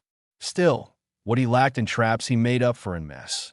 While Naruto learned quickly to keep his home neat, Hikaru felt the less floor space the better. Angel, you here? Naruto called, not wanting to venture inside. Naruto, you're back, was the instant reply, and his feline friend run on the ceiling to avoid laundry, landing on his head in a happy heap. Whoa, when'd you learn how tree walk? He inquired as the pair made their way back inside their own place. Naruto had taken the liberty of picking up Angel's favorite, sushi, as apology for dumping her on Hikaru, of all people. Thankfully, as the cat gorged, all seemed forgiven and forgotten. Dragon taught me. Now I can become twice as big, she said between bites. Naruto, sporting his own plate of raw fish and rice, was impressed. The Hellcats normally couldn't change size before their 3rd year. Angel was barely 2. Congrats. Tomorrow we have training with Hokage-sama. I could teach you water walking if you'd like, he offered. Yes. Soon I'll be able to go on all your missions, the cat cheered. Naruto blinked, then winced. So, she wasn't over it. Angel, I'm sorry. I couldn't risk your safety. The cat looked up and glared with an intensity enough to shame a Hyuga. And I'm your partner Naruto. I can take whatever you can. She insisted. Tell you what, when you can use the 3 Jinjutsu Dragon-sama left for you in the scroll, can water walk, and are able to beat Tora in a Sparno Jin or Ninjutsu, I'll take you along on every mission that doesn't need me alone. Is that fair? The first 2 were easy, but the last one could take a while, just as Naruto intended. With this deal, he'd be able to keep Angel inside the village with occasional patrols around for months. Tora was technically a house cat, but Naruto had been friends with the she-devil since his 7th birthday. Through fighting and chase games, the cat became Konoha's menace to Genin. Not that anyone knew it was Naruto that taught the cat how to hide its tracks, or the spots to aim for the most damage, or the more recent ability to tree and water walk. It would take months before Angel could hope to beat the older cat without ninjutsu or jinjutsu. In the meantime, Naruto would prepare her to be deadly and untouchable. Deal. But just you wait. I'll beat that Tora before you know it. Angel declared. Meow came from the living room window. With practiced ease, Tora unlocked the window and slid into the apartment, accepting a roll of sushi. Hey Tora, the daimyo's wife too clingy again? Naruto asked as he petted his visitor gently. Meow, Tora replied. Angel translated. She says, yes, and I want to live here forever. Both residents looked in pity. The daimyo's wife adored her pet to the point of torture and would never part with Tora, or else he'd have adopted her years ago. Why don't you stay here tonight, girl? You could show Angel how to water walk tomorrow in the bathtub, he suggested. Tora wrinkled her nose slightly. She liked it better before the black cat came along, and it was just her and his life. Naruto sensed this and added incentive. If you do, you can hide here all day tomorrow. The seals will prevent others from being able to track you. Meow. She says fine, but that I better not take too long water walking. Why, you fat excusive cat. I'll learn it by tomorrow night. Angel vowed and launched an attack at Tora. Naruto ignored the familiar scene and got up. All right, you two don't stay up too late. See you in the morning. Luckily, Guy had his genin on a week-long training trip in a secluded training ground for survival training. Naruto could at last sleep in and visit his friends in the hospital before meeting with the Hokage. That's what Naruto wanted to believe. However, at 4 a.m. water, Jutsu hit him square in the face. You've had enough sleep. Time for training. Dragon spoke in a cheerful tone. Oh, and letting Tora hide out in your apartment? I'll allow it, but I will blackmail you later, the commander added on at the sight of the 2 cats asleep on the floor, still tangled up from fighting into the late hours. Meet me at the training grounds in 5, and left through Naruto's bedroom window. Sadist, Naruto grumbled 30 seconds later as he was dressed in his full-on duty ANBU gear and fitted his weights on tight. After filling up the tub and leaving a note for the cats, he followed his commander out the bedroom window. Dragon wasn't a cruel or sadistic man. Really, even if he found immense joy in his youngest operative's cries of frustration as the boy kept attempting his new Jinjutsu, false surroundings, on Dragon. The commander didn't have the heart to tell him it was literally impossible to catch him in any Jinjutsu, much less a weak one. Even without the success, Naruto was improving rapidly, and he himself could detect and break most C-rank Jinjutsu. Too bad in the Black Ops mission higher power Jinjutsu was used. Thankfully, the fox wasn't messing with his subordinate's chakra anymore, and as the 2 grudgingly worked together, Naruto's control shot up. By the time Orochimaru made his move, the blonde would be able to dispel a rank Jinjutsu, even if Dragon had to beat it into him. Enough, Mouse. You did almost passable. The waterfall climbing is helping. Go work on the Rasengan while you wait for the Hokage. And the commander was off without a goodbye. Naruto huffed at the common occurrence and plopped down on the grass, rubber ball already in hand, eating a nutrition bar with the other. 20 clones joined him in intense concentration. Because of the Senbon balancing, Naruto was able to pop the rubber consistently by the time the Hokage showed up an hour later. Impressive. Now you just have to ask Jiraiya for the third step. Sarutobi praised, walking up in his own training gear. Naruto beamed at the compliment. He always looked forward to his time with the third, even after everything. Now, let's see your water manipulation. Second step. I have a water jutsu for you, but we must get your manipulation up to par even with your reserves for prolonged battles. With fierce determination, Naruto began the arduous process with 100 clones to push the waterfall up. Learning a non-primary element took twice as long, but Naruto wouldn't fail. His village needed him strong enough to fight a Jinchuriki report said could fully transform. You could let me take over, and I'd beat that brat Shikaka back to the desert Kurama offered. Naruto snorted. Sorry, Kurama, but I can't let you take over my body. But if you want to help beat your brother, I'm up for strategies. No thanks, just learn the damn waterfall trick. It can't be that hard. Your mother did it in half the time. Kurama taunted. Naruto ignored him and turned back to his task. Soon, I can feel it. After an hour, his clones dispelled in groups, and another batch took the task back up. For the rest of the day, Sarutobi decided to avoid the office work and help the real Naruto with taijutsu and battle tactics by beating the crap out of him. When the sun set, Sarutobi was still fresh while Naruto had various scorch marks, frazzled hair, and bruises. That was a good warm-up. I'll see you Monday, Naruto. Remember that until Tenzo recovers, you'll be having extra time with me. Oh, and enjoy your mission. Naruto simply panted back at the man from his heap on the ground. That night, Angel found him, and Naruto gave a groan of congratulations when she demonstrated being able to stand shakily on the water. The two slept in the summer air, proud but dead tired. 2 days later, Naruto walked towards the Hokage Tower in the afternoon with a chipper step. He'd just gotten back from visiting Yugao and a restrained Kakashi. The man hated hospitals with a passion. His senpai had cried and offered Naruto anything to be let loose. Naruto would have happily complied if the ANBU on guard weren't staring at him. He liked living more than having the copy ninja in his debt. Tenzo was still unconscious during the visit to allow his body to heal, but the ANBU medic assured him that his captain would be awake by the time Naruto returned from his mission. Inside the mission meeting room, Hei was already waiting, his two teammates, Gunma and Rado, leaning against the wall. Well, if it isn't the mouse? Oh, and you're a Chunin now. One step closer to Hokage. Gunma smirked at Naruto's slight blush from the tease at his pre-graduation days. Quiet, Gunma. Now that we're all here, this is an A-ranked mission. We're going undercover as a noble's daughter and her hired ninja escorts to the land of tea. There's a political gathering of the region's noble girls, and her father is worried about potential kidnappings due to her young age. Naruto, you'll be hinged into the girl, seeing as your hinge is actually a shapeshift. The rest is in the scroll, but any questions? Hei asked between coughs. I hate you. Naruto glared at his temporary captain.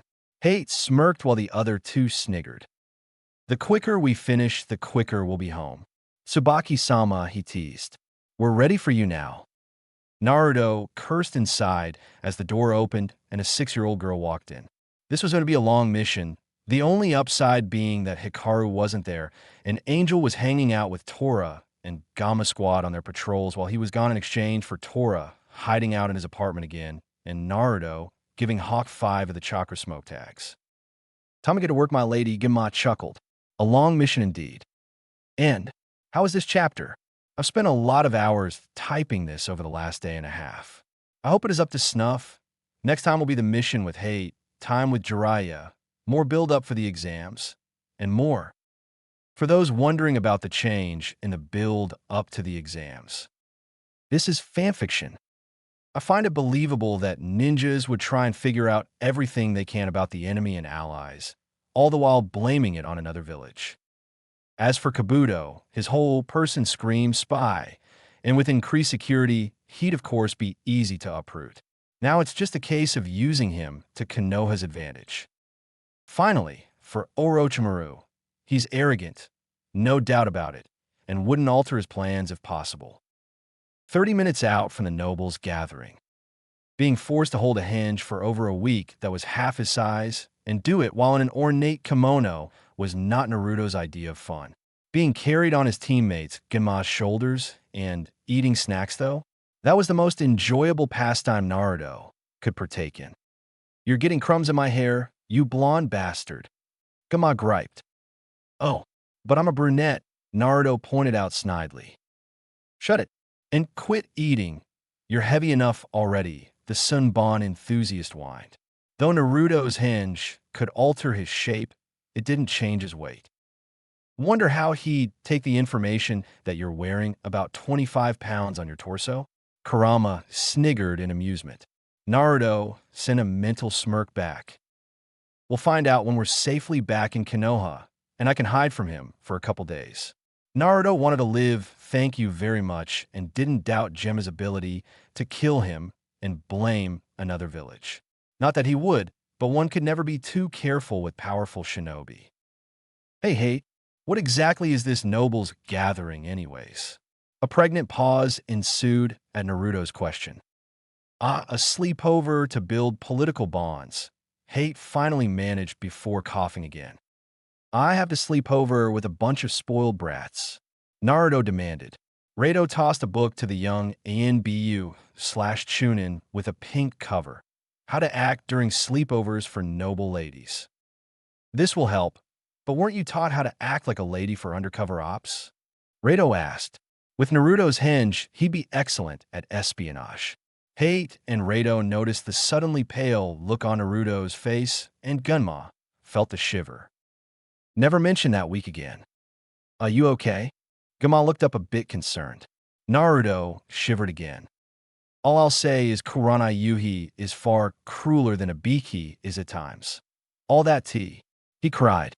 3 sweat drops fell, but they let it go. Soon the group was in front of gold-plated gates, for guards looking stoic at the ninja, though they were disguised as samurai. Gunma set Naruto down, getting into character by bowing to the little princess. With nose in the air, Naruto closed the book and snack pack, making them disappear somewhere inside his kimono. "Tsubaki-sama, I wasn't aware your guards would be samurai. You usually have attendants. And where's your father, dear?" An elderly woman with gray hair piled in a tall bun said airily as she daintily made her way outside the gate. Naruto recognized her from the file he'd been given to study over important people Tsubaki knew. This woman was her father's old tutor and friend of the family. Sasami was her name, he believed. "Bachan," Naruto said giddily in the same manner he imagined the real 6-year-old Tsubaki would have. He bowed politely to her before heading inside, next to the hunched but still regal woman. "I came all by myself this time, but the samurai are so weird. One eats Senbon like a camel." Naruto sent a wink to the now twitching Genma. Hate had a cough to cover up a snort, while Rado inched away from the Senbon user looking to practice on something. "Oh, how nice, dear, I didn't know samurai use Senbon," Sasami commented, biting her lip nervously. Naruto noticed this instantly, as did the rest of his team. Hate gave a look with a clear message: be on guard. That evening, Naruto was finally getting the hang of the whole court scene. Over the last several hours, she'd greeted dozens of females from high-ranking positions in their rather extravagant nightgowns. Naruto himself wore a loose silk white garment. Underneath the billowy sleeves and loose bottom skirt, though, were 2 sanbon laced with the new faster-acting sleeping poison Anko had taught him after he helped create the summoning scrolls for the Chunin exams. One prick, and even a trained ninja would be out within a minute, much less a civilian. Naruto himself only had partial immunity. One thing that confused Naruto were the lack of girls the age of Tsubaki. The age to first attend was 6, but the youngest was 9. That spoke of the gathering's true purpose: to amass allies and degrade enemies, much like the ninja village's Chunin exams really. Most wouldn't send a 6-year-old to debut with the likes of the shallow girls Naruto was greeting and kissing up to. No, best to let the older children take care of it. Then again, most nobles had several daughters, not one lone 6-year-old who had the political weight piled on. Tsubaki-chan, I haven't seen you since you were a toddler. Squeal. We simply must hang out tonight. An older girl glomped Naruto, looking around 15, wearing a black nightgown that fit to her form. The girl's silver hair and milky blue eyes made her rather exotic, looking for the normally mundane-looking nobles that relied on makeup and clothes to become so beautiful. At the questioning glance, she looked sheepish. Sorry, I should introduce myself.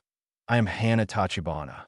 Your father and mine joint own the Tachibana Juno Shipping Company and work together in the trading court.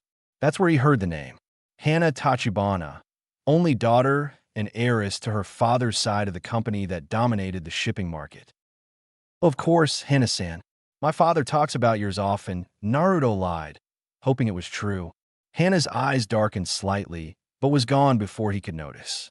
With a grin, she pulled Naruto away in a very unrefined manner, not like the other nobles. Let's go to Tsubaki-chan. We can eat the snacks before they come out of the kitchen. But the gathering Naruto tried. It was now he wished his guards were here.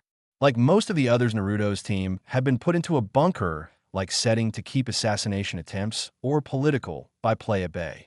The best they could do was have Hate send a shadow clone along with some of Naruto's hinged into the local servants. Apparently, the bodyguards would normally be allowed to be in hallways, but on coincidence, that changed this year. The first year, the only daughter of Hiroshi Juno, co-owner of the new largest shipping company after Gato fell, was old enough to attend this gathering. It's really just politics. Most of those girls would just slow you down if you associate with them. Oh, here we are, Hana said gleefully as she pushed Naruto into a room with her. The dim light and lack of food was all Naruto needed to know. This wasn't the kitchen, and Tsubaki shouldn't trust this Hana person. It got worse when Hana suddenly became a kunoichi with the same build but black hair instead of silver. TSK, Tsubaki-chan. Didn't your father ever tell you to not believe everything you hear? And that old woman said you were bright for your age. With a smirk, the girl walked slowly towards what she believed to be a trembling 6-year-old. Too bad for the girl that appeared to be a seduction and infiltration specialist. Chunin, leveled by her chakra, Naruto could now feel once they were alone. He might not be equal to his peers, but he was an ANBU, and the girls in her field couldn't hold a candle to the ones in Naruto's. Don't worry, I won't kill you. No, I'll just give you a little shot. Your father will sign his half of the company over to my client before long, and you'll be back to being a spoiled princess. Well, as spoiled as a bankrupt girl can be. Why, you're a ninja? Naruto squeaked in mock fear, crouching down as if cowed, while fishing for information. He found out that Sasami was in on it. Now he just needed a village. The kunoichi stopped and grinned confidently, a complete change from the menacing presence. Yep, you're looking at a Chunin kid from Sunakagure, best village in the world. Now hold still, and it won't hurt. She moved in with a shot, intent to jab it into the neck. Naruto took the opportunity and stabbed the kunoichi in the arm. Ow, you little! But she didn't have a chance to retaliate when he appeared behind her after a kawarimi with a pillow nearby. With a brutal chop courtesy of his morning training with Guy, the girl fell in a heap on the ground. She looked up hatefully as the poison took effect. How? I didn't sense any chakra. A shape shift, he said simply. After she succumbed, his eyes turned hard. With the current tense relations between the villages and war inevitable, standing orders from Dragon-sama were for ANBU to kill any possible ninja from other villages that interfered or appeared during the mission. Every last body counted in a siege, after all. Looking at the girl, though, who couldn't be more than 14 or 15, Naruto let out a wince. Killing her felt wrong on so many levels. She was weak, overconfident, not great at split-second combat. And a ninja. A heavy heart accompanied him, but orders were orders. The village came first. A smooth motion had his holstered kunai from his thigh, and a clean swipe severed the throat, followed by a stab in the heart. The only solace was she felt no pain. My, how brutal of you, kid. The village comes first, though, even before your own petty humanity. Kurama taunted half-heartedly. The fox felt his prisoner's pain even now, but the biting words just spilled out. Shut it, Kurama. There's a mission to complete. Naruto made a shadow clone that expelled immediately, letting the other clones know what was going on. Hate would come with a scroll to carry the body in later, as Naruto couldn't transform back now to do it. Back in the ballroom type setting, no one noticed Naruto had been gone, and he slipped in time to see the food arrive. Plastering on a pleasant smile for one of the girl's friends, Suki from his memory, Naruto moved through the night with the grace of a shinobi and blocked the Suna Kunoichi from his mind. That night, he slipped out of his assigned room with 3 other girls, a shadow clone taking his place. Transforming back into himself, he silently crept through the building. Compared to his training and the trouble of pranking an orange this was nothing.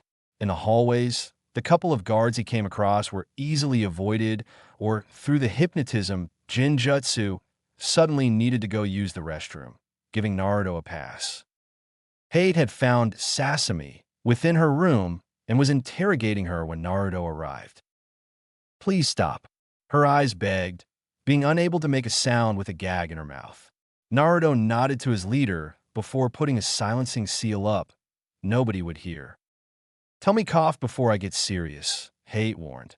He was used to interrogating in the field, and her roughed-up appearance spoke to his skill. The woman in front of them, still dressed in the noble gowns, was a jonin by the looks of it. Hate had broken her fingers among other things and looked ready to do anything else needed. With a fervent agreement, Hate released the gag. "Who else is here?" "2 more. My other Chunin students besides the one you caught," she said quickly, apparently not aware that her student was dead. "The other 2 are disguised as guards on the western wall. Naruto pops a clone he'd summoned earlier. Rado and Gunma could take care of them." Contrary to popular belief, masking chakra wasn't that difficult. It was quite easy, in fact, for those in the Suna Squad specialty. The trick, though, was making it seem like you weren't doing it. 2 special jonin, now that they knew what to look for, would be able to sense them without much effort. "We're allies. This mission is obviously a failure. Let us go and we'll leave," the woman begged. Judging by her chakra levels, she only made special jonin probably for seduction skills, as she was rather pretty, and was employing the helpless card to get out. Statistics showed women who begged were more likely to be released on compassion. "After our mission, I'm sure." He stopped as Naruto had already slit her throat and was cleaning the blade on the woman's shirt. "Naruto, there wasn't any need to do that." Hate looked shocked at the 12-year-old's cold actions. Naruto fixed his leader with a blank look as he sealed the Kunoichi's body inside another scroll. "Hayate-senpai, I'm sure Yugao-senpai and others have told you what Suna is planning?" he asked. Every jonin was aware their ally was almost certainly betraying them soon. "And what ANBU has been ordered to do?" "Yes, but this isn't an ANBU mission." "But I'm still ANBU, senpai. Taking out a squad now, no matter how unused to combat they are, will potentially stop a Konoha shinobi from dying in the future," the blonde admonished. "I killed the other one for the same reason." "Your clone didn't say anything. I thought was in battle," Hate whispered. He looked at his temporary subordinate with a mix of respect and avoidance. Like most special jonin and above, Hate was not above killing. But seeing Naruto kill so heartlessly was a bit of a wake-up call. Most had put the thought of war to the back of their minds, a nightmare none wanted to think about. Naruto had it at the front. His blonde teammate was a better shinobi simply because he did the hard choice to help prevent the what-ifs of war. He killed in cold blood today to save his village tomorrow, an ANBU agent indeed. "Let's go." A clone just dispelled. The 2 left are combat specialists and took the encounter beyond the walls. Genma and Rado are holding them off, but fighting in the dark and ninjutsu isn't their specialties. With a nod, the 2 shinobi race to help their comrades. Several shunshin later, the duo come across the sparks of kunai and sun bond clanging against one another in the crescent moonlight. Genma was more of a strategist than fighter, though his weapon's accuracy was top-notch. However, that didn't help as the dark made hitting the Suna ninja difficult. Both had wind affinities to counteract the weapons, and the one fighting Genma appeared frighteningly proficient with it. "Genma, back up Rado!" Hade ordered as Naruto's own wind jutsu blocked their wind from cutting the Sunbon eating man. Got it, was his curt reply before disappearing towards the sounds of Rado, further off, holding off the other Suna ninja. Naruto had trained with the sickly swordsman by his side multiple times, and as such didn't need to speak to know the jutsu the man wanted to use. Without a sound, his sword channeled wind chakra. Konoha scum, prepare to die. The black-clad ninja, perhaps Kunoichi, but Naruto, didn't have the time to care, bit out while going through hand seals. Kurama, can I use your eyes? Naruto asked. When he used Kurama's demon eyes, his sight became sharper, could see better in the dim lighting at night, and gave off a terrifying appearance. Heh, let's see him piss himself, and Naruto's normal cerulean blue transformed into cat-like red slits that glowed in the night. Wind style, great hurricane, an almost vortex barreled towards the Konoha side. It met with Naruto's wind-coated blade and shadow clone barrier, canceling out. Using the distraction, Naruto appeared in front of the Suna ninja. Why, you're L-like Gaara, the ninja realized as Naruto's blade cut down. The ninja dodged. Demon, was a shout as he jumped from tree to tree in a roundabout fashion. Perhaps Naruto shrugged. Shadow clone jutsu, and 3 clones charged with swords. I'm a wind user, stupid demon. An explosion of air erupted from around him and took out the clones. Where'd you go? Coward, was the frustrated grunt. Naruto had used the momentary distraction to use the headhunter jutsu to go underground. Right here, Naruto snarled under the influence of the slight Kyuubi chakra, popping out of the ground below the enemy's feet, sword pointed upwards. A Kawarimi saved the man, reappearing several meters back. Perfect. Dance of the Crescent Moon. Several hate struck the surprised ninja before he could muster a Kawarimi or more wind. One hate struck a leg, another the back. The third impaled the stomach. The man dropped like a log, bleeding out. Hey, Chow, he said. Naruto looked down a bit sadly as his eyes, and with it the bit of feralness that came with them, disappeared. You focus on one opponent and don't have enough chakra or experience to jump from one attack to the next to avoid me. Hade explained while coughing from the high speeds he just produced. You were good enough for Chunin, but your cockiness in splitting up while facing Jonin and a Chunin, that was your downfall. Spare my teammates. If you tell me something, Naruto prompted. The dying man didn't need to know what happened, and Konoha couldn't keep Suna prisoners without breaking the treaty. Something that had to be done carefully, though it did happen. At the man's flinch of being asked village secrets, Naruto chuckled. No, not village secrets. I just want to know if it's true Gaara can fully transform. The spies heard rumors, but any confirmation was appreciated. Yes, and no one can kill him. Not even the Kazekage. His sand has a mind of its own. The man spoke quickly even as the gut wound no doubt pulsated with pain. Thank you, Naruto said sincerely, and hate stabbed him the heart. You knew all that, Naruto. Hate said quietly. I know, but dying men have less reason to lie. Dragon taught me that. I just made sure I had all the facts straight. With a shrug and sealing of the body, the Konoha shinobi went towards their team. Yo, I take it you two finished up? Genma waved with his own scroll of the body. They'd take them back to Konoha for examination and mind walk if possible. Dead bodies were easier to hide than live ones after all. Several days later, Konoha. You 4 did well. Those ninja might have been less battle-ready, but killing them provided us with potential information. Mouse, excellent on following the standing orders. I know from your report that killing an incapacitated enemy is difficult, but in doing so you gave Konoha another advantage. Dragon complimented.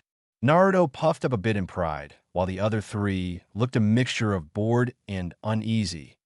Killing defenseless foes that weren't against Konoha was something most normal shinobi didn't need to do in peacetime, and it had been years since Hade did it. Killing every squad that went against you on missions was allowed, but could spark tensions and in turn another war. But they were preparing for war. And even if not, the blonde next to Hate, smiling, was like his girlfriend. The shadow protectors of the village, ANBU. Thank you, Dragon. I am proud of you as well. Naruto, how are you feeling about it? The Hokage asked. He was now confident in Naruto being an ANBU, but doing what he did at such a young age could be stressful. I am fine, Hokage-sama. I hated doing it, but the village comes first. We protect from the shadows and take the dirtiness in life to protect the village. I would do it again in a heartbeat. Naruto spoke, echoing the words of the commander and other captains. Smiling in pride, the Hokage nodded. And that is admirable. You'll be happy to note the Tachibana noble and his accomplices have been arrested and are being dealt with. Lord Juno thanks you and has promised to hire Konoha exclusively in the future. That got smiles everywhere. To be assured to be a rich client's first choice meant Konoha would gain more reputation and higher wages. Finished being debriefed, Hate offered to take the group out barbecue after they all had a chance to change. Naruto declined and darted off to find his partner after she wasn't in the apartment.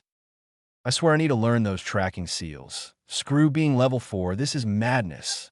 Naruto mentally screamed 2 hours later when he still couldn't locate the feline despite numerous stops along the favorite hangouts. Finally, he spotted Tora being chased by a Jinin team. Team 10 it looked like. When they lost Tora again, Naruto swooped down from a building, scooping his other feline friend up. Gotcha, Tora. His voice stopped any scratching. He looked at the fat kitty in his arms. Now, where is Angel? When Tora suddenly looked everywhere, but at him his blood chilled. Tora, take me to Angel, or else I'll never let you in my apartment again and put a tracking seal on you that links to your owner. That got the cat, and she led the unamused ANBU towards the hot springs. What the hell? Naruto balked. Jiraiya, his godfather, was spying on the women's side, like normal. What wasn't normal was him sitting on an enlarged angel struggling to hold the scale up and the sage's body weight. Being the size of a lion did that, it seemed. What are you doing, Jiraiya-sama? Sure. Quiet Gaki. Angel, a bit larger please, good? Naruto looked deadpan. Why is my cat your seat? Training. Now shush. Angel looked up with a save me expression. Grinning deviously, he cupped his mouth. Pervert. There's a pervert. He screamed.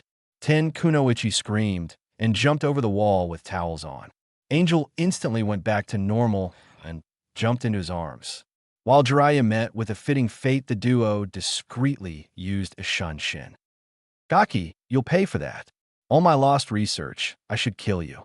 Jiraiya cried as he sat down to a now ramen-gorging Naruto and fish-eating Angel. I am just kept giving the cat more with stars at her eyes. Please, you pervert.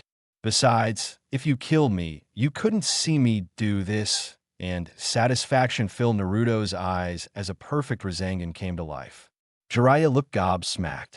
Recovering quickly, the man smirked heavily.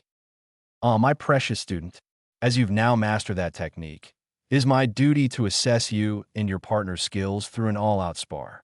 Jiraiya grabbed the now trembling Naruto and Angel and took them away to the training grounds with a wave to the ramen stand. Why me? Was heard throughout the village. Konoha Hospital. Kabuto Yakushi couldn't keep the smile off his face as he left his boss's office.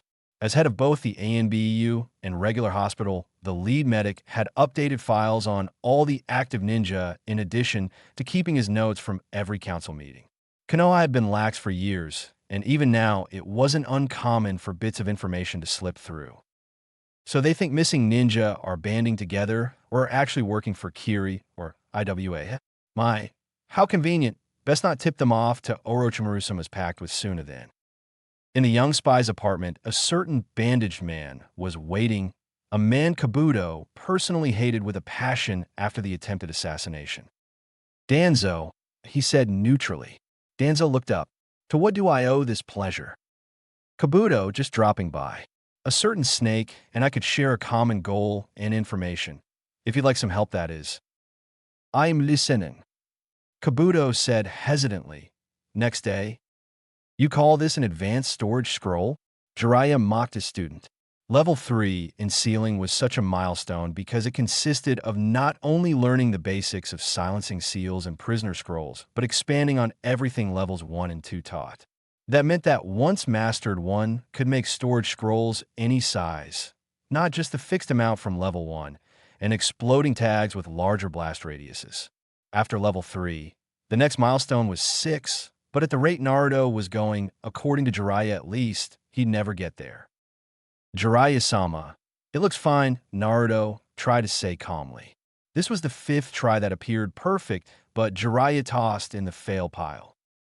You're an Uzumaki. Take pride in it. Jiraiya yelled back. In truth, Naruto's seals were above average and would pass in the shinobi stores. But Jiraiya wanted perfect, so he'd continue to berate his student. Look, just try again and faster. No seal master should need more than 15 seconds for matrices this simplistic. Yes, Jiraiya-sama. Call me Sensei Gaki. I'm your sensei. You lost that right after yesterday's spar, Naruto growled as he ran through another attempt. His leg was still fusing itself back together from Jiraiya, tossing him into a cliff. You're healed, almost, and no pain, no gain. Whatever. You just wanted a punching bag. TSCH, even so, make another one. That try took 22 seconds.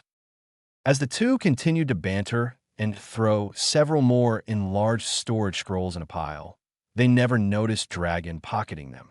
After all, ANBU budget could always use more storage scrolls, and he'd teach his young subordinate torture resistance or something as payment. By the end of the day, Naruto could finally make any size scroll within the time limit. Over 100 had been discarded. Of course, when the pair looked over, they found the pile empty, much to their confusion. A happy Dragon, meanwhile, was already back in his office with the haul. 2 days later at dawn, Naruto and Angel were with Jiraiya in the Forest of Death. Nothing but Naruto's sword and several spare explosive tags with them. Jiraiya had snuck into the apartment and dragged him out to the Jinchuriki's least favorite place in the village. Jiraiya-sama, what the hell? My squad comes here often enough already. I hate it here. And that's a problem, Gaki. You're scared of this place. Damn right I am. Naruto cut in without remorse. Angel nodded along, having spent a fair amount of time in the place as well. I won't have my students scared of some measly forest. Your captain will be ready to resume your Jinchuriki training in 2 days. Until then, you will stay here with Angel. To make it more interesting, if you succeed, I'll let you sign the Toad contract. All opposition died in both cat and boy's throats at the promise. To sign such a contract was worth more than almost anything. Prepare to have that contract ready for us. We'll survive for 2 days, Naruto declared. Yeah, there's no way we'd be killed here, creepy man. Angel chorused. Yeah, but there's not just surviving. You two have to defeat the northeast hive of wasp spiders. Don't die, okay? And the sage was gone with a cackle. We're going to die, aren't we? Naruto asked as the pair set off. The northeast hive was the largest of the 5 groups of wasp spiders, and made them up, but that would be horrible if they were real.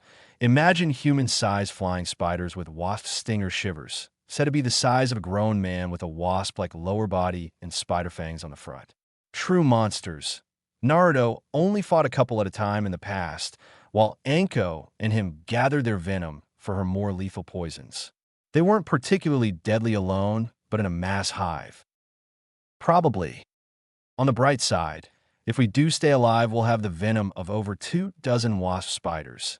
Enough to make Anko pay our next Ichiraka feast, I'll bet. Angel snorted. Think bigger, Naruto. I bet she'll finally teach us that really powerful neurotoxin. I could coat my claws in it and watch my enemies twitch to death. The Hellcat gave a demonic laugh. Naruto sweat dropped. You know you scare me sometimes. Up in the trees, a clone of Jiraiya used his transparent escape technique, the advanced version of the chameleon jutsu, taught to ANBU, to observe. He obviously wouldn't let the two actually die, just experience near death in a controlled environment. It would be good practice for the wars to come. Reports showed a possible queen in this hive, a nice warm-up for fighting another Jinchuriki. Good luck, my godson. Another pair of eyes followed the young ANBU on his task, and they weren't human. Entrance to the wasp spider cave. Both gulped as the putrid scent permeated from the entrance. Looking at one another, the two gnawed resolutely. Stepping inside, Naruto makes 4 clones to scout ahead, and the real one sends chakra to his ears, Angel already preparing her claws. However, the clones keep getting taken out by lone bugs. We'll have to go confront them ourselves, seeing as clones won't work to draw them out, and I only have a few explosive tags. Naruto informed as the third group of 4 met doom. Not for the first time, Naruto contemplated the merits of murdering Jiraiya for his stupidity. Angel bristled. Don't you Fuinjutsu guys just use blood to write seals? The cat hissed slightly, mostly brought in by fear of the cave. Naruto felt anger and shame fire up. Creating seals from blood is level 5. I can't just whip up a bomb from blood yet. Oomph, some seal master you are. The cat gave her human friend a smirk. Let's just go. Stupid cats and their expectations. Half a mile through the caves and 6 dead ends later, they find it, the main hive. SCRECH, 30 wasp spiders scream at once. Shit, shadow clone jutsu. Naruto says, and 10 clones pop forth as a shield. Retreat, he commanded as the enclosed space spelled certain death. As the pair ran with bursts of chakra, Naruto attached his tags to the kunai. Reaching the outside, once more Naruto threw the kunai in the air. Release, and they all exploded at once, creating a cloud of smoke to prevent the buggers from flying too high. What started was a fight for survival, and this time it wasn't a spar and no team was there to back them up. Dodging a pincer strike, Naruto shunshins to avoid a shot of poison. Angel had grown to a panther-sized, already having 3 of the hive underneath her form. 12 of the creatures dive-bomb him, taking out the clones he'd made. Wind style, drilling air bullets, Naruto said, and 6 bursts of wind fly outwards, decimating the horde. Take that, you bastards. Idiot. We need them intact somewhat to extract the venom. Angel shouted from nearby. Oh, yopes. Kenjutsu it is then. Inside the forest, the trees were massive but interconnected, making a shunshin battle with unintelligent bugs not that difficult. The real danger came in their poison. One sting or thrown glop, and you were paralyzed for days, meaning you died. Even Naruto wasn't immune. Blade met stinger from one of the larger ones in the trees. Summoning wind chakra, the stinger got cut in half. Naruto, being careful not to damage the venom sac stored near the upper thorax. Screech was the warning, and a Kawarimi with a clone saved him from a 3 wasp dive bomb. Now, Angel, attack move twin death cats.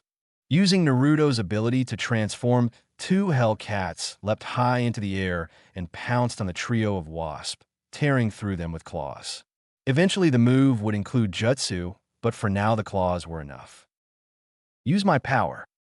I don't need it though, there's less than 5 left. Just take it. Kurama sounded frantic.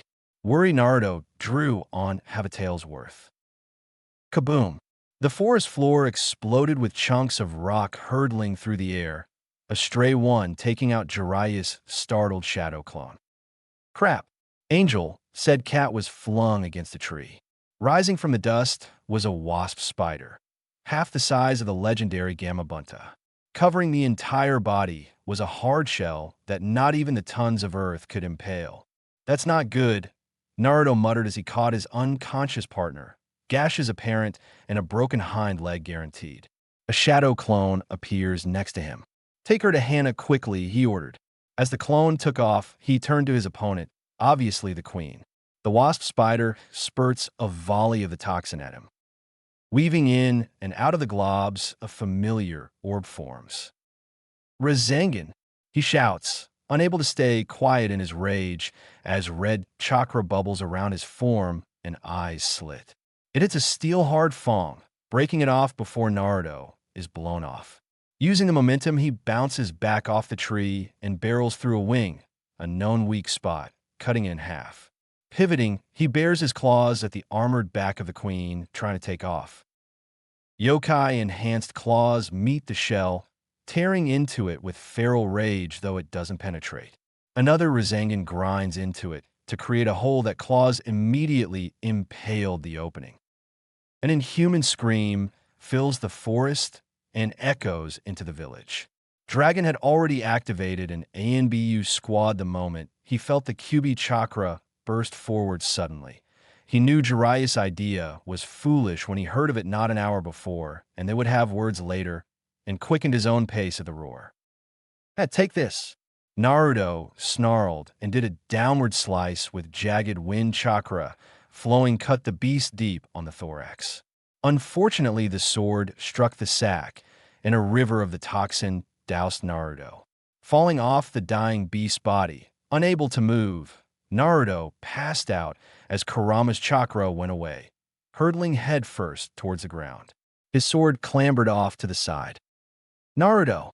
Kurama yelled as his chakra faded. When ANBU arrived minutes later, though, they didn't find their comrade in a bloody smear on the floor. He wasn't anywhere. No scent led away or chakra signature to light a path. The ANBU agent mouse had just vanished. Search the forest now, Dragon commanded, he himself aiding. Jiraiya poofed next to him. Damn, Gaki did great to take out a queen by himself. Knew he could do it. He was stopped when he looked at Dragon's eye holes boring into him as if he was an insignificant bug. Leave this forest before I kill you. And I assure you I could, as every ANBU would back me up on this. I will deal with your incompetence later. And the ANBU commander was gone, leaving a gulping toad sage behind. Next morning, Naruto groaned, his whole body numb. He couldn't even open his eyes. What happened? You took enough of that creature's venom to kill boss summons. I don't even know how we're alive as it cut me off from you. It doesn't smell like a hospital. I can't sense any human chakra signatures. No negative intent is directed towards you either. Kurama added. Naruto did a mental take-back, unaware that Kurama could do such a thing. I'm surprised you're awake so soon, young one. A male voice, filled with age, spoke somewhere to the side of him. He couldn't move, but found his voice worked. Where am I? He asked the darkness. The voice chuckled good-naturedly. In the tiger and panther territory, our healers sucked the poison out before it could absorb into your body. Your tenant took care of the rest. Naruto stiffened at the last part. Calm yourself. I mean you no harm. You said tiger and panther. What does that mean? Child, you're in the summoning realm. My granddaughter brought you here, impressed with your battle while on her routine patrol of the area. Defeating a queen, even one hindered by the environment and still in her infant stages, is quite a feat. As for what it means, well, the council is deciding that now. Hibiki-sama, the council made a decision. The boy is deemed worthy. A younger voice cut off Naruto's question. Ah, excellent. What are you? You'll find out when you next awaken. For now, sleep, and an overwhelming tiredness took him. Sleep jutsu, Naruto realized, not strong enough to stay awake. Now that he's asleep, what about the toads? Hibiki looked at the young panther in front of him. Hibiki, known for his jinjutsu that focused on confusing his opponents back in his youth, and, still shudder at that word lol, was a rather stern elder. The young feline shifted. The council decided we would fight to the last cat on both clans for the boy. He's been marked as our summoner. Hibiki nodded in approval. Good. Anyone who tries anything can answer to me. The younger cat shuddered slightly. Nobody wanted to mess with Hibiki the Echo Death. Even Manda was wary of the unusually small but deadly panther. 12 hours later. When Naruto awoke again, he felt almost normal. Nice to see you're awake again, Hibiki said. Naruto looked over. A panther speckled with gray, though the size suggested a teenager, stared back. Naruto recognized the voice again. Hibiki, yes, it is I. And I'm the one who saved you, Blondie. A rather female voice joined in. Another panther the same size piped up, sitting next to a rather large white tiger. Thank you. Naruto tried. He was still trying to process the situation. As he sat up, he realized his shirt and mask were missing. Hibiki noticed. Your torso was soaked through with the Queen's toxin. They're currently burning in a bonfire. Now, I believe it's time to get down to business. Business? Yes, child. You've become our next summoner. The tiger lifted a banner saying congrats at Hibiki's praise. Welcome to the clan. I'm Akira, and this is Hisoka. He doesn't talk much, or really at all now that I think about it. The newly named Akira greeted. Hisoka bowed his head, eyes lazy like a certain cyclops.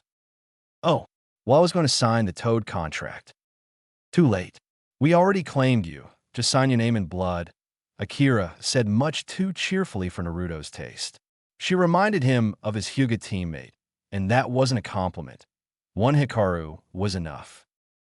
But I should get a say in this. He cried indigently. A tick appeared on Akira's head. I saved you from an uncool death by falling. You will sign this, and me and Hisoka will be your familiars. Or else. The voice was sweet, but Naruto understood the underlying tone all females mastered in early age. Surrender or die. Hisoka sat silently and attempted an intimidating gaze, but failed miserably. I'd love to be the Tiger and Panther Clan summoner. Huh. Whipped by every female, pathetic. Shut it. Good. Before you go back to your village, you need to understand the joint clan's history. Why do I feel like this will be worse than Tenzo's lectures? Naruto muttered. Later, Hokage Tower. The Panthers reversed summoned him in front of the tower hours later in a cloak, Hisoka and Akira next to him. They'd already checked on Angel, who'd be released tomorrow morning. Well, Naruto, make sure to summon us often. I expect you to let me play at the next poker night you told us about. Akira said. Right? I thought summoners were the boss. Silly. Where did that stupid notion come from? Even Hisoka, sweat dropped at that. Naruto shook his head and waved goodbye. With a gulp, he stepped into the tower. Going missing for 2 days wasn't exactly protocol for both a Jinchuriki and ANBU. There was probably a small panic, he mused. Turned out there was a massive panic in the council room. On his way to the Hokage's office, Yugao dropped down in ANBU gear and gave him a crushing hug. Thank God you're okay. Where were you? Your chakra couldn't be sensed and your scent disappeared. Naruto gasped. Senpai, I need oxygen. She let him go and he sighed. Sorry, but I kinda got saved by a summoning clan and... Save it, Mouse. You're needed in the council chambers. Dragon's voice came from nowhere. Nodding, the pair followed the commander. Dragon wouldn't admit it, but he was relieved. If Naruto hadn't shown up when he did, Dragon would have killed the Toad Sage where he sat in the chambers. Most of the clan heads and the elders felt the same way. Dragon couldn't remember a time where the Hokage had to hold himself back so much to keep from killing somebody. As the trio re-entered in Dragon's case, the Shinobi Council chambers, everyone visibly relaxed, even if Naruto still looked pale and was in a tattered cloak. Jiraiya gave a sheepish grin and wave. Hey Gaki, glad you survived. Nice outfit, by the way, very rugged. It came from my summons. My shirt and mask were doused in the toxins, and I almost died. 3 times according to Hibiki-sama. Naruto added the last part, and Jiraiya winced. Yeah, sorry. I guess you weren't ready to fight a queen yet. Though no harm done, you're alive. He chuckled. Wait, summons. You're only allowed to sign the toads.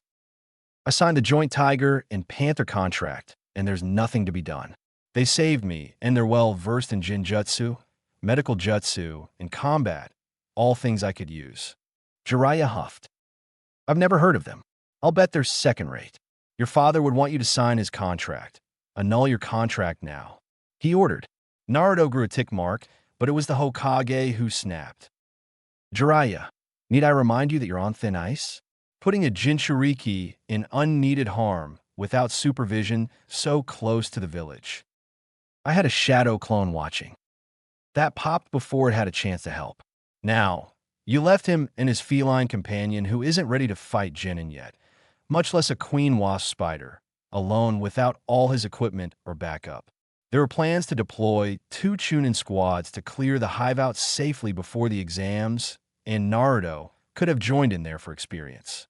But you decided that setting him loose, there was an acceptable course of action without informing anyone until after he entered the cave. Jiraiya, that folly could be called treason by some, and then demanding him to break a sacred bond with a new clan that could benefit Konoha simply for pride. The clan heads glared daggers at the Sannin. Konoha had around 10 contract, and adding an 11th one that was so well-balanced would be a boon, especially when Naruto one day took on a student or had a family and passed it to them. Jiraiya had the intelligence to look apologetic. If the Jinchuriki had died, we'd have a Biju to fight on our doorstep within 5 years, Danzo added. Sorry, it's just his father is dead. My father is dead, Jiraiya-sama. And while I enjoy learning from you the same things he did, I am not a carbon copy that you seem to want to spite your claims. The Toad contract should go to another worthy Konoha ninja. I can think of several in ANBU already, where you could choose one as soon to be academy graduates. I didn't question you on dropping me in the forest, but from what I just heard I should have. Naruto was disappointed in the man supposed to be his godfather. Why had his parents thought the guy would make an acceptable replacement family? Almost killing him for training by having him take an A-rank level unofficial mission? Talk about irresponsible. Well said, Naruto. Why don't you tell us exactly what happened in the forest and beyond? Sarutobi interlaced his fingers as he said it, hiding the pleased smile. Naruto had willingly told his old student to pick another Konoha ninja. That spoke of his character, as some would try to gain a second contract or just leave the matter to fester. Well, it all started when Angel and I were dragged out of bed and given 10 seconds to grab our gear. Though Jiraiya only let me take my sword, some kunai, and a few explosive notes. Speaking of which, it was recovered and repaired. That last cut cracked the metal hard, as it is to believe. Sarutobi interjected. Naruto beamed, then continued, the council becoming more impressed by the minute. So let me get this straight. The Tiger and Panther clan which merged less than 25 years ago after centuries of bloody conflict that almost wiped them out, but now works side by side in flawless teamwork, saved you from certain death, and decided you would be the first summoner since they became one clan. And this was after you beat a queen through luck and circumstance, and before that wiped out just about the entire hive of the northeast sector. Sarutobi stated dryly an hour later. Naruto hadn't dived into the intricate history or abilities of his summons, but that was allowed to protect the summons and summoner from enemies that might uncover the intel. Besides, he already planned to fill in Dragon for the ANBU-only archives. All of those files were harder to steal than the Hokage mountain, it seemed. Yes, Hokage-sama. My summons look forward to allying with Konoha, while my familiars insist on joining in the next poker game. Some chuckles echoed at that, but many nodded the okay. And Kurama says I'm practically immune to the wasp spiders now. Not that I want to test it.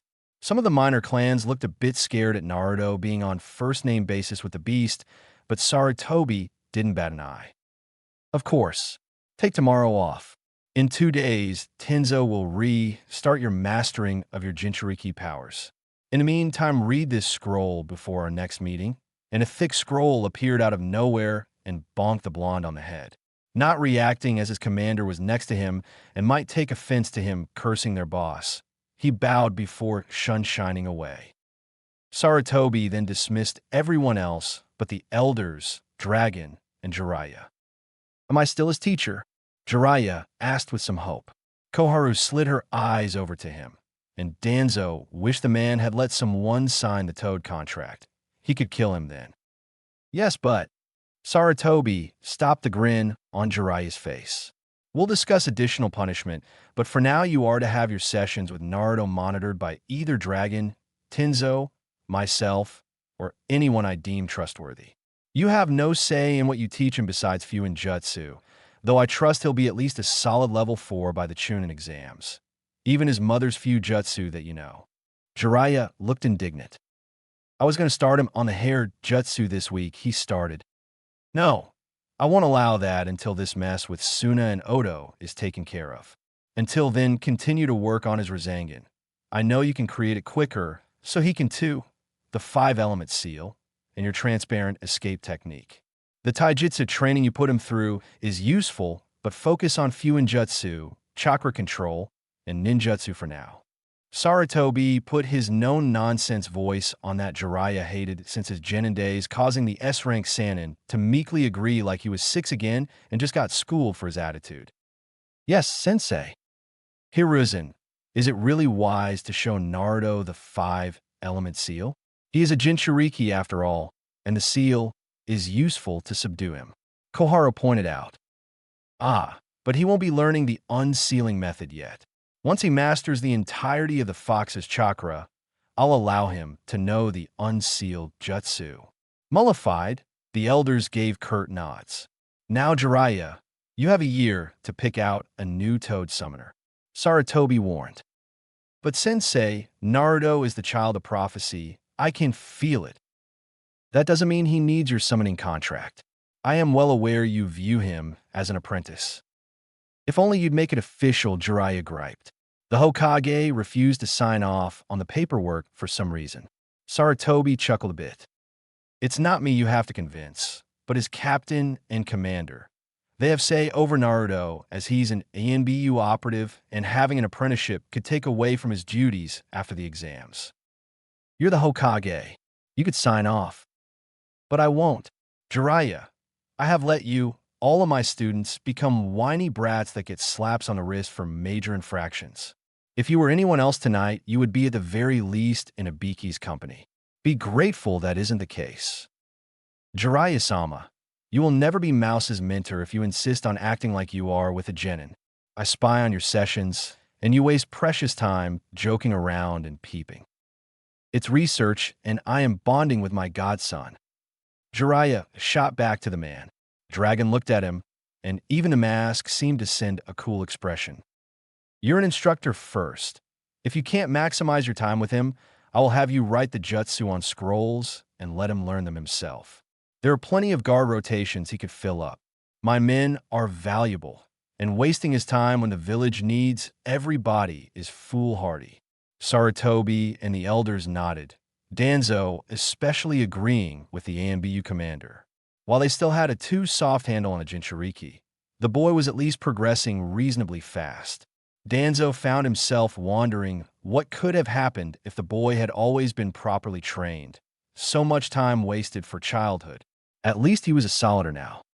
Fine, I will find another summoner the toads will accept, even if he really just wanted to have his toad eat dragon. Next day, in Izuka Clinic. Gazing fondly at his partner, Naruto bowed again to Hana. Thank you so much, Hana-san. I know cats are not your favorite. This was the 3rd time he thanked her, but still felt it wasn't enough. Angel had a punctured lung that could have killed her had Hana not been a competent vet. It's fine. I told you it was my pleasure. It's the least I could do after how you helped me that night, though I didn't expect you of all people to be Mouse. Just remember, pup, that your feline can't train for a week and bed rest for 2 days. Be safe, Angel. Don't go fighting wasp spiders anytime soon. Angel didn't answer, as the drugs to dull the pain were keeping her under. She wouldn't be answering for at least a day. Well, thanks anyway. And please don't spread it around. The council just found out themselves a while ago. I'd rather less figure it out. Of course, your ANBU identity won't be compromised by me. Though if Angel is going to go on missions, you'll have to think of something. Naruto winked. Already on it once my Fuinjutsu skills are adequate. The masked boy cradled the cage with the snoozing Hellcat as he strolled back into the village. He'd take the rooftops or shun Shin, but the jostling could harm her. Putting on a hinge while passing an alley, the now black-haired brown-eyed Naruto blended into the crowd. With a slightly dark thought about how a simple hinge made him human to the civilians, he clenched his fists and made his way back home. After Angel was set up on the couch with a sunbeam, Naruto made 2 shadow clones and began to comb through the water jutsu scroll the Hokage hit him with. Moving whirlpools? Creates 4 defensive whirlpools that can absorb attacks and acts as a barrier. Defensive, A rank what? I can't even do C ranks without wasting too much chakra until that damn waterfall is controlled. It's an Uzumaki jutsu. Your mother used it. It's mainly for Fuin jutsu users to be given respite while crafting seals, but she managed to make it offensive. Naruto's furry friend yawned at its container. Wow, Kurama. Though you might want to hold off on that one. Instead, read the next one.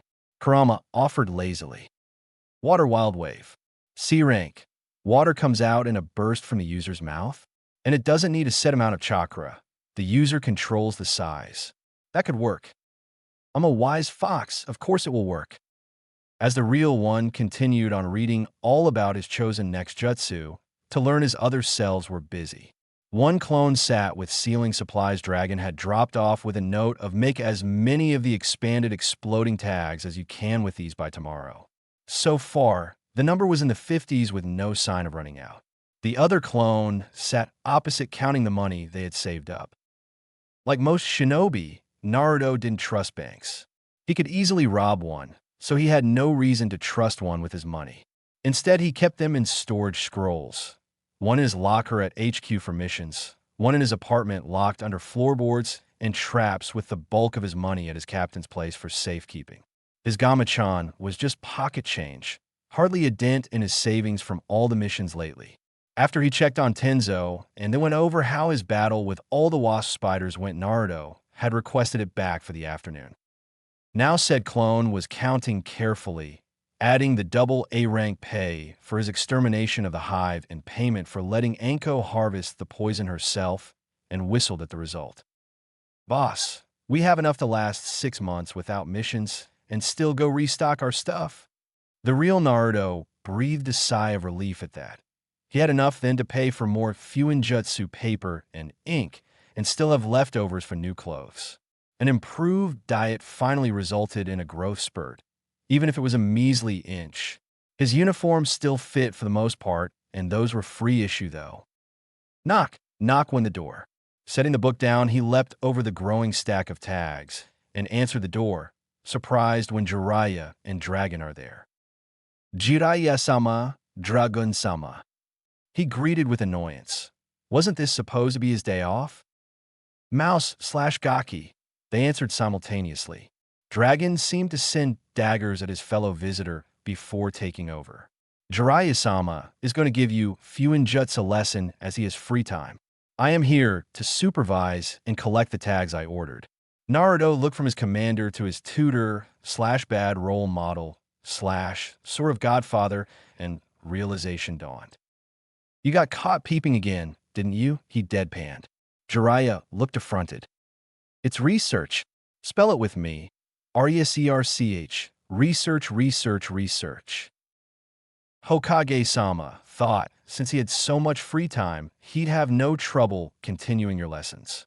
That, and I threatened to send Guy on him otherwise.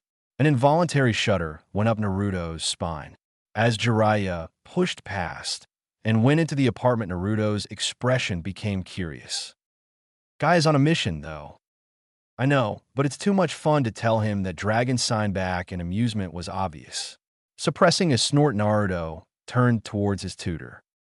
What are we learning today? His excitement for more Fuinjutsu surpassed his need to tease Jiraiya for his cowardice, no matter how well-founded. Oh, just how to make those prisoner scrolls you keep hammering for stars formed in Naruto's eyes. Finally, Team Ro's hard-earned budget wouldn't suffer. Prisoner scrolls, the preferred way to transport enemies for incarceration and interrogation across large distances, was a combination of a stasis seal and advanced storage seal that would freeze the body's functions for up to a week by running on the user's chakra, though it used such a small amount that even enemies on their last legs could be sealed and comrades could be put into it too, though the cost prevented that. For every scroll cost a small fortune and could only be used once or twice, depending on the length of stay before it had to be tossed. Yada, he cheered. Jiraiya looked fondly, then puzzled. Wait, why are you so interested in this particular seal when it's cumbersome and time-consuming to make? Prisoner scrolls took over 10 minutes to write even for masters, and 30 for those in Naruto's skill level. Technically a level 3, Many just went over the theory of it and didn't bother to create them before level 5. Ever since Odo has bared its fangs, ANBU's already meager budget for individual teams has been reduced to fund the preparations for the exams. For the price of one prisoner scroll, which may I remind you the Black Ops uses a lot, I can make 10 out of Fuinjutsu supplies. Lives could be saved as transporting both injured squad members and clients through enemy territory is dangerous, and sometimes the squad member has to use our suicide technique as most squads carry one at any time. With me, I can have my clones make enough for each team to have at least 3 at any time. Jiraiya looked impressed and proud. You'll make a killing off of it, I'll bet. He joked though. Naruto shook his head though. No, Hokage-sama will designate enough for my cost of supplies, and I'll be given a C rank pay for every 30 I make. Won't be hard with clones. It'll give me experience and help out the Corps until the budget is back to some normalcy. Using this method could save several agents, as they wouldn't have to decide before missions whether more kunai, medical supplies, or expensive but life-saving seals should be bought. Contrary to civilian thought, each permanent squad, be it a Genin team to the top ANBU team, was allotted certain funds from the village each month for supplies. This would theoretically cover the cost of mission-specific supplies and most of the basic gear, in theory. However, since the QB attack, the Civilian Council has gotten more influence over taxes and pricing, making the allotted budget become less and less all-inclusive. More and more ninja were having to dip into their mission pay just to get the needed supplies to survive the various missions outside the village. Thus, Dragon's plan to use Naruto's ungodly amount of clones to outfit the Corps in the needed seals, even if it was only until after all this mess with allies turning traitor with Orochimaru blew over. Not to mention all the one-on-one training you'll get from me as payment, Dragon pointed out, much to Naruto's horror. The commander chuckled at the ghost white of his subordinate / punching bag / student. Well, that's noble Gaki. Now, the first thing one must know about prisoner scrolls are the combination ratios of the ink, chakra, and space between each character. Jiraiya began. Naruto took notes studiously. As the pair drawled on Dragon, found himself relegated to the couch with Angel, though the feline was no help and snoozed. Man, if only Hikaru wasn't playing sensei with Kakashi's brats today, I could be catching up on the Aika, or sparing with the Hokage. Sigh, the things I do for the village. Of course, Dragon would stay until the Toad taught Naruto the scroll. He couldn't have him attempt to run off after giving a basic explanation after all. Though if Fuinjutsu wasn't so boring to normal people, Dragon might not find it tempting to pull his hair out while perusing through a budget report. Gaki, not so much chakra. Do you want to blow up your table? With Team 7. Hikaru was ready to slit his team's throats. Or rather, just Sasuke's. I should be learning jutsu, not stamina exercises. The Uchiha fumed. Hikaru rolled his eyes, while Sakura practiced healing bruises on Sai from training. Both ignored their teammate, whose attitude had soured worse since Hikaru took over again. Kakashi was due back any day, however, and then the ANBU agent would be free for a while. If only the Cyclops would hurry. No, you are not ready loyalty and stability-wise for more jutsu and basic skill. Your rival Naruto uses primarily the Shunshin, weapons, and a couple of other jutsu to fight that, and his Rasengan, but the brat doesn't need to know that. Continue the basics, apply teamwork, and you'll beat the strongest of opponents. Sasuke glowered at him, but resumed the obstacle course they had set up. If he would just prove he wouldn't defect at the first signs of power, and many others would love to teach him scores of jutsu. However, until that day, he isn't even allowed to have access to Jinjutsu or Ninjutsu over C rank. Not even his family library gives him them, as it's controlled by the Hokage. Let's take a break. Hikaru offered as Sasuke failed the 4th time to finish the course as his anger took over. Just 2 more days or so, that Inchiriki training area, 2 days later. Naruto lay on the earth, woodbines covering him while he panted. Skin was slowly regrowing, as even the 15 seconds in the 4 tails equated to his outer skin burning off. 4 tails is obviously too much for now. We'll go slow then and build up from the bottom until we figure out why Four Tails had that violent of a reaction. Tenzo said from his sitting position.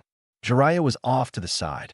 Naruto nodded in agreement, but the sage frowned. He could control that much with practice. Jiraiya claimed. It was his idea to make Naruto ask Kurama for more chakra than the 1.5 tails he could use at any time without problems. The result? A mini Kyuubi Naruto letting off a primal roar and almost ripping Tenzo's throat out. Why can't I control Four Tails? He asked Kurama. The fox grunted. You haven't passed the next stage. Until then, 3 tails will be your max. What's the next stage? I won't tell you at this point. Kurama growled. Naruto scowled. Why not? You're not ready, and you're most definitely not worthy. What do I have to do then? I'm not sure. Now, leave me alone, human. Naruto winced at that slightly. When Kurama went to human, he was on his breaking point. Only flesh bag or damn human were worse. Deciding to let the fox cool for whatever had him in a bad mood, Naruto turned towards his bickering teachers. And I say that if I loosen the seal, he'd be able to use more tails without the backlash. No, to do so would be foolish. Naruto is my responsibility, and the Hokage wouldn't approve of messing with the seal. Tenzo barked back.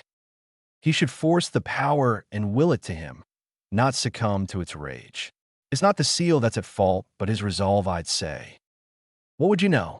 Kushina-sama only accessed a tail's worth of chakra in the most dire of circumstances, and Konoha has never trained another Jinchuriki. Our spies are digging on any information of how Kyumo does it, but until then we proceed with caution. Listen, boy, I'm a seal master, so it would be fine.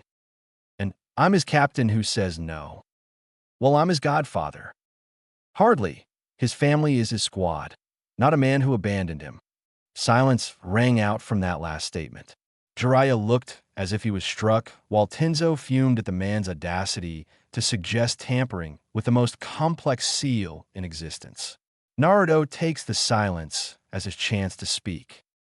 Kurama says I have to pass the next stage, whatever that means. And what is this next stage? Tenzo prompted. He won't say. I'm not worthy yet or something. Sigh. 3 tails in control is still impressive. You're almost as fast as guy with his weights on using 3 tails. For was blinding though I couldn't gauge it. Take the rest of the day to rest. Tomorrow we'll start refining your control of the tails. Naruto nodded, then turned to his sort of teacher in pity. The man was trying. He knew it. It's just he kept failing spectacularly. Hey, Jiraiya-sama, want to get something to eat? He asked. Jiraiya looked up hopefully, then grinned. Of course, Gaki. Fish my treat. He slings the blonde over his right shoulder.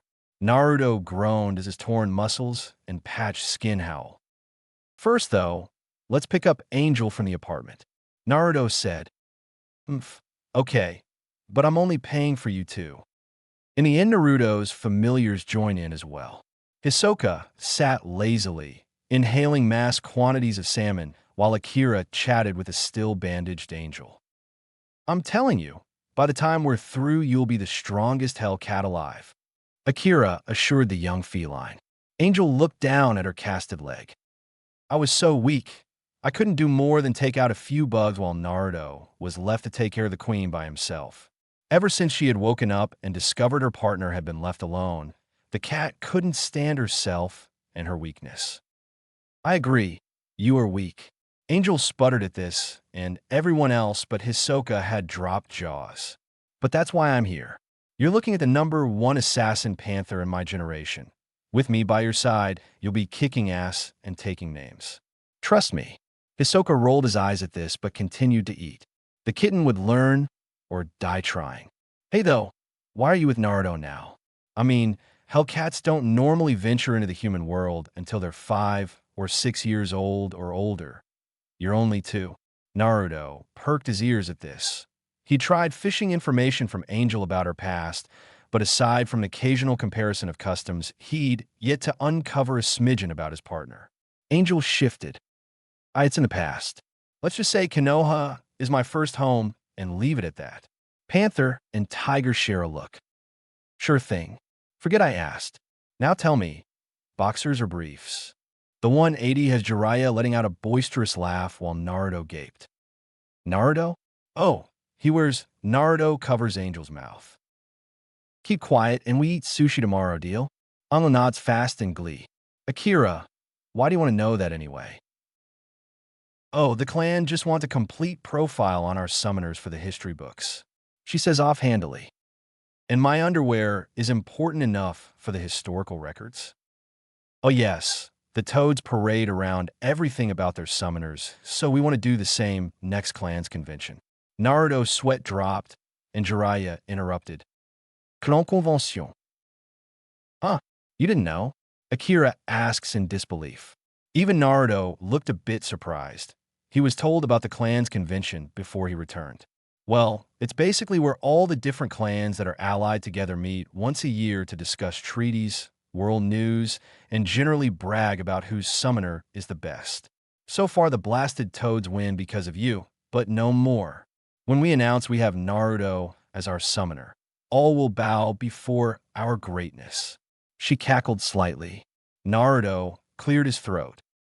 Jiraiya-sama can kill me with a single finger. Akira, I think I can't make them bow before you yet. Jiraiya nodded along. No way his godson could one-up him yet. Details, details. Within a couple of years, you'll be the next Sannin, and people will gossip not of toads, slugs, or snakes, but of tigers and panthers. Naruto shook his head and let it go as he popped another fish in his mouth. Kakani, Angel suddenly exclaimed. Kakashi popped in and batted the cat away, who was caught by a glaring Naruto. Senpai, she's injured, he admonished. Kakashi waved his hand. Ma, my hand must have slipped. I hear you defeated a queen wasp spider. Oh, did you adopt more cats? The masked Jonin asked tightly. Nope, Kakashi relaxed. They're my summons. Kakashi-senpai, meet Akira the panther and Hisoka the tiger. Kakashi dropped his book. But I wanted you to sign the dog contract. He whispered. Well, I was going to sign the toads, actually, but Akira kind of threatened me to become the first summoner of the joint clan. Kakashi turned his lone eye and glared at the panther. You stole my chance at a mini-me. He pointed an accusatory finger at her. Akidas my. And if I did, what you gonna do, tough guy? She taunted. I'll show you tough. What kind of panther is a pipsqueak? Oh, I'll have you know my pipsqueak status is a family trait. My grandfather was famous for it, and his techniques. You want to fight? Name a time and place. Guys, can't we just get along? Naruto begged. When they ignored him, he banged his masked face on the table. Jiraiya had taken this opportunity to slip out, leaving the bill next to Naruto. Both him and Angel eyed the bill with distaste. Bastard. Let's see how he likes his favorite peeping spot location told to Kurenai-san. Cat and boy smirked at that thought. Training Ground 7. Felines versus canines. Akira announced. Come Naruto, let's go represent the clan. Be there in half an hour. Kakashi agreed. Naruto groaned and Akira grew a tick mark.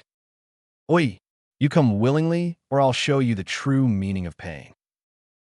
Somewhere in rain, a certain Uzumaki Rinnegan user sneezed. No need. I'll just lose though. Kakashi-senpai outclasses me. He pointed out as they made their way towards the designated place for their little war. Angel relaxed in his arms and would be sitting out for the fight. On their way, they run into Hikaru. Chibi Kohai, Kakashi-senpai, is finally back. I'm free, free as a bird, Hikaru cried. Let's go celebrate with sake and women. 1. I'm too young for that stuff. You're legally an adult, who is technically on call and must stay sober, and I have a spar with Kakashi-senpai in a few minutes. It's cats versus dogs. And where is this spar? Training Ground 7Y. He asked, but his older teammate was off in a shunshin. Right. Nice talking to you two. Minutes later, Training Ground 7. Naruto was a bit shocked when he entered the training grounds to find not only Kakashi stretching, but at least 50 Jonin and ANBU around with Hikaru taking bets. Even the Hokage was slipping some money while Jiraiya stood in the middle. Excellent. Witnesses to document his defeat, Akira says from atop Hisoka. The tiger didn't show an ounce of enthusiasm for the fight, but then again Naruto suspected a lifetime supply of tuna wouldn't break the facade much. The clearing goes silent moments later. Dragon appears next to Naruto and takes Angel. Win or you're on Kinomaru duty for a month, Dragon threatened. Naruto gulped, deciding then, and there to get serious, he motioned for the referee. Jiraiya steps forth and avoids Naruto's gaze. If he'd look, he'd have seen the mischievous glint though as the blonde was looking forward to his revenge. This will be an all-out spar, anything but killing and maiming, and no Kyuubi chakra or Sharingan. The fight continues until one of the summoners are unable to fight or surrenders. Ready. Kakashi nods and pulls out a book in a bored fashion while Naruto stays still with multiple kunai in hand. Fight! The fighters shunshin further apart while Naruto throws the normal kunai near Kakashi using wind chakra to lengthen their range. They land around in what looks like a miss. Summoning Jutsu were the twin phrases, Naruto pumping as much chakra as he could outside of calling the bosses, and Kakashi getting his usual pack out. When the smoke settles, Kakashi's dogs are growling and ready for battle, and Pakken showed none of his usual easiness. Naruto, meanwhile, was in the middle of about 10 panthers of various sizes and 5 tigers taller than his chin. The favorite to win is Kakashi-senpai. Dragon-sama, Hikaru comments from the sidelines. Dragon eyes his Hyuga subordinate. True, but Mouse will win, and thus make me a killing. Hikaru didn't bother to argue, just silently contemplated all the money he was going to make when his Kohai lost. Even Hikaru didn't stand a chance. Then again, as he saw Naruto among the mass of felines, he couldn't shake the feeling his judgment could be wrong. Naruto, why have you summoned my entire joint assassination force before training with us like planned? Isn't my granddaughter enough? Hibiki questioned as he was in the middle of paperwork when he felt the pull. My apologies, Hibiki-sama, but Akira wants us to beat Kakashi-senpai and his dog summons. I don't stand a chance alone. Naruto explained. Hibiki turned his gaze to the Jonin and his dogs. Very well, listen up every cat. Let's show those Mutsu's boss. All the assembled felines crouch down in his. He whispers the plan to Naruto and the others before raising his voice. Now attack. Immediately 3 of the smaller panthers get in a triangle formation at the center and cast a Jinjutsu, the others darting forward in an interlocking pattern, weaving through the dogs that sprung in a diamond formation. Naruto makes 30 clones who jump towards Kakashi. Naruto, I thought I taught you better than to jump in so quickly. He mocks while thumbing through his book. With a single hand, he dispatches the clones with deadly ease, barely paying attention to the boy. One clone began throwing kunai, which Kakashi flung away while others landed near his feet. You'll have to try harder. I am a Jonin after all. Suddenly, Kakashi wasn't so confident when 3 of the kunai strewn around randomly poofed to become 3 of the tigers. Shit, why do they know the Kawarimi? He grumbled and whipped through hand signs. Fire style, fire dragon jutsu. And a dragon of flames rises up and roars before it hits the tigers dead on. Naruto's going to kill me. I killed his summons. I thought they'd dodge. Kakashi freaked as he saw the 3 burnt to a crisp. He felt reality warp, though, and the tigers became nothing more than wisps of air. With Naruto clones where all the kunai were, though Kakashi realized they must have been henges. Even his dogs were tied up with wire from the tigers and several panthers. This wouldn't have been a problem except his panther familiar, Akira, clutched his precious pre-released Aika from a safe distance with explosive notes attached. The real Naruto stood next with a familiar hand sign poised. Give up, Kakashi-senpai, or your signed copy goes boom, and you'll have wait a month for the actual book to come out as Jiraiya-sama gave out the others. The blonde taunted. Kakashi instantly dropped. I concede. Give me back my precious, he demanded as the other ANBU and Jonin sweat dropped. Winner, Naruto and felines. Jiraiya announced. Now give back his literature. The clearing was silent that Naruto, a rookie, was able to beat the copy ninja, no matter how underhanded. Sure thing. Check your pouch, Naruto suggested as the book disappeared in smoke. Kakashi gaped as he reached inside and did indeed feel his precious safely on his person. You tricked me. He pointed a shaking finger at Naruto, who just gave a victory sign. Why, of course. I'm a ninja. You were so cocky that you didn't notice the 3 cats that hung back to hit you, with a jinjutsu that first made you not notice your dogs, and a second one that led you to believe my tigers were attacking. The kunai I threw were a mixture of real and hinged shadow clones to throw you off and let down your guard. It worked as I won. I couldn't knock you out, but threatening you into submission? That I can do. Kakashi hugged his book before leaving in an embarrassed manner, glad the guy wasn't there. Tell me we have that on tape, Hikaru announced after the copy ninja left. Anko held a video camera high into air. Every last second, sniggers were heard throughout the crowd. Now pay up, Hikaru. I bet on Kakashi losing, so where's my money? It was then most ninja realized they'd lost a fair amount of cash, all except Dragon, the Hokage, Anko, and Gunma. Tenzo, standing off to the side, shook his head as they reacted with various degrees of melancholy. Gunma snorts at his fellows. Didn't you guys learn? Never bet against Naruto. It won't end well. Yeah, but he was going against Sharingan freaking Kakashi. How are we supposed to know he'd try something like that? One random Jonin cried indignantly. Naruto, who had just finished bowing and thanking his summons, walked over. Oh, I don't know. Maybe because I was a master at pranks and my traps are top-notch?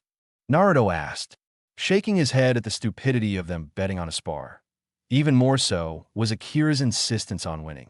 He takes Angel from Dragon, who was holding his sack of money. Excellent, Mouse. I won't have to give you Konohamaru duty for a month, he praised. Naruto relaxed. Unfortunately, I don't have a punching bag tonight for my workout, and you just prove you can take on Kakashi. Let's go. W what? No fair. It was luck I won, and I just got through training with my captain. Naruto begged, only for Dragon to wag his finger. Oh, what's this? You volunteer to spar with me every night this week? How kind of you, Mouse? Naruto got the message and shut up, the other ANBU in various degrees of vindictive pleasure after losing money. Then let's go. Bruises won't form themselves. Meanwhile, a certain Sannin was in the doghouse as he and Tenzo were giving reports to the Hokage in his office. Jiraiya, I know you're worried about this Akatsuki group, but messing with the seal isn't the answer. Sarutobi chided, though he himself was tempted to allow it. Konoha had dark days ahead, and a fully trained Jinchuriki would act as an effective war changer and deterrent, even if most of his time would be spent with his ANBU squad. However, messing with a seal, not even Jiraiya understood fully would be foolish. Best to wait and see what Naruto and Kurama would agree on while mastering his current output. Tenzo, you and Jiraiya will continue Naruto's Jinchuriki training like planned, while the Kumo spy attempts to find out from the Hachibi Jinchuriki about his training. So far, he just let slip something about beating your darkness, but nothing specific. With any luck, I'll be able to nag. Yes, Sensei/Okosama. The duo bowed together and left, leaving Sarutobi to his thoughts. He felt a familiar presence, and a man he both trusted and didn't trust hobbled through his door. Danzo, right on time. What's your update? The one-eyed mummy looked grave as he sat down. Orochimaru has agreed to give me the Hokage seat if I agree to pass on council and war intel while holding Root back during the invasion. It is as we feared. Suna and Odo are now official allies and will be striking the 3rd stage with their Jinchuriki. I suggest we assassinate the boy now, and... No, if Konoha struck first beyond what we're doing and gets caught, we'll be unable to call on new allies. Kumo is meeting with me next week to discuss an alliance against this Suna-Odo plan, but I doubt they'd risk it if they caught a whiff of murdering a Jinchuriki before Suna betrays us officially. Sarutobi sighed at his old rival's disappointed look and decided to give him some good news. On the bright side, however, I am assigning ANBU to take out Suna's next shipment of weapons and bring them to us. They rely on a land of birds for their kunai and shuriken of all sizes. Sources claim next week they'll be sending the normal C rank to escort the caravan. If Konoha steals their supplies, it will hinder them for the exams. And give Konoha the needed boost, yes. No survivors will be left either. Since they're preparing for a war, their shipment is larger than normal, enough to outfit most our shinobi. And they say you're going soft, Hiruzen. Tell me though, is it true IWA is sending 3 teams? Danzo asked. It would not end in their favor if Inoki was able to watch the finals. Yes, unfortunately. I abhor having to rely on your route that I ordered disbanded, but I must ask, do you have any route teams capable of preventing IWA from advancing past the second round? Danzo looked shocked at the blatant request, but nodded. I'll have 6 teams ready. Will they also be able to take out the Kiri team that is coming? Yes. I want only Konoha, Odo, and Suna in the finals. Having the 2 enemy Kage where I can monitor them will give us a better chance. Very well then. Here is a mission for Kabuto that will allow him to overhear the Chunin patrol schedule for the exams. Not that we won't alter it, of course. Sigh. Thank you, old friend. But even if we know everything about my old student schemes, these old bones might not be able to weather the storms ahead. Danzo said nothing and got up, leaving without a glance back. You're right, old monkey. We're both frail, but I won't let Konoha remain weak like it has. After you're gone, the great tree will rise from the ashes. Plans of his betrayal towards both his allies in mind, the war hawk made his way home. However, Sarutobi was not blind and knew his rival all too well. Danzo, one way or another you will die after Orochimaru is taken care of. I only hope I can be the one to do it. It's the least I can do after my failures. The Hokage took another drag on his pipe and gazed at a certain seal carved on his desk, praying he'd be able to activate it before he died. With Kabuto Yakushi hadn't survived as a spy for so long without picking up the snippets of intelligence from conversations. That's why on this routine hospital supply run, the trader was careful to channel chakra to his ears at all times as he passed groups of Chunin. Chunin, the village's gossip corps. They were known to spread every shred of intelligence amongst their ranks without thinking and were known to let the tongue slip while Kabuto was in hearing range. And to switch the guard rotations? Wasn't the zigzag pattern bad enough? I know, man. Now I have to memorize the figure 8 pattern. Damn Chunin exams. Why do we have switch it up for the foreigners? Kabuto smirked and continued on his way. Stupid Chunin. Now he knew what to ask Danzo. Or better yet, just break into the Chunin archives. No wonder his master wasn't afraid of Konoha finding out. The Chunin disappeared around the corner before puffing away, revealing 2 ANBU agents silently congratulating themselves on their way back to HQ. Next morning, Naruto's apartment. Naruto grumbled and winced at his stiff muscles while stumbling to his door that rung at 5 in the morning. If something's not on fire, my intruder is dead. Opening the door with a kunai in hand. Ninja are paranoid after all. Naruto blinked at his visitor. Ferret-senpai, what a surprise, he said blandly. Ferret was a honey-colored male in his late 20s, known to be a stuck-up and rarely gave Naruto 2 glances. To see the masked man shifting uncomfortably in his doorway just didn't sit well with him. Okay, who died? Mouse, I have a favor to ask. Naruto eyed him and let the man in, activating his newly installed Privacy Seals 2.0, his last line of defense against Guy's late-night shower operas. The bushy-browed man had no sense of key or tone. At 5 in the morning? Yes, it's about my long-term mission with the Kurama girl. I was tasked with a mission that requires my use of speed and Jinjutsu. Dragon-sama told me you were village-bound for a few more weeks, so babysitting a brat shouldn't be a problem. I'll only be gone a week. Naruto mentally cursed his commander, but on the outside, just nodded. I take it I'm going to spend the week at the location? Who else is on the detail? Ferret visibly relaxed at his willingness. To medic Neen. The girl stays in her room most of the days, and I usually am able to train during her daily medical checkups. Dragon-sama wanted you to have this scroll with the specifics. Naruto accepted the red mission scroll and waved his senpai away. In an annoying swirl of leaves, the older ANBU was gone. Damn, why doesn't more ninja learn to use Shunshin without tells? Reading the scroll had him snort. So the girl can't use chakra they claim? And she's too sick to run off. Wow, what a boring job. At least Jiraiya-sama and Tenzo will be stopping by to help me channel Kurama's chakra to single parts of my body. Hey, Kurama, the girl we're guarding shares your name. Whatever, leave me be. What's got you grumpy? Oomph, why couldn't he be like father? He's like every other human, filled with darkness. He's unworthy of more power. Kurama closed the connection. He was wrong to get his hopes up if Naruto's inability to conquer Four Tails was any indication. No human is without darkness, not since father. Sighing at his tentative friends, Mood Naruto gathered up his gear and overnight supplies. Angel was still sleeping when the blonde sealed up his Fuinjutsu scrolls. He still had 50 prisoner scrolls to make. Hey, Angel, time to get up. We have a mission. He prodded his partner, who just rolled over. Go away, Naruto. Stupid mission. I can't walk far yet.